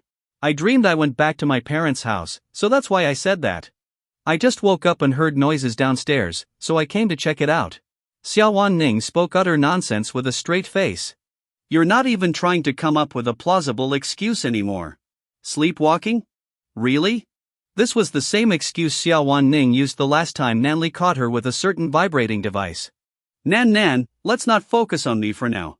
Why don't you explain, what exactly is going on here? Xiao Ning asked, her gaze shifting to the sleeping Su Linchuan on the bed. Nany glanced up at the ceiling as if seeking divine intervention. It's over. I can't explain this. I'm done for. I look like a total creep. Ning, it's not what you think. This is all just a series of coincidences piled together. I can explain everything. Xiao Ning grabbed a chair, sat down, rested her chin on her hands, and said with a playful smirk, I'm listening to your excuses, explanations. She took a deep breath and began, here's what happened. Xiao Chuan saved me twice, so to thank him, I took him out for dinner tonight at Xinglin Pavilion. You've been there with me before. Since I drove, I couldn't drink, so Xiao Chuan drank the 2 bottles of wine we ordered. He ended up drunk, and I had to help him back. I originally wanted to take him home, but I didn't have the keys to his house, so I brought him here. Nany looked earnestly at Xiao Ning, hoping for some understanding in her gaze. Xiao Ning nodded slightly after hearing her explanation. Anything else the defendant would like to say? I could jump into the Yellow River, and it still wouldn't wash away this misunderstanding. Meanwhile, Su Linchuan, lying on the bed, was drenched in sweat. His back was almost soaked. Hey! Talk all you want, but can someone take this blanket off me? It's so hot. Or at least turn on the air conditioning. Feeling helpless, Su Linchuan entered his system's interface to distract himself. Ding! Task completed. Task, pretend to be drunk. Drink 2 bottles of wine and act intoxicated so Nany has to take you home. Reward, crisis sense. As soon as Su Linchuan entered the system space, the success notification echoed in his mind. System, what does this crisis sense do? As the name suggests, it allows the host to sense danger before it happens. The intensity of the premonition depends on the severity of the crisis. The greater the danger, the stronger the premonition. Bonus, due to the host's successful kiss with Nany tonight, crisis sense will also activate whenever Nany is in danger. Su Linchuan nodded in satisfaction. Not bad. This way, I can always stay a step ahead of danger. And when Nany finds herself in trouble, I can show up just in time to save her, just like catching that kid in front of the office building. His attention then shifted to his status panel. Host, Su Linchuan. Luxury points, 0. Physique, 120. Speed, 120. Strength, 130. Spirit, 130. Main quest, Purify Societal Corruption. Side quest 1, Cleanse the Campus Environment, 20% progress. Side quest 2, Begin Purifying the Film Industry, in progress. Inventory, Love Diary, Pain Diary, 3 days left. Skills, Master Level Combat, Master Level Culinary Arts, Crisis Sense. The first side quest had progressed to 20%, likely due to his company taking over the school's cafeteria and stores, leading to initial improvements. The initiatives discussed with Lin Xiao and the others, like the activities and subsidies, would begin tomorrow. By then, the progress would likely skyrocket. At this rate, the task could be completed well within a month. Just as Su Linchuan was calculating his potential earnings, the conversation between Xiao Ning and Nany finally reached a turning point. Xiao Ning lowered her voice and said, Nan, while I wouldn't exactly endorse this sort of thing, as your best friend, I support you. Go for it. I won't disturb you. I'll leave now, okay? Good luck. I'll wait for the good news tomorrow. With a knowing look, Xiao Ning exited the room and closed the door behind her. For good measure, she even locked it, ensuring Nany could carry out whatever she needed to without worry. By the time Nany reached the door to try and open it, it was too late. Hey! Ning Ning, open the door. I told you the truth. I didn't plan anything, and even if I did, I wouldn't take advantage of him while he's drunk. Dog Ning Ning, open the door right now. If he wakes up, I really won't be able to explain myself. You're ruining my reputation. Outside the door, Xiaowan Ning twirled the key around her finger. Nan Nan, I've set the stage for you. Now go ahead and do whatever your heart desires. Nany, do whatever my heart desires? Shocked. Su Linchuan, do whatever your heart desires? Excited. After several minutes of futile knocking, Nany sighed. How did my spotless reputation get ruined by this dog Ning Ning? Now I'm being painted as some creepy older sister who gets her younger brother drunk. Su Linchuan, so all those kisses earlier were for nothing, huh? Realizing Xiaowan Ning wouldn't open the door, Nany sighed again. She then noticed Su Linchuan drenched in sweat. Oh no, I forgot how hot the weather is. She quickly removed the blanket covering him and wiped the sweat off his forehead. Then she turned on the air conditioning. After that, Nany returned to her earlier dilemma, one she had before Xiaowan Ning had appeared. If he keeps his clothes on while the AC is running, he might catch a cold. But, how am I supposed to undress him? Nany clenched her small fists, looking at the sleeping Su Linchuan with a conflicted expression. Lying on the bed, Su Linchuan's lips curled into a barely noticeable smile after hearing Nany's words. Please, by all means, do it. But just then, the familiar system notification echoed in his mind. Ding! Detected that the host has triggered a romance task, social death scene. Task, while Nany is helping the host undress, wake up suddenly and make her socially die. Reward, master-level magic skills. Su Linchuan froze for a moment as he processed the task. The system really knows how to stir things up, but I like it. He chuckled inwardly and stayed still, waiting for Nany to make her move. Meanwhile, Nany was still battling an intense internal struggle. Even though this is necessary to keep him from catching a cold, how am I supposed to explain this to him tomorrow morning? He'll definitely think I'm some kind of pervert. But if I don't take off his clothes and just run the AC, he really might catch a cold. Ugh, what should I do? Nany tugged at her hair, her indecision turning into torment. 10 minutes later. After much agonizing, Nany finally steeled herself. I'm doing this so he won't catch a cold. It's for his own good. I can explain this tomorrow. Yes, I can definitely explain this. To be extra cautious, she took out her phone and started recording. Xiao Chuan, this is evidence, okay? I'm undressing you purely to keep you from catching a cold. Please don't think of me as a pervert. She placed the phone nearby, ensuring the camera was pointed at Su Linchuan. Phew! Nany let out a deep breath. Today had already been far more exciting than any other day in her 20-something years of life. First, there was the kiss. Now, she was about to undress someone else. It was all so thrilling. Nany's delicate, pale hands reached out and lifted Su Linchuan's t-shirt. What was revealed made her gasp. 8 perfectly defined abs. The muscles were well-toned and slightly glistening with sweat from earlier, giving his skin a sleek, alluring sheen. Nany's wide eyes remained glued to his abs, and she unconsciously swallowed. The last time Su Linchuan had come over to shower, she'd caught a fleeting glimpse of those abs, and that one brief look had haunted her thoughts for days. Now, seeing them up close and in full detail, she was entranced. After admiring for a while, Nany finally reached out to pull the shirt over his head. But just as she lifted her gaze, her eyes met his, a pair of startled, fully awake eyes. Nan! Nanjia, what are you doing? Ah! Nany jumped back from the bed as if burned, throwing her hands up in the air in panic. I was. Her voice trembled as she struggled to come up with an explanation. Nanjia, you lifted my shirt just now, were you trying to undress me? I wasn't. I didn't. Don't you dare say that. Nany immediately resorted to a triple denial. Then, what were you doing just now? Su Linchuan pressed further. I was worried you'd catch a cold while sleeping, so I thought about helping you take your clothes off. But Nanjia, doesn't that still mean you were trying to undress me? He's right. I've got no comeback for that. After a moment of silence, Nany glanced at her phone, suddenly remembering she'd recorded everything as evidence. I have it on video. I was really worried you'd catch a cold, that's the only reason I was trying to undress you. Su Linchuan glanced at the phone nearby and smirked. Nanjia, I didn't realize you were into such elaborate setups. Recording it too, huh? She could feel herself dying inside. Su Linchuan picked up the phone and played the video, partly to give her an out. Xiao Chuan, Nanli's voice echoed from the recording. I'm recording this to prove I'm not a pervert. I'm only taking your clothes off to keep you from catching a cold. Please believe me. Watching the video, Su Linchuan nearly burst out laughing. He could barely hold it together. He looked at Nanli, who seemed utterly defeated. Nanjia, it does seem like you were just trying to keep me warm, but it could also be that you recorded this video as a premeditated cover story. Nanli had been somewhat moved by his first statement, but the latter half made her roll her eyes. Humph. Is that what you think of me? Do you know how hard it was for me to work up the courage to do that? I've never undressed a guy in my life.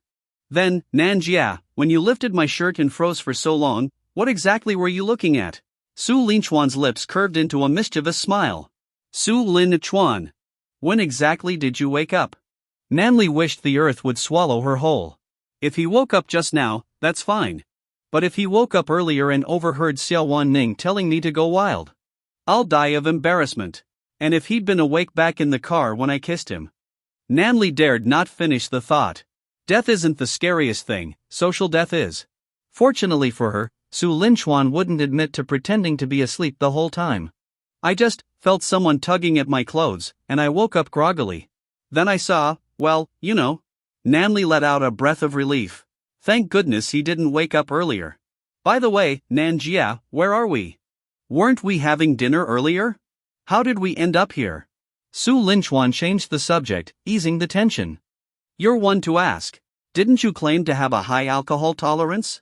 You got drunk after just 2 bottles of wine. I had to carry you from Xinglin Pavilion and bring you back here. I got drunk. Su Linchuan feigned ignorance. You don't remember? 2 bottles, and you were out. Such a lightweight. Nanli teased. This feels oddly familiar. He tilted his head, looking at her.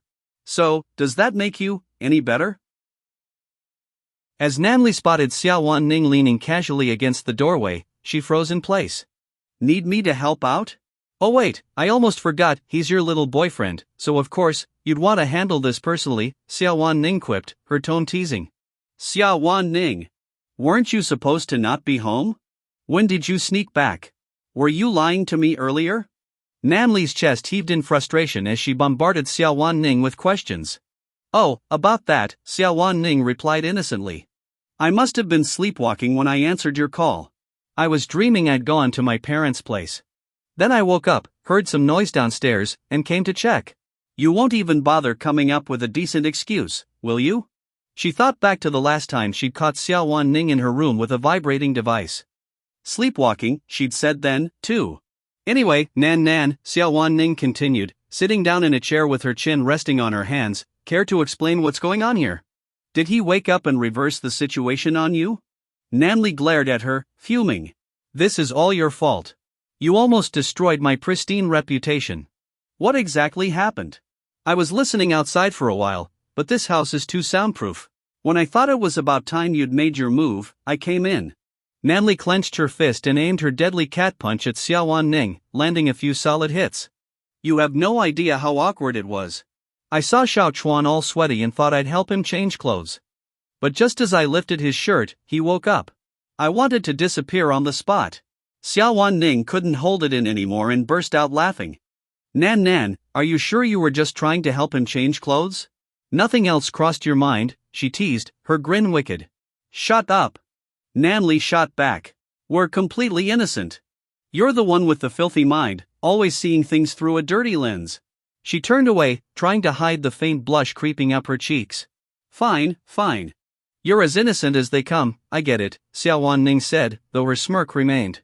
If only I could find someone I could also share such innocent moments with, then I wouldn't have to, be self-sufficient every day. At the mention of this, Xiao Wanning's mischievous streak kicked in. She grabbed Nanli's hand, eyes sparkling.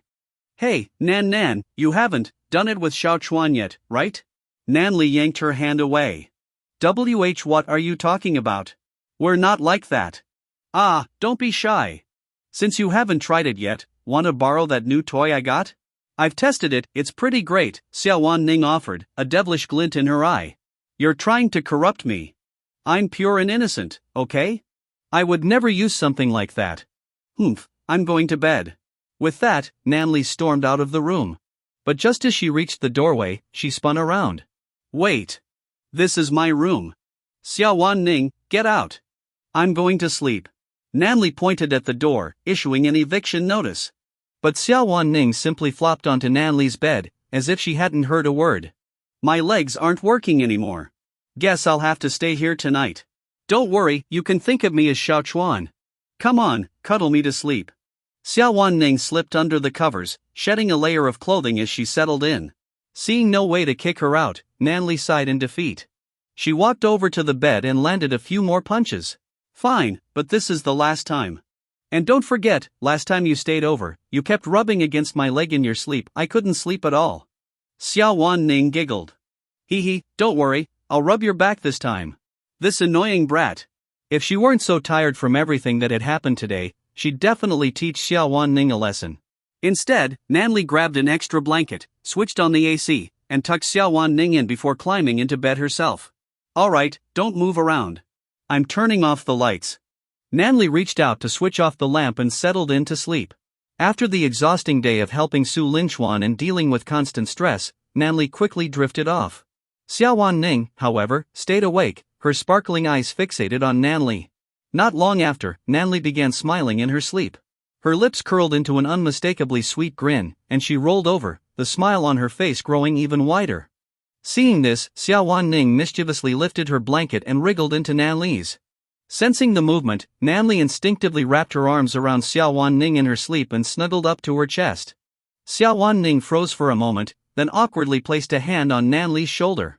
Flat. It's Xiao Chuan.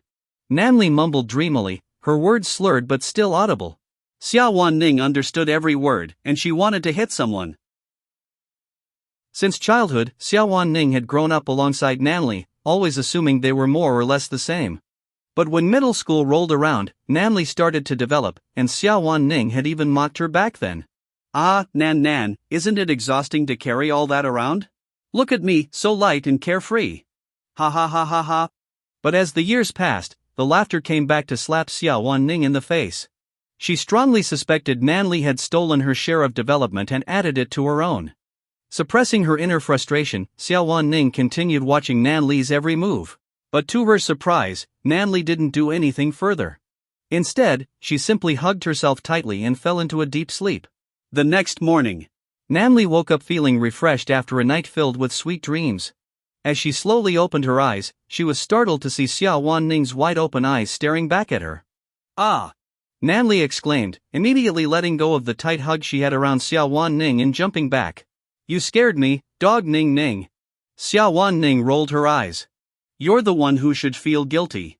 Do you have any idea? I couldn't even feel my right arm anymore. You hugged me all night, and I've been awake for 30 minutes waiting for feeling to come back. Hearing this, Nany belatedly realized she'd been hugging Xiaowan Ning the whole time and even using her arm as a pillow. Sorry, Ning Ning. Here, let me massage it for you. Nany sat up and gently began massaging Xiaowan Ning's arm with her soft hands. Ah, that's more like it.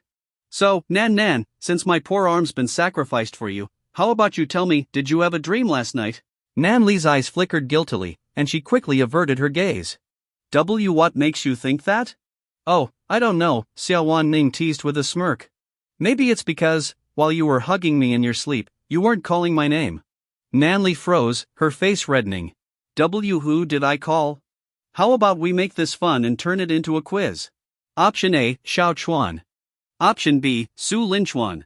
Option C, classmate Su. Go ahead, Nan, pick one. Did I really call out a name? Did I say anything else? Nany's face burned with embarrassment as fragments of last night's dream flooded her mind. Xiaowan Ning raised an eyebrow, clearly sensing there was more to the story.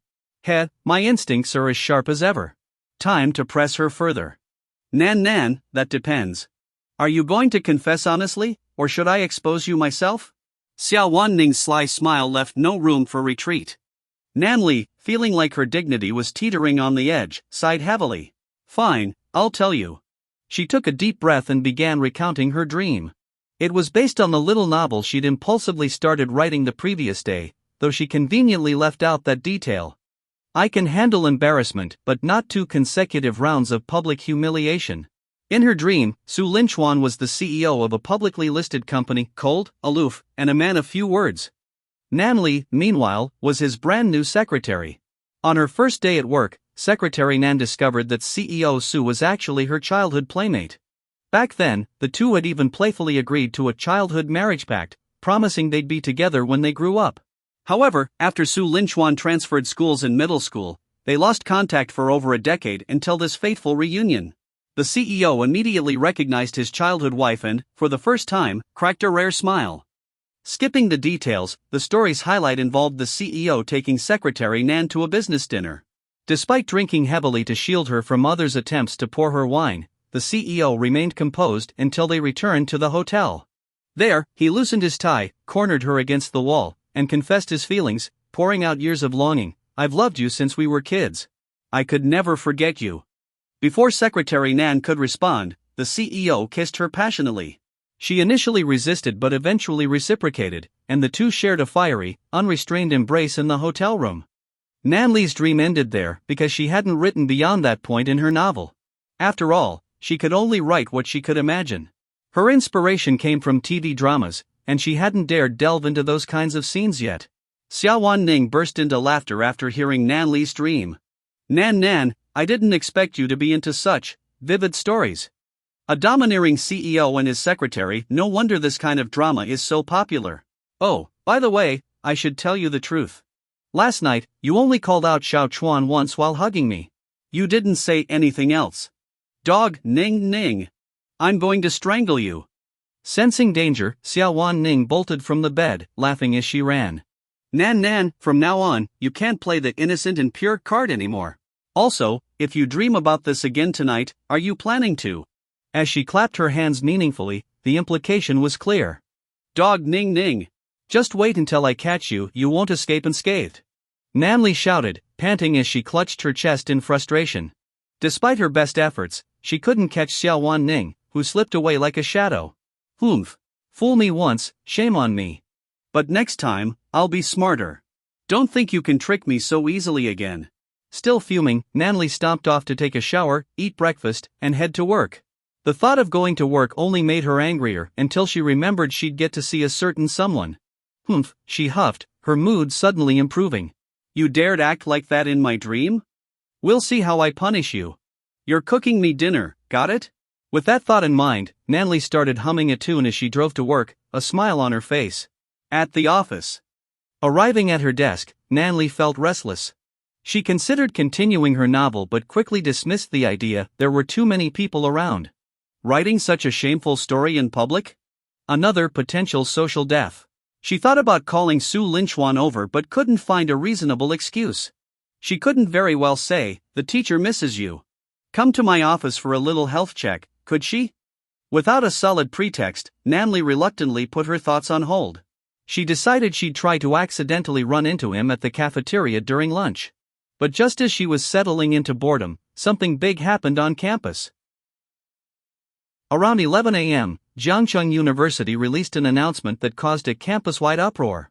The notice was brief, but as the saying goes, the fewer the words, the bigger the matter. The announcement stated, several individuals had been arrested by the police for accepting bribes, including the former contractors of the school cafeteria, the director of the logistics department, the vice principal in charge of finances, and the owners of the campus supermarket, print shop, and laundry service. The school had received numerous complaints about these issues in the past. After conducting a thorough investigation, including evidence collection and interviews, the authorities confirmed the allegations to be true. The notice further clarified that all school-affiliated businesses and the cafeteria had been taken over by new contractors. The administration pledged to uphold strict standards moving forward and encouraged students to report any future violations. Additionally, the new contractor expressed regret over the harm caused to students and decided to personally fund compensation. Every enrolled student would receive 500 yuan, directly deposited into their bank accounts. The moment the announcement went live, it sent shockwaves through the campus. Students were ecstatic, celebrating the unprecedented turn of events. Discussions about the news filled every corner of the school. Eavesdropping on a conversation. Feeling bored, Nany stepped out of her office for some fresh air and inadvertently overheard two students chatting nearby. She recognized them as third-year students, taught by her colleague, Professor Wang. Their unique names made them particularly memorable. One was named Xu Xinfeng. While the name didn't seem out of the ordinary at first, its English translation, Tree Newbie, was hilariously close to blowing bullshit. Nany had burst out laughing when she first realized this. The other student was named Wei Xingjin, which was even funnier. As a male student, introducing himself with a name that phonetically resembled sanitary pad was, in itself, a punchline. Nany had nearly choked from laughter when she first learned his name. The conversation between Xu Xinfeng and Wei Xingjin quickly caught her attention. "Hey, Shoepad, did you see the announcement from the school this morning? A bunch of people got arrested, cafeteria manager, supermarket boss, even some of the leadership. Does that mean we won't get ripped off anymore? TCH, you trust school announcements?" Those arrests were probably just the result of squabbles over profit sharing. They'll just bring in new people to rip us off. Also, can you stop calling me Shoepad? Xu Xinfeng grinned. Well, freshmen are about to start military training, and so many of them used you as a pad for their shoes. That's why I call you that. But hey, you can choose, would you rather be called sanitary pad or Shoepad? Wei Xingjin. What did I do in my past life to deserve a name like this? After a moment of inner struggle, Wei Xingjin sighed in defeat. Fine. Call me Shoepad. It's better than sanitary pad, I guess. Xu Xinfeng chuckled. That's the spirit. Anyway, back to the announcement. This time, I think the school might actually mean business. In the past, even when they replaced contractors, no one got arrested. And did you see? The new contractor is giving each of us 500 yuan out of his own pocket. Wei Xingjin raised an eyebrow, skeptical. Really? Has the school turned over a new leaf? Or maybe those 500 yuan are just food or supermarket vouchers. They'll probably force us to spend it, and when prices go up under the new contractor, they'll earn it all back. They've always been sneaky like that. Xu Xinfeng pulled out his phone. Nope, it's actual cash. See this text? They deposited it straight into my bank account. Check yours. Wei Xingjin glanced at his phone, and moments later, his face filled with disbelief. Holy crap! It's true, 500 yuan. That's like half a month's living expenses for me. This is the first time in 2 years I've seen the school do something this generous. Not the school. The new contractor, Xu Xinfeng, corrected. Let's head to the cafeteria and check if prices have gone up or down, Wei Xingjin said, eager to spend his newfound fortune. After all, spending money you didn't earn always felt better. Just like how free stuff always beats paying for something. Good idea. I'm curious too, Xu Xinfeng agreed. Nany's reaction. As the two walked away, Nany pulled out her phone and checked the school's website. Sure enough, the announcement was there. She immediately thought of Su Linchuan. Considering his recent actions against Lu Chang and others, it had to be his doing. Just a few days ago, she'd worried whether he could handle such a complicated situation, and now, so quickly, it was resolved. Impressive. Without hesitation, Nany dialed Su Linchuan's number. Xiao Chuan, did you see the school's announcement today? I didn't expect you to handle things so quickly. On the other end, Su Linchuan's laughter came through. So, Nan Jia, you saw it? It wasn't too hard. Lu Chang and the others already turned themselves in. I covered the 500 yuan compensation for the students. The school leadership was so impressed they practically begged me to take over all the contracts. Vice Principal Wang even tried to kiss me, but thankfully, I dodged in time. Nany chuckled. I didn't expect you to pull it off so efficiently. Looks like I underestimated you. Su Linchuan muttered under his breath, I'd rather hear you say that in bed. What was that? Nany asked, not catching his words. Ahem, I said you can always trust me to get the job done, Su Linchuan replied smoothly, not missing a beat. Nany didn't press further, she had another reason for calling. By the way, has the cafeteria food improved? The staff food was always okay, but the students complained a lot about theirs. I wonder if it's better now. Don't worry, Nan Jia. I already checked this morning, it's a lot better. The chefs weren't lacking skill, they just weren't motivated. Now, with higher pay and proper evaluations, they're putting in real effort. Nany pouted slightly. Then I'll drop by the cafeteria for lunch and see for myself. Su Linchuan, quick to pick up her hint, responded immediately. I'll join you, Nanjia. You treated me last night, so lunch is on me today. Nany smiled, but then a thought crossed her mind. Oh, and about that, don't forget the promise you made. You still owe me a meal you cook. This time it doesn't count. You promised me you'd cook a meal for me yourself. Don't think you can back out. Su Linchuan couldn't help but laugh. Don't worry, Nanjia. I promised to cook for you, and I'll keep my word. You pick a time, I'm free whenever. Nany chuckled shyly for a moment. Then, I'll call you at noon, and we can go to the cafeteria together. We'll talk about you cooking for me then. All right. See you at noon, Nanjia. Hanging up the phone, Nany hummed a cheerful tune as she skipped back to her office. When you have someone you look forward to seeing, even the waiting feels blissful. Meanwhile, Xu Xinfeng and Wei Xingjin arrived at the cafeteria. It was only around 11 a.m., so the place wasn't very crowded yet. Wei Xingjin went to his usual food stall, ordered 2 dishes, 1 meat, 1 vegetable, and a serving of rice. When he went to pay, only 3 yuan was deducted from his meal card. Auntie, is there a mistake? I ordered 2 dishes and rice. How is it only 3 yuan? It used to cost 15. The cafeteria worker smiled patiently and explained, we have a new owner now, and prices have changed. What you ordered would have been 15 before, but now it's only 6 yuan. And with the current 50% discount, it's just 3 yuan. The auntie's mood was excellent. Working here used to mean low pay and frequent deductions, but now her salary had doubled, and her benefits, including insurance, were fully covered. Altogether, her monthly earnings were nearly triple what they used to be. Wei Xingjin's eyes widened in disbelief. 2 dishes and rice, and it's half the old price, less than 6 yuan without the discount? How is this possible? Auntie, how much is the meat dish? Meat dishes are 3 yuan, vegetable dishes are 2.5 yuan, and rice is 50 cents.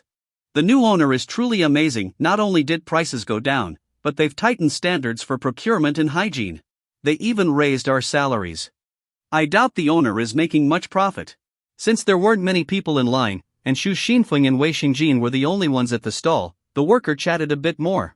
By the way, Auntie, you mentioned a 50% discount. Is that for all the stalls? Wei Xingjin asked. Yes, all stalls in the cafeteria offer a 50% discount for 3 months. The same goes for the supermarket, laundry, and all other facilities the new owner has taken over. Wei Xingjin glanced at the unexpected 500 yuan bonus in his bank account, then at the cheaper meal prices and the discount promotion. Has the school really changed for the better? I'm witnessing history here. A campus-wide phenomenon. What happened with Xu Xinfeng and Wei Xingjin was happening all across the campus. The buzz spread quickly, and Jiangcheng University's actions went viral, even trending on social media. The new contractor won widespread praise, while the university also reaped benefits, significantly improving its public image. It was a win-win. Lunchtime. At noon, Nany eagerly called Su Linchuan. Are you hungry yet? Let's head to the cafeteria for lunch. Sure, I'm on my way. Let's meet at the entrance of the 1 yuan cafeteria. 1 yuan cafeteria. Nany arrived first and didn't wait long before spotting Su Linchuan in the distance. Xiao Chuan over here. Excited, she waved him over energetically, looking for all the world like a girl calling out to her boyfriend. Su Linchuan jogged over and greeted her with a bright smile. Hi, Nanjie. As he stopped in front of her, Su Linchuan extended his right hand. With a quick flick of his wrist, a rose appeared out of nowhere. Nanjie, this is for you. Nany froze for a moment, her cheeks turning slightly pink as she accepted the rose. Is it appropriate for Su Linchuan to give me a rose? Of course, it's perfectly appropriate.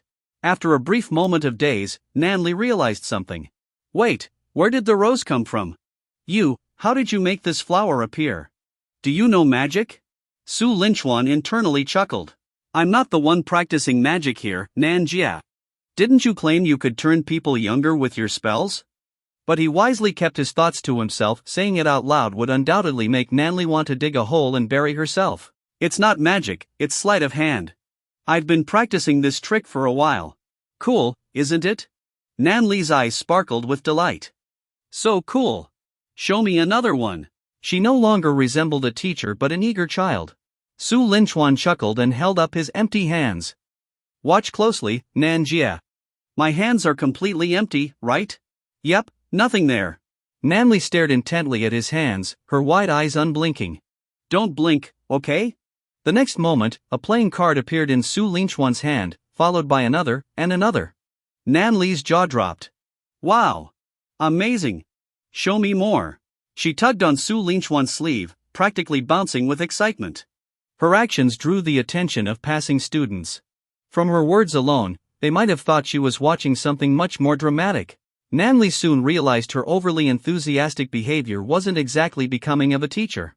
She quickly straightened up, clearing her throat to regain some composure. Nanjia, let's head inside the cafeteria. I can show you more magic while we eat. Yay! Let's go! Nany grabbed the corner of Su Lingquan's sleeve and led him into the cafeteria. Observed by a familiar trio. Meanwhile, Lin Xiao, Su Mo, and Zhou Yuan were eating lunch together when they noticed the scene. Hey, old Zhou, old Su, look over there. Isn't that Brother Chuan? And isn't that our former advisor? Wait, no, we've graduated. We shouldn't call her that anymore, just use her name, Lin Xiao said, nudging his friends and pointing. Huh? Where? I want to see too. Before they could locate Su Lingquan, a female student walked in front of them and interrupted. Excuse me, but Lin Xiao started to speak but was cut off. Pervert, the girl suddenly shouted. I just squatted down earlier, and my pants ripped. What are you looking at? You're all disgusting perverts, she yelled before storming off in a huff, leaving the three of them completely baffled. Lin Xiao shook his head and grumbled, see? It's your fault for shouting so loudly. Now people think we're creeps. As he lamented, a voice from the cafeteria caught his attention. Nanjia, what do you want to eat? By the way, your cheeks look so soft. I kind of want to pinch them. Nanjia, what do you want to eat? By the way, your face looks so soft. I kind of want to pinch it. You wouldn't dare. I'm still your teacher, fine, I'll let you pinch it during lunch, just this once. Nanjia, you're technically not my teacher anymore. I've already been approved by the principal for early graduation. I'm now an honorary alumnus, so it's perfectly fine to pinch your face. You've graduated early? Carrying their trays, Su Lingquan and Nany walked past Lin Xiao, Su Mo, and Zhou Yuan. Their conversation was loud enough for the trio to overhear. Lin Xiao opened his mouth to call out to Su Lingquan, but Su Mo quickly covered it. Don't shout. Lin Xiao watched helplessly as Su Lingquan and Nany found a table and sat down. Once the coast was clear, Su Mo released his hand. Why did you cover my mouth? Why didn't you let me call him over? He denied having any relationship with Nany last time, but now we've caught them red-handed. Earlier, when we invited him to lunch, he made some excuse about having something important to do. Turns out, eating with Nany is his important matter. Su Mo patted Lin Xiao on the shoulder. If you called him over now, it'd just alert him. We don't have solid evidence yet. How do we not? We just heard him say he wanted to pinch Nany's face. Exactly, and the kicker is that Nany agreed, Zhou Yuan added. Su Mo shrugged. Sure, we heard it, but did anyone record it? Without proof, it's not concrete evidence. Then what do you suggest? Su Mo smirked and gestured towards Su Lingquan and Nany as simple. Let's sneak closer and wait for him to actually pinch her face. We'll snap a photo of it. When he gets back to the dorm, even if he denies it, we'll have undeniable proof. Great idea. Let's go before he finishes. The three of them grabbed their trays and crept towards Su Lingquan and Nany's table. They sat down inconspicuously at a nearby table, slightly behind and to the side, all wearing masks for disguise. Su Lingquan and Nany, oblivious to the three sets of watchful eyes, were deep in conversation. After sitting down with her tray, Nany sighed. I didn't expect the food to be this cheap now. Even before the 50% discount, the prices were hard to imagine. Xiao Chuan, won't you lose money like this? There might be some losses during the discount period, but it's fine. In the short term, it's just like giving back to the students. After the discount ends, even with current pricing and costs for wages and rent, there'll still be a profit, just a smaller one. But profit isn't my goal. I just want to push out the bad operators and improve the school's environment. Nany's eyes sparkled as she looked at him. Su Lingquan's resolve to purify the environment deeply resonated with her. The world had too many areas needing improvement, and those brave enough to step forward were truly admirable. You mentioned earlier, go ahead, pinch my face. Consider it a reward for making the school's environment so much better. I'm just a weak woman, how could I resist the honorary alumnus? Nany tilted her head slightly and shook it playfully. Su Linchuan was charmed by her gesture. At this moment, even without a system reward, he felt he'd keep working toward improving society. Who could resist Nany offering her cheek to pinch? Clearing his throat, Su Linchuan reached out and gently pinched her right cheek. His first impression? Soft and smooth, just like the fleeting sensation of her lips during that stolen kiss. Comfortable. Very comfortable. Before Su Linchuan could savor it further, Nany swatted his hand away. That's enough. Just one pinch. Don't let your mind wander, okay? Nany pouted, her tone half scolding, half teasing. Come on, Nanjia. One little pinch isn't enough. After all the magic tricks I showed you earlier, can't you let me pinch one more time? Your cheek is so soft. Humph. That's called anti-addiction measures. If I let you pinch too much, you'll do it every time we meet. Where's my dignity as an elder sister then? Nany placed her hands on her hips, trying to look stern. She managed only a sliver of authority. Just as Su Linchuan was about to reach out again, the system's crisis alert activated. Ding! Crisis alert activated. Warning, a playful alert has been issued due to the host ignoring this feature all day.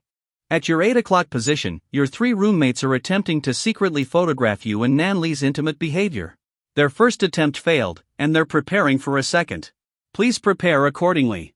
Su Linchuan raised an eyebrow. So it's those 3 rascals. Trying to snap photos of me? How naive. Nanjia, try not to be obvious, but glance over to my 8 o'clock. Do you see 3 people? One of them should look particularly suspicious, that's Lin Xiao. Nany was startled but did as he said.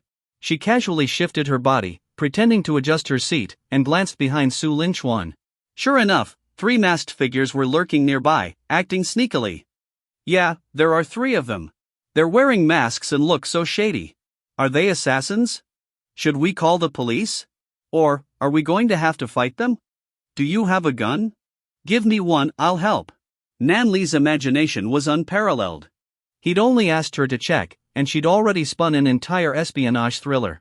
With a sigh, Su Linchuan thought, I do have a gun, but this isn't exactly the place to hand it to you. Nanjia, calm down. You've gone way too far with this. Those aren't assassins, they're just my roommates. Roommates? Are you saying the assassins disguised themselves as your roommates to keep tabs on you? What techniques did they use? Disguises? Bribery? Su Linchuan covered his face. Nanjia, please stop with the wild guesses. They're just my regular roommates, being nosy. They're trying to secretly photograph us. They think we're involved. Nany shot up from her seat, furious. How dare they? Suspecting such a pure and innocent relationship like ours? That's as ridiculous as accusing a blind man of stealing classified documents. I'm going to set them straight. She was about to march over when Su Linchuan stopped her. Nanjia, if you confront them now, it'll only confirm their suspicions. Nany stomped her foot. Then what should we do? Just thinking about them doubting our spotless reputation makes me mad. Su Linchuan chuckled. Don't worry, Nanjia. I've got a plan. Let me tell you. Nanjia, they're trying to take photos of us being intimate, right? So, let's just give them what they want. We'll bait them into taking pictures by intentionally posing in close, intimate actions. Right before they take the shot, we switch back to normal. Do it enough times, and they'll give up in frustration. Nany looked puzzled. You're saying that just before they press the shutter, we switch from an intimate pose to a normal one? But how would you know when they're about to take the photo? And phones take pictures so fast, can we even react in time? Su Linchuan smiled mysteriously. I have my ways. Do you trust me? Nany, still confused, nodded. Of course, I trust you. Then follow my instructions. Hold out your hand, grab the chopsticks, and pretend you're picking up food. Nany obediently did as she was told. Once she was in position, Su Linchuan said, Nanjia, excuse me for this. Without waiting, he placed his hand on hers, covering it completely. Nany was startled, her eyes meeting Su Linchuan's. His warm hand over hers gave her an unexpected sense of security. Not far away, Suemo nudged Lin Zhao's head. Hurry, hurry, hurry. Sugu is holding hands with Nany. Get the shot this time. We missed the face pinch moment earlier because you were too slow. Spurred on by Su Mo and Jo Yuan's whispers, Lin Xiao quickly opened his camera app and discreetly aimed it at Su Linchuan and Nany.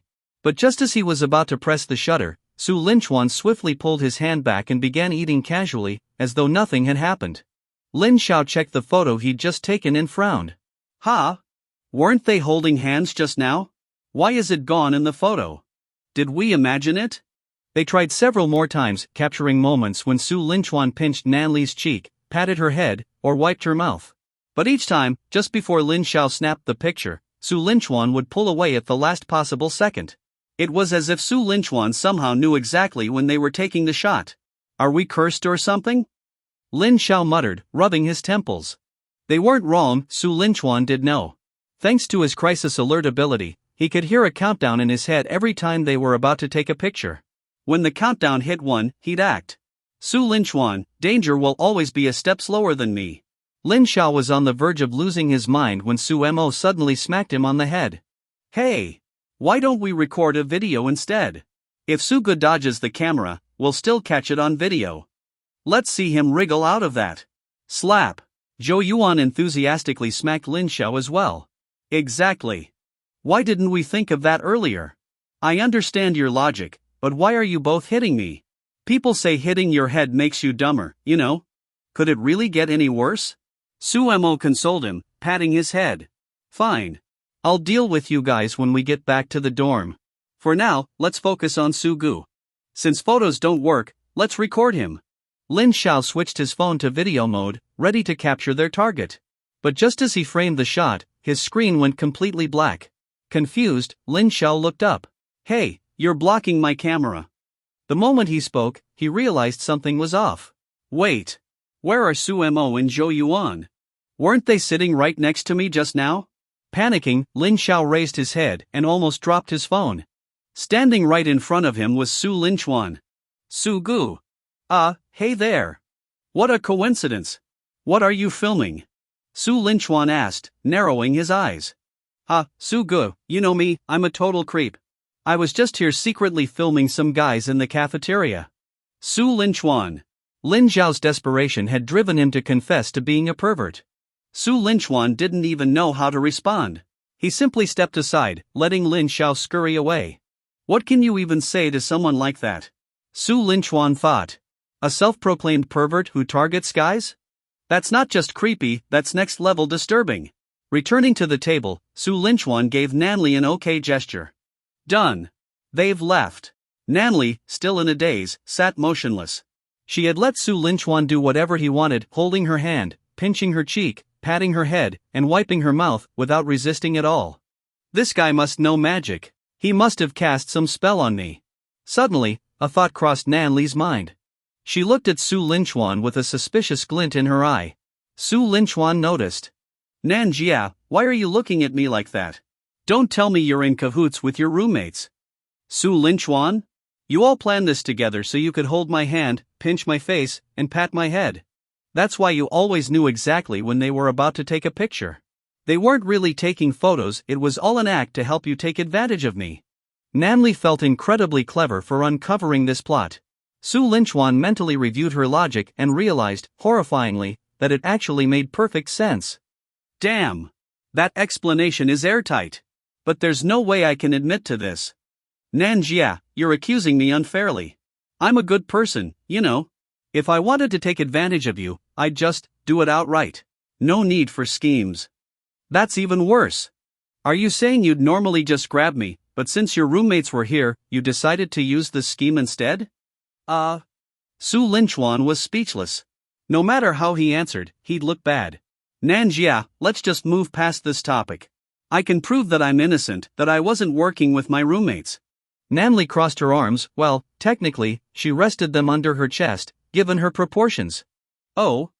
And how do you plan to prove that? Su Linchuan smiled confidently. Nanjia, take out your phone and prepare to snap a picture randomly. I'll predict the exact moment you press the shutter. If my timing matches, it proves I'm not colluding with them. Nany nodded slowly. That actually sounds reasonable. She took out her phone. Ready? Su Linchuan grinned. Whenever you are. As Nany readied her camera, Su Lingquan's mind entered the system space. Crisis alert! I'm counting on you for this. Hee, bye-bye. Wait, this is a critical moment. Don't bail on me now. Where are you going? Guess, hee. Guess. The system's playful response almost made Su Lingquan lose his composure entirely. Hey! Don't mess with me. This is a critical moment. I need to prove my innocence. But the system had already disappeared without a trace, leaving only a faint echo of its farewell. Su Lingquan was utterly speechless. After leaving the system space, he turned toward Nany, who was still holding her phone, ready to test him. With an awkward smile, he stammered, Nanjia, how about we drop this topic for now? Oh, right. I just learned a new magic trick. Let me show it to you. Nany stared at him suspiciously for a long moment. No way. You said you'd prove your innocence. Magic can wait. The result? Nany managed to take 3 photos in quick succession, and Su Lingquan failed to predict any of them. Ow. Nanjia, I was wrong. Please don't pull my ear. Su Lingquan looked at her with a pitiful expression, his voice full of mock grievance. Humph. Still not admitting you colluded with your roommates to mess with me? You think you can fool me? I'm sharp as a monkey, you know. Su Lingquan sighed helplessly. That crisis alert system had really done him dirty. A perfectly innocent young man like him, now seen as a sneaky pervert. Well, mostly innocent. But still, it wasn't supposed to become public knowledge. Nanjia, I admit my mistake. What do I have to do to make you forgive me? Nany pouted and tilted her head in a mock tantrum. From now on, every time we meet, I want flowers, and you have to conjure them just like you did today. Su Lingquan chuckled. That's easy.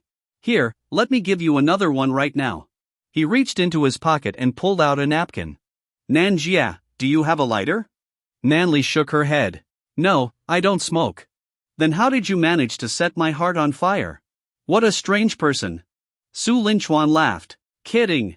I need a lighter for the trick, but if you don't have one, we'll improvise. Nanjia, blow gently on this napkin for me. Nany obediently leaned closer and blew on the napkin. The next second, something magical happened. The napkin caught fire. Startled, Nany exclaimed, It's burning. Quick, put it out. She grabbed a bowl of soup, ready to douse the flames, but Su Lingquan stopped her just in time. No need to panic, Nanjia. It's part of the trick.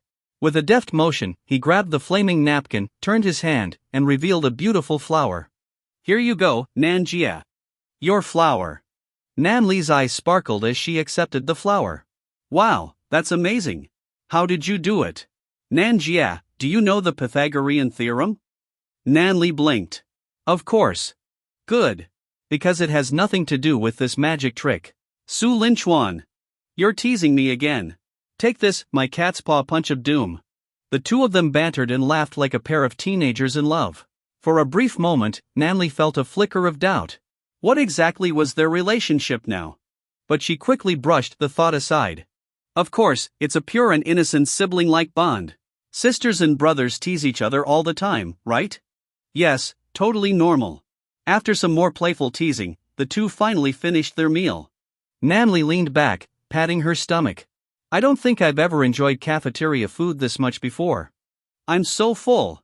That's because you haven't tasted my cooking yet. It's way better than this.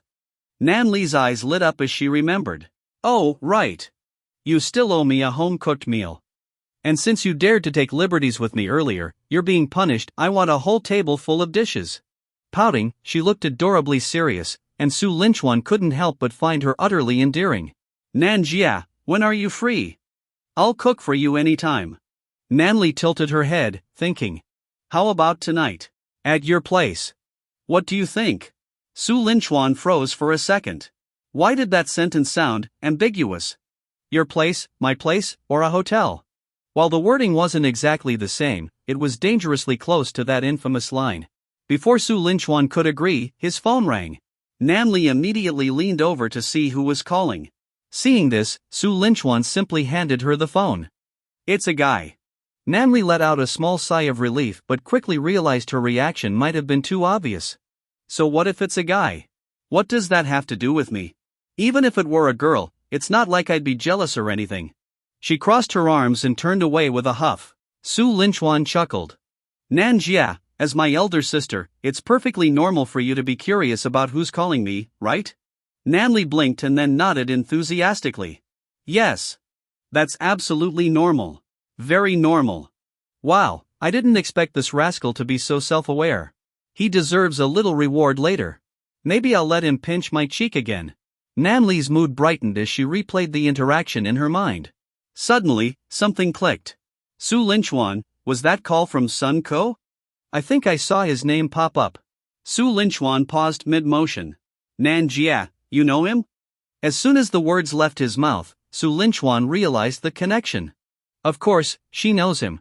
Sun Ko's dad tried to push him to pursue Nany.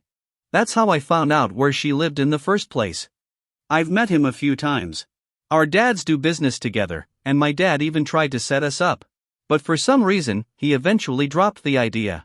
Su Linchuan mentally filled in the blanks, probably because Sun Ko's dad realized his family's internal issues were too messy to involve the Nan family. Yeah, it's the same Sun Ko. We met by chance. Let me take this call, and I'll explain after. With that, Su Linchuan picked up the phone. Su Linchuan answered the phone. From the other end, Sun Ko's voice came through. Mr. Su, I've hired more than 20 employees and even poached a few talents from other companies at a high cost. The company is now roughly set up, and all that's left is to finalize the project direction. When would you be able to come by the office to discuss this? I've also identified a few promising scripts that need to be reviewed and selected as the main project. Since Su Linchuan had his phone on speaker, Nany overheard the entire conversation. She didn't interrupt but quietly listened. With the system's task assistance, Su Linchuan already had access to pre-prepared scripts and didn't need to source them externally. He shifted his consciousness into the system space to check on his second side quest. Second side quest, initial cleanup of the film industry.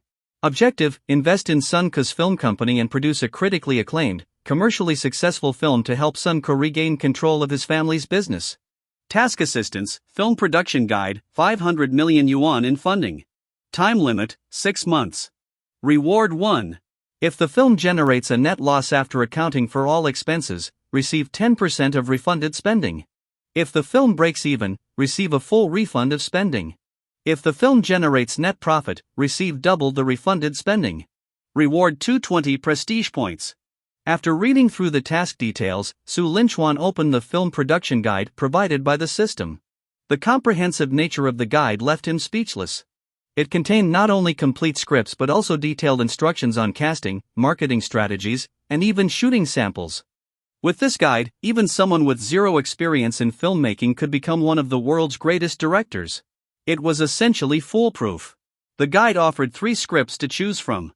Science fiction, The Three-Body Problem. Comedy, Goodbye Mr. Loser. Romance, When Time Stood Still. Fictional context, please refrain from associating with real-world titles. Su Linchuan considered for a moment before deciding why not choose all 3. Although the task only required him to make 1 film, all 3 scripts looked incredibly promising. Especially The Three-Body Problem, a globally renowned IP. A well-executed adaptation would undoubtedly cause a worldwide sensation. However, with the level of precision he intended, completing it within 6 months seemed challenging. For the sake of the task, he chose to start with Goodbye Mr. Loser. The other 2 could be taken on gradually afterward. With his decision made, Su Linchuan exited the system space. I already have a completed script ready to go. It's highly polished and requires no additional work.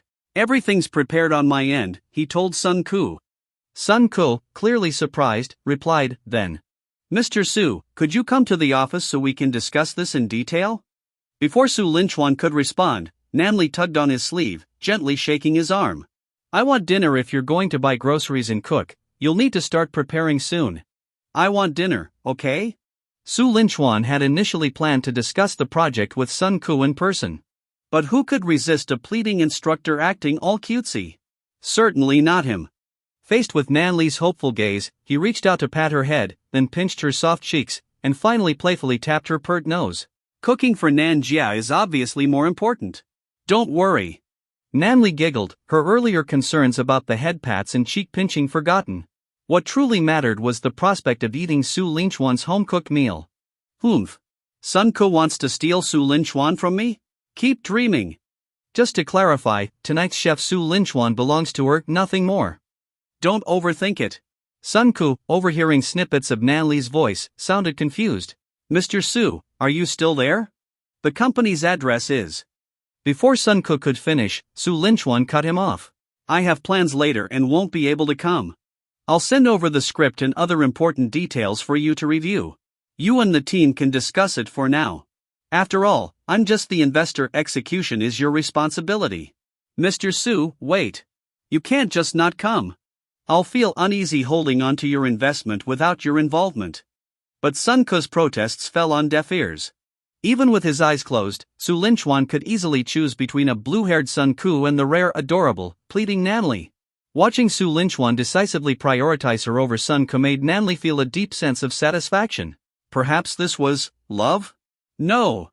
Definitely sibling affection. Nany, phew, close call. Almost slipped up there. Good thing I'm quick on my feet. No one's caught on yet. Nanjia, I'll swing by my dorm first to send Sunko the script. Then we'll go grocery shopping, and tonight I'll prepare a feast for you. Nany excitedly jumped up. Yay! Her enthusiastic jump sent certain assets bouncing as well. The world truly is magical. When you jump, they jump too. Su Linchuan quickly, after about 5 seconds, averted his gaze to prove his integrity. Nany noticed his lingering glance. Let's be honest, 5 seconds is more than enough to get caught. She shot him a glare but said nothing. Oof. I'll let it slide since you're making dinner for me. After parting ways, Su Linchuan returned to his dorm, determined to confront his 3 sons. No matter how fast they'd run from the cafeteria earlier, there was no escaping now. Just as he entered the dorm, Lin Xiao, Su Mo, and Zhou Yuan appeared at the door as if they'd been waiting for him all along. Congratulations, Brother Chuan, on your successful conquest. Congratulations, Brother Chuan, on your successful conquest. The 3 of them spoke in unison. Brother Chuan, stop trying to hide it. Even though we didn't manage to capture any photographic evidence in the cafeteria earlier, we all saw it with our own eyes. You're such a rebellious disciple, truly shameless. We humbly bow to your prowess. Hey, don't spread rumors without evidence. The 2 of us are pure, innocent, and completely above board, Su Linchuan replied nonchalantly, whistling as he spoke. Spending so much time with Nany recently had clearly started to influence his speech and mannerisms. The 3 of them collectively rolled their eyes. Lin Xiao, Brother Chuan's words? Lies and deceit. Su Mo, it's easier to believe in ghosts than in Brother Chuan's claims of innocence. Zhou Yuan, holding her hand, pinching her face, and you're still claiming to be innocent? What's next, kissing her and saying it's an accident? Nany, hey, don't you dare criticize me indirectly. No matter how much Su Linchuan tried to explain, claiming their relationship was purely platonic and sibling-like, the 3 of them were convinced he had earned the title of rebellious disciple. Su Linchuan shrugged, helpless. Good people are always misunderstood, he muttered.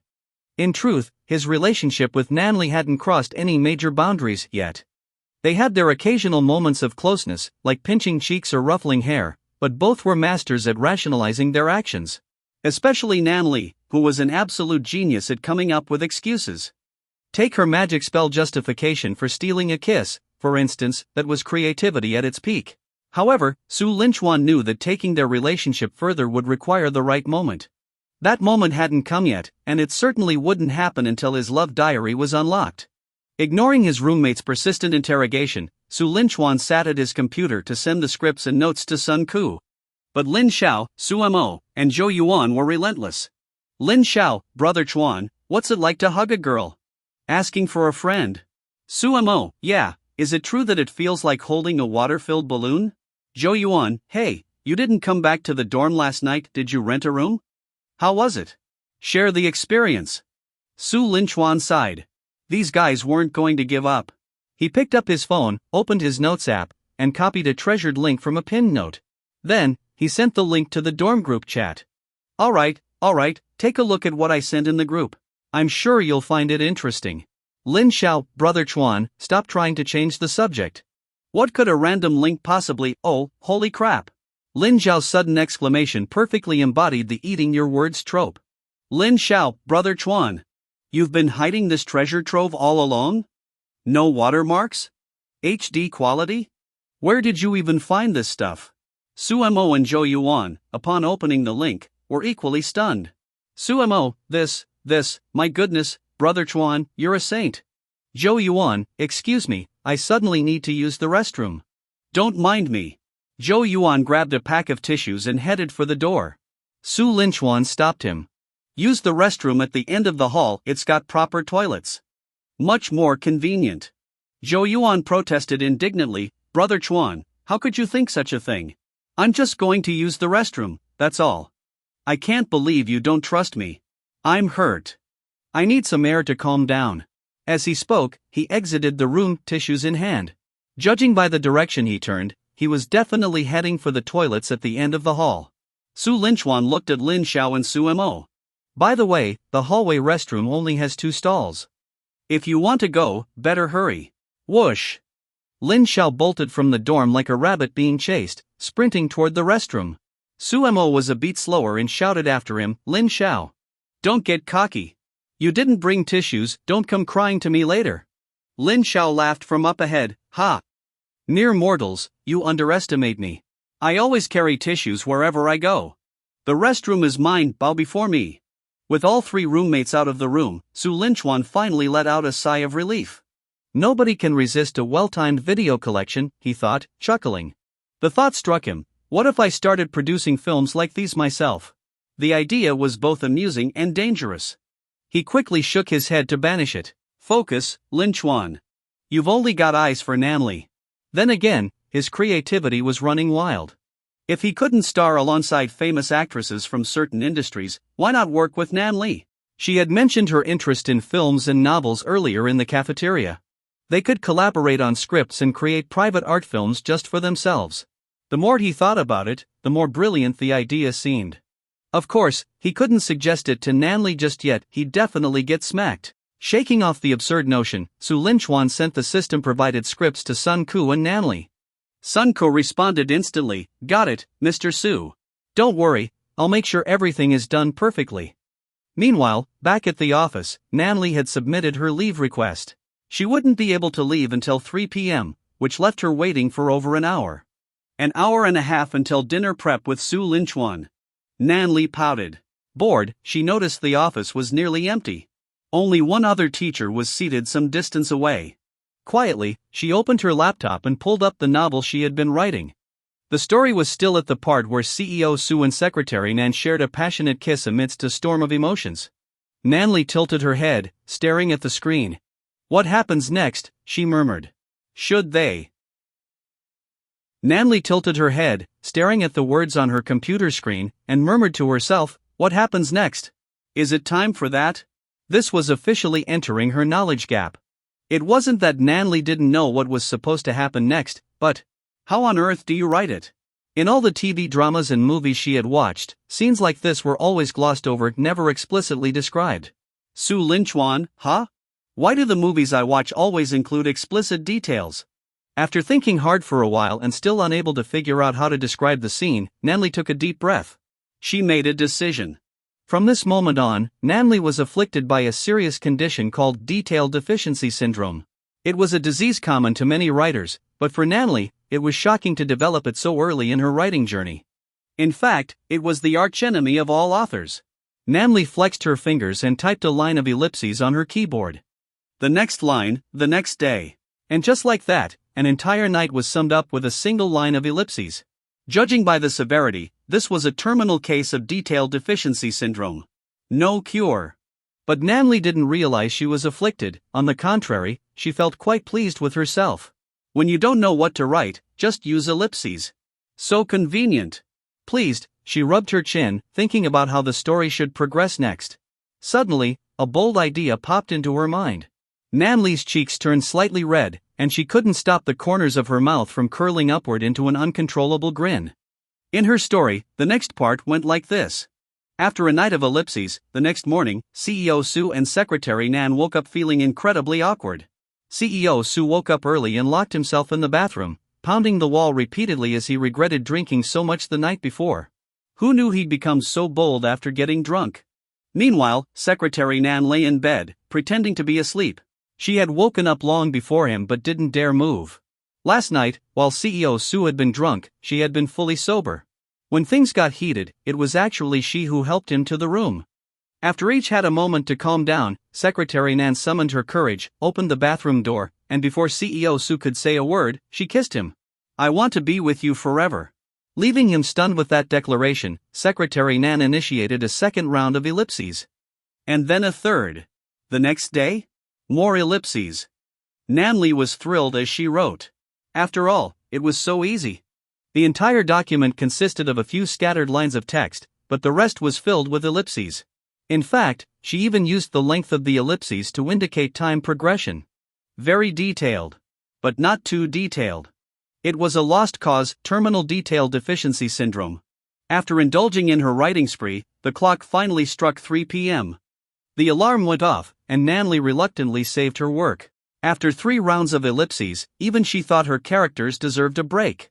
Grabbing her bag, she excitedly headed out to pick up Su Linchuan. When Nany arrived at the dorm, Su Linchuan was already waiting by the curb. Once he got into the car, Su Linchuan glanced at her. "Nanjia, do you know any nearby markets or supermarkets where we can get groceries?" I do. I usually shop at this one supermarket. The produce there is really fresh. I'll take you." Nany enthusiastically took the wheel, making a U-turn to leave campus and head toward a large supermarket nearby. After parking the car, Su Linchuan grabbed a shopping cart, and the two of them walked into the store side by side. Since it was just past 3 p.m., the supermarket wasn't too crowded. Pushing the cart, Su Linchuan headed straight for the produce section. "Nanjia, what should we buy first? Do you have any favorite foods?" he asked as he turned to look at her. My favorite foods," Nany thought for a moment, realizing she couldn't immediately recall. After a brief pause, she suddenly jumped up. "Meat. I want to eat meat." Looking at Nany's childlike excitement, Su Linchuan couldn't help but chuckle softly. He didn't want to ruin this adorable moment. "Alright then, let's start with meat. We'll get some beef and lamb. I really like lamb." "Yay! I love lamb too, stir-fried, it's especially delicious." Nany responded eagerly. The two of them changed course and headed to the meat section to begin selecting. "Hello? I'd like a pound of beef and a pound of lamb," Su Linchuan said to the butcher. "Sure thing, sir. Would you like to cut it yourself or should I do it for you?" the butcher asked, holding up a rack of meat. Su Linchuan thought for a moment before replying, "I'll do it myself." "Alright." The butcher handed him a knife, and Su Linchuan expertly cut a portion of beef, weighing it in his hand. It was about a pound. He repeated the process with the lamb. After buying the meat, Nany began listing the dishes she wanted for dinner. "I want steamed egg with minced meat, fish-flavored shredded pork, cola chicken wings, stir-fried lamb." She rattled off over 10 dishes in one breath. Su Linchuan reached out and patted her head. "Are you sure you can finish all this? It seems like a lot." Nany pouted, clasping her hands together. Maybe not." But Su Linchuan waved his hand dismissively. "Who cares if we can't finish? Do we have to eat everything in one sitting? If Nanjia wants it, I'll make it." "No worries." Nany froze. She had been prepared to reduce the menu to 6 dishes, already a lot for just the two of them. But she hadn't expected him to say something like that. "If Nanjia wants it, I'll make it. No worries." His words echoed in her ears, over and over. Like an arrow piercing straight into her heart. Nany felt as if her heart was racing, little deer thumping inside. Was this what they called butterflies? Their relationship had already been somewhat ambiguous, and Su Linchuan's hand was still resting on her head. Strangely, she didn't feel the need to stop him. Her thoughts were a whirlwind. Seeing her dazed expression, Su Linchuan called her name a few times with no response. He gently knocked on her forehead. "Nanjia, what's wrong?" Snapping out of her trance, Nany blurted out, I do. "I do." Nany blurted out instinctively. Su Linchuan froze, puzzled by Nany's out-of-the-blue declaration. "Nanjia, you do what?" Realizing what she had just said, Nany quickly covered her mouth. Oh no. I accidentally said what I was thinking. Nothing. I mean, I do want to eat all those dishes." "Yes, just the dishes. Nothing else." Nany's flustered response was a textbook example of trying to cover up but making it worse. Su Linchuan chuckled as he reached out to rub Nany's head, choosing not to pursue the matter further. He had a pretty good idea of what she'd been thinking. Ha! I do too. Wait. Why am I talking like Nany now? Oh well, what's wrong with that? Being like Nan isn't a bad thing. If you're willing to eat, I'll gladly cook for you. Come on, let's keep shopping and get all your favorite foods. Under Su Linchuan's gentle hand, Nany nodded enthusiastically. Meichem, let's go shopping. Hold on, I have something for you. Su Linchuan removed his hand from her head and reached behind her ear. With a quick motion, he pulled out a lollipop seemingly out of nowhere. Here, for you. You can snack while we shop. Nany took the lollipop with delight. This isn't from the supermarket, right? We're allowed to eat it before checkout? Relax, it's mine, not the supermarket's. Eat up. Oh, by the way, do you want to sit in the cart? I'll push you around. He pointed to a nearby couple, where the boyfriend was pushing his girlfriend in a shopping cart. Nany unwrapped the lollipop and shot him a glare. I'm not a kid. How is that appropriate? I'm in my 20s, how could I sit in a shopping cart like that? Are you sure you don't want to? It looks fun. Nany huffed. Even if I were exhausted, collapsed in this supermarket, and lying on the floor, I would never sit in a shopping cart like a child. Su Linchuan raised his eyebrows thoughtfully, as though seeing a reflection of a certain someone with similar stubbornness. 15 minutes later. Nany was sitting in the shopping cart, her long legs dangling over the edge, while Su Linchuan pushed her through the aisles. The scene was cozy and sweet. Over there, I want that crispy pork. And snacks. Xiao Chuan. Su Linchuan gently patted her head. Okay, today whatever Nan wants to eat, we'll buy. Yay! Nany didn't even notice the shift in how Su Linchuan addressed her. And even if she did, she wouldn't have cared. Today, she just wanted to let loose and be a kid eating food, munching on snacks, riding around in a cart. She didn't want to think about anything else. Su Linchuan, for his part, was more than happy to indulge her. After all, who could resist a cute, playful Nany? Forget playful, he couldn't even say no to the standard version of Nany. The two spent nearly an hour and a half shopping. Beyond groceries, they ended up with a massive bag of snacks, more lollipops, and even a few childish toys. Finally, Nany picked up a papaya. Let's get one papaya. I used to eat them every day as a kid, but I haven't had one in ages. I almost forgot what they taste like. Hugging the papaya in her arms, it looked like she was holding 3 instead of just 1. Su Linchuan's gaze followed her face, trailing downward, and he suddenly understood why Nany's proportions were so astonishing. Papaya, you are my savior. Acting out of pure goodwill, or so he told himself, Su Linchuan added a few more papayas to the cart. I only need 1. Why so many? I can't finish them all. Nany looked at him curiously. Su Linchuan replied righteously, it doesn't matter if you can't eat them all. Papayas are highly nutritious. You can keep them in the fridge and eat a little at a time. Nany didn't overthink it. After all, she did like papayas. Su Linchuan, satisfied with the 7 papayas now in the cart, nodded to himself. Don't get the wrong idea, there was no ulterior motive in this gesture. They say, children must be cherished. Su Linchuan was merely planning ahead for the future.